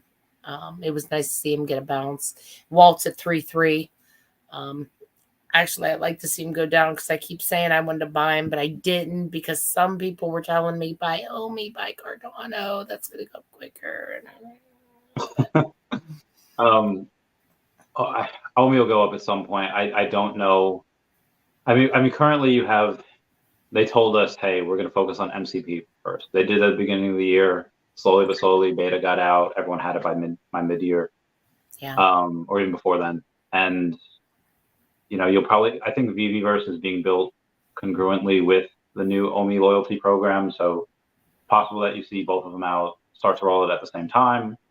So maybe by the end of the year, we get that a couple forms of utility and we get another exchange. I don't know. If we do stay down here that long, I would like to have 200. I don't know if I'll get there. It's a lot, but especially when I'm buying a bunch of Veve collectibles. But and if we don't, it's fine. I'm fine just having my stack right now. It's good where it is.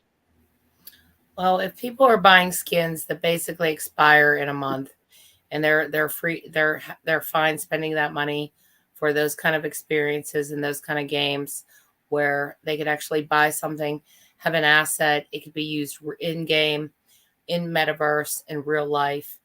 I'm not worried because so far I haven't seen a metaverse. Yeah, you have Sandbox, Decentraland, all that. Nobody's playing in that. I would rather them not, I don't think that needs to be. I mean, it's going to be nice, but nothing's really come out yet that's really, really caught on and got people there. And I think if something is going to really catch on, it's going to involve Disney or Marvel. I think that's going to really, and then the other ones will come, Pokemon and some of the other, or not Pokemon, not Pokemon. I meant to say Tokidoki. Those will come eventually, but I think you're going to need it to be good. And I think we have the right partners to do it in Disney. I would not want another partner. I don't think I'd want another partner other than Disney. I mean, Pokemon would be nice, but even Pokemon's just Pokemon. Disney's Marvel, Pixar, Star Wars. They're huge. And then they're Imagineers. I mean, that's true. That's true. But I don't know. Fun. But I get it. Pokemon's just Pokemon, but Nintendo owns 33% of Pokemon. So if you get Pokemon, that's your door into Nintendo. And it's not just Pokemon, even though that's different. That's going to be a hell of a coup. If we could get Nintendo in with us, that's going to be that's just going to be that's just going to be epic. Are you pleased that OMI's staying?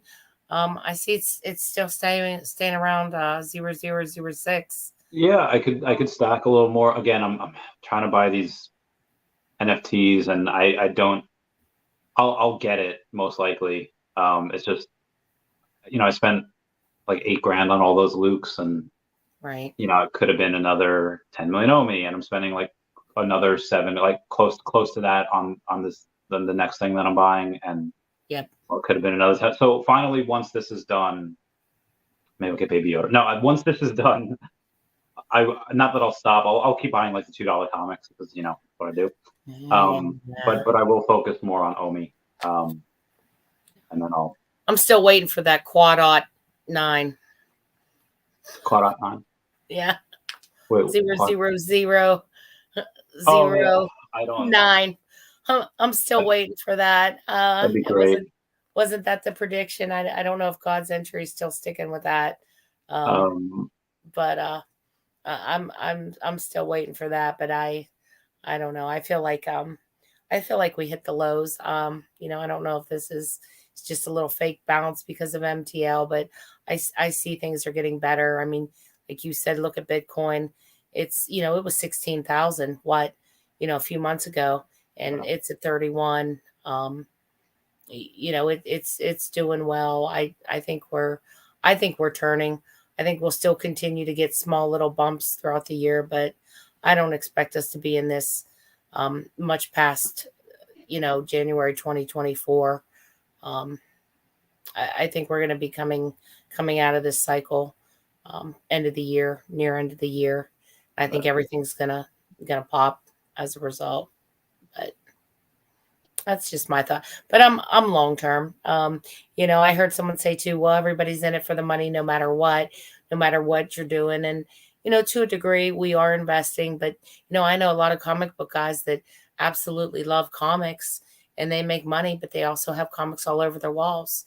Yeah, they buy and sell and they make money, but they still buy their comics. So I think we're creating people that are both investors and collectors. So I agree. And the stories, I feel bad. Like that, I was at a 4th of July event on the 4th, and there was this couple there, and so I talk about hentai, and hentai. Is it hentai or hentai? It's hentai. And so the girl's like, ew, you watch hentai? And the guy in the college is like, oh, like, yeah. And then I thought she was just against hentai, just okay, whatever. But then she's like ew, any anime. Like she just hated just all anime, and like I guarantee you she's just never tried it. But I feel bad for people that have never watched anime, because there are some really, really good ones out there. The same way that I see a lot of people going and like they buy some of these comics, but I feel like a lot of people aren't reading them. And some of these are really good stories. Some of them are really fun and cool and exciting. I don't know. I just wish people would read them more. So how many have you read? Well, most of the ones that I've read here, I've read already. Or most of the ones that I have read already. But so there's is it Marauders? I'll show you real quick. There's a couple that I like that are like, so Hit Monkey I really love. Like that is a great comic. That's a great origin story. I like Jeff the Land Shark too. So West Coast Avengers is really good. Another one I enjoy to read there. So the Fallen Sun, The Death of Captain America, that's like a 5. That's really good. The artwork is great. Now I buy them because they're $2 comics, but it's a really good story to read. I love the covers on those too. Like I think the covers, with the coffin with the flag. Oh, those covers are really nice. This one, Marauders, is a it's with, what's her name? I forget her name. Ice something Snow, whatever. It's a bunch of the X-Men just at a party, and there's no crazy action going on, but it's just, you see the X-Men kind of on their day off. They go to a party and they're joking, and it's Unbeatable Squirrel Girl's good. And then there's one that I feel like I used to have. It was another X-Men one, but it was like a Christmas one. Where was that the one where they're all at the party? No. Which one's the one where they're all at the party? That's Marauders. That's the one I just told you about. Okay, that's the one that I heard that was good, like where they're all partying together. Yeah. The Christmas one is just, it's a bunch of separate stories, but it's all of the X-Men on Christmas, what they're all doing on Christmas. And it's fun. It's cool. It's like, oh, that's hysterical. And yeah, so another ones that AF-15, I'd imagine is okay. I imagine some of the I don't know. Some of the old comics, they're a little dry. They're a little, They are. They are. Well, my eyes aren't so great, so I'm waiting. I am actually waiting. Some of them I would like to actually read. I think it would be really cool. I think somebody said that you can put them up in AR. You could put them up on your wall. I haven't tried that, and you could read them huge, up on the wall. That would be cool. It would also be really cool, and I don't want to ask for too much, but could you imagine if they had voice? If they had some voice characters and they're actually, voicing the comics. But somebody told me, as a matter of fact, I think it was Sanjay, said you could put it in AR and project the whole comic right on your right on a blank wall. and you could read it that way, and it's pretty cool. I would totally do that. But yeah, I like the comics more for the historical value and truly more for the investment. I mean, I'll just be honest with you. I like them. The collectibles are what I really like. The comics are just, I know people really, really love the comics. And if this catches on and NFTs catch on and all this, I think there's going to be a big, there's going to be a big appetite for these comics. Agreed. I love them too. We'll see and the guys that know, sleeping, MC, if they're sitting there telling me, these are some good ones and people are going to like these and like having them,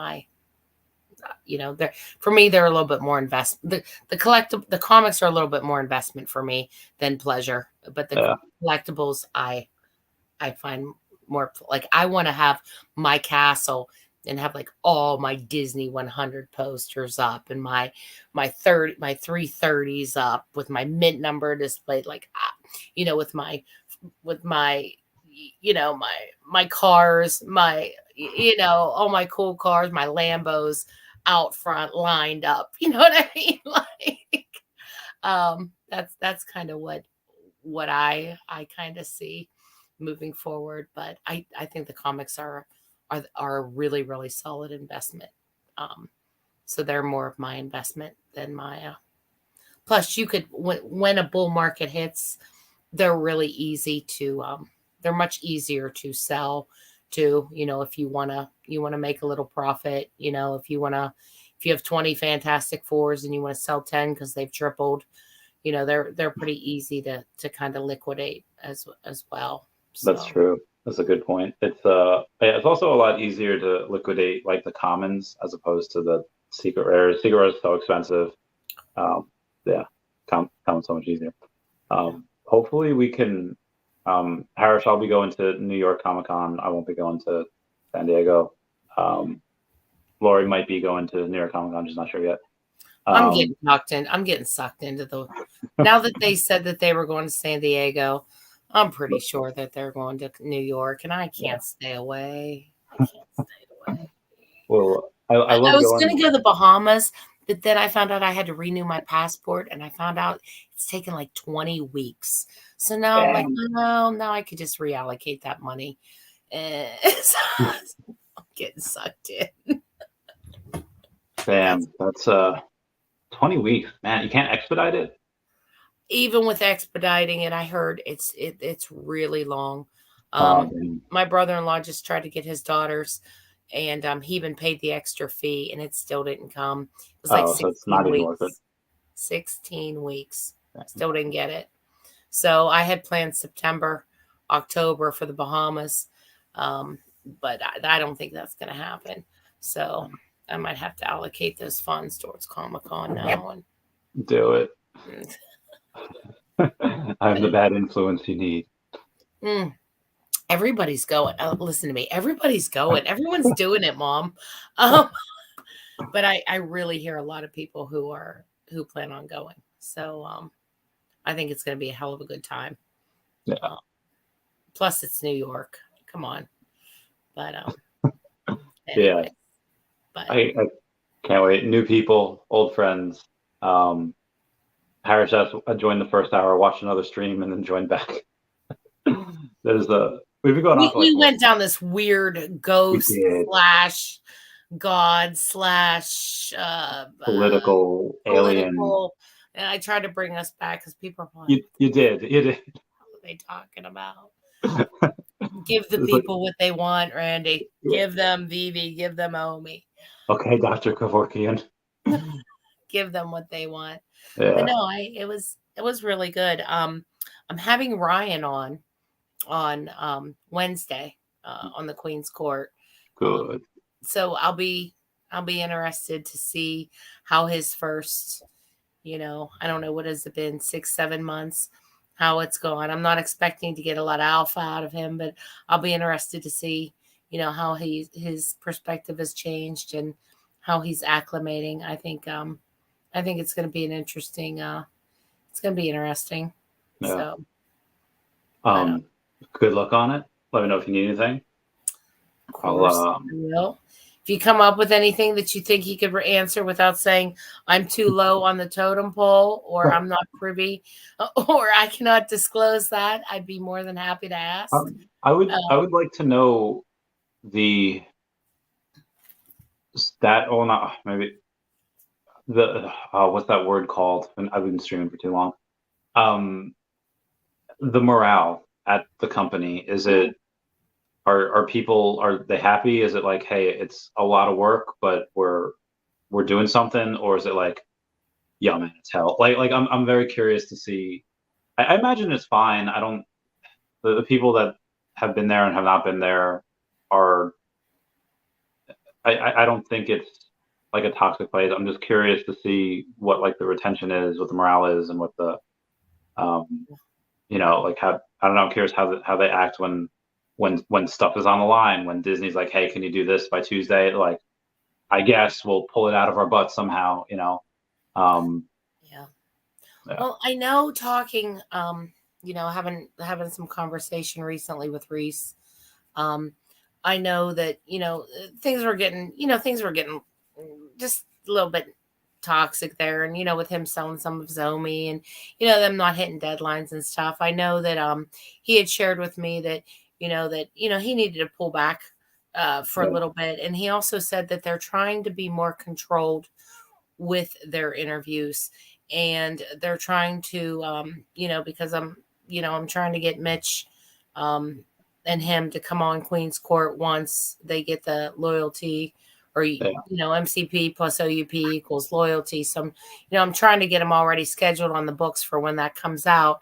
And he said that, really Mitch is trying to produce and not really get out there and really just do these free kind of interviews or just shoot the shit until they have, until they have stuff to actually, come out and market. Like, hey, okay, we're rolling out staking and we're going to talk about it and we're going to make our rounds. Yeah. So that's kind of the direction that Mitch wants to go. Just keep pushing out the day-to-day stuff. Keep your head down working. And then whenever we have something we really want to roll up, we'll go out and make our rounds with the content creators and get that out. Like I said, I think, Reese was saying he was, just a little bit, it was getting a little hectic there. FUD was pretty high level and things were pretty toxic probably about a couple months ago. So, he's just been focusing, I know, on the work. David, David seems pretty, David always seems like he's on, every time I see David or talk to David, I never see his morale, shaken. Dan, Dan's a little bit harder, I've been reaching out to Dan. I'm like, hey, Dan, do you remember, and Dan, I just haven't heard back from Dan. So I don't know what's going on with Dan. Dan is, just kind of doing his thing. I think Dan wants to kind of do the same thing until he could say, here's the metaverse. Here's what I've been working on. Here's been my piece. I think he's also been kind of laying low and they've been taking interviews just here and there. And I don't blame them. Yeah, that's what they want to do by all means. Just produce, and they've done a great job. Like I said, I DM'd him and Alex, or not Alex, David and Reese just the other day. And I'm just like, hey, I think you guys been killing it. Thanks. Cause I don't think they hear that a lot. I mean, it's hard. I can't imagine, it's just like being a pro athlete. Can you imagine if like you miss a ball and like everybody in the like world just sits there and just rips you and picks you apart? Could you imagine if your everyday job, like, shit, I missed this part of the contract and like everybody in the world was calling me a dumbass and telling me how much of a failure, like, that sucks. No, I know that's the game that they're in. And that's part of the, part of the price of being the CEO and the CFO. But, that's gotta be hard, I think, on the team. Like, if I were like wide receiver for the Steelers or something, I would not even I wouldn't turn anything on. I wouldn't even get on Twitter. I would just be like, I don't want to hear it. So I kind of get where they're coming from, but I will definitely ask him for sure about morale, but I think you could see it. I mean, you could just see the progress that they've made. I'll be interested to see when they actually start doing some serious marketing of any kind, or if Disney, when and if Disney's going to start marketing. I'm very again. So I think there's whatever is going on. I'm sure David and Dan have dealt with, or maybe this is the worst, but I feel like for people, there's this fine line of like, hey, here's enough childhood trauma to where you feel you need to achieve or overachieve, and you have this desire to get things done. Right. But then there's a point where there's like too much, where it's like, okay, now you have an unhealthy coping mechanism. Now you're broken. Now, I'm very curious what the trauma was when they were younger that allows them to work at this high level, like 18-hour days, 20-hour days. They're traveling everywhere. And I'm not saying they're not having a good time. David's posting pictures of that Pokemon stuff, but and this isn't something that they did for like a couple months. This is like for years that they're going constantly emails and calls and video calls to the licensors, constantly dealing with FUD, and they still have time to go. David, he tweets every night around this time. He just tweeted a door emoji talking about the door. I wonder what continuously drives them, gives them that energy. Yeah, I know quite a bit about David, and it's his pre-Pokemon, but that's more story for David, to probably share if he wants to. Dan, I have no idea. I have no idea. But I think that they're very, very, they're two very driven men that really want to succeed. So I bet Dan, he just runs on like rage and caffeine. Like he just. That's what I said. I've been trying to get Dan. I've been DMing him, and I'm like, do you remember the nice lady who was hooking you up at Anaheim with gummy bears? Do you remember? Wait, that was you? Huh? That was you? So Anaheim. So Dan told us this story. I don't even know if I could. So I think this is probably, in my opinion, and you could weigh in on this if you would like, something that should be kept entre nous, like in between us, until we get off camera. Okay. Okay. You're like, that was you? I'm like, yes, that was me, the nice lady that he just there, and not to mention New York. I got New York was the same. Yeah, off camera. You're like, that was you? How did you hear the story? Can we end this now so we can talk about this off camera? Yeah. Okay, so everyone, thank you for joining. Thank you for the super chats. Everyone say bye-bye to Dashi. Bye-bye, Dashi. I love you guys. Bye, meow. Bye, Dashi.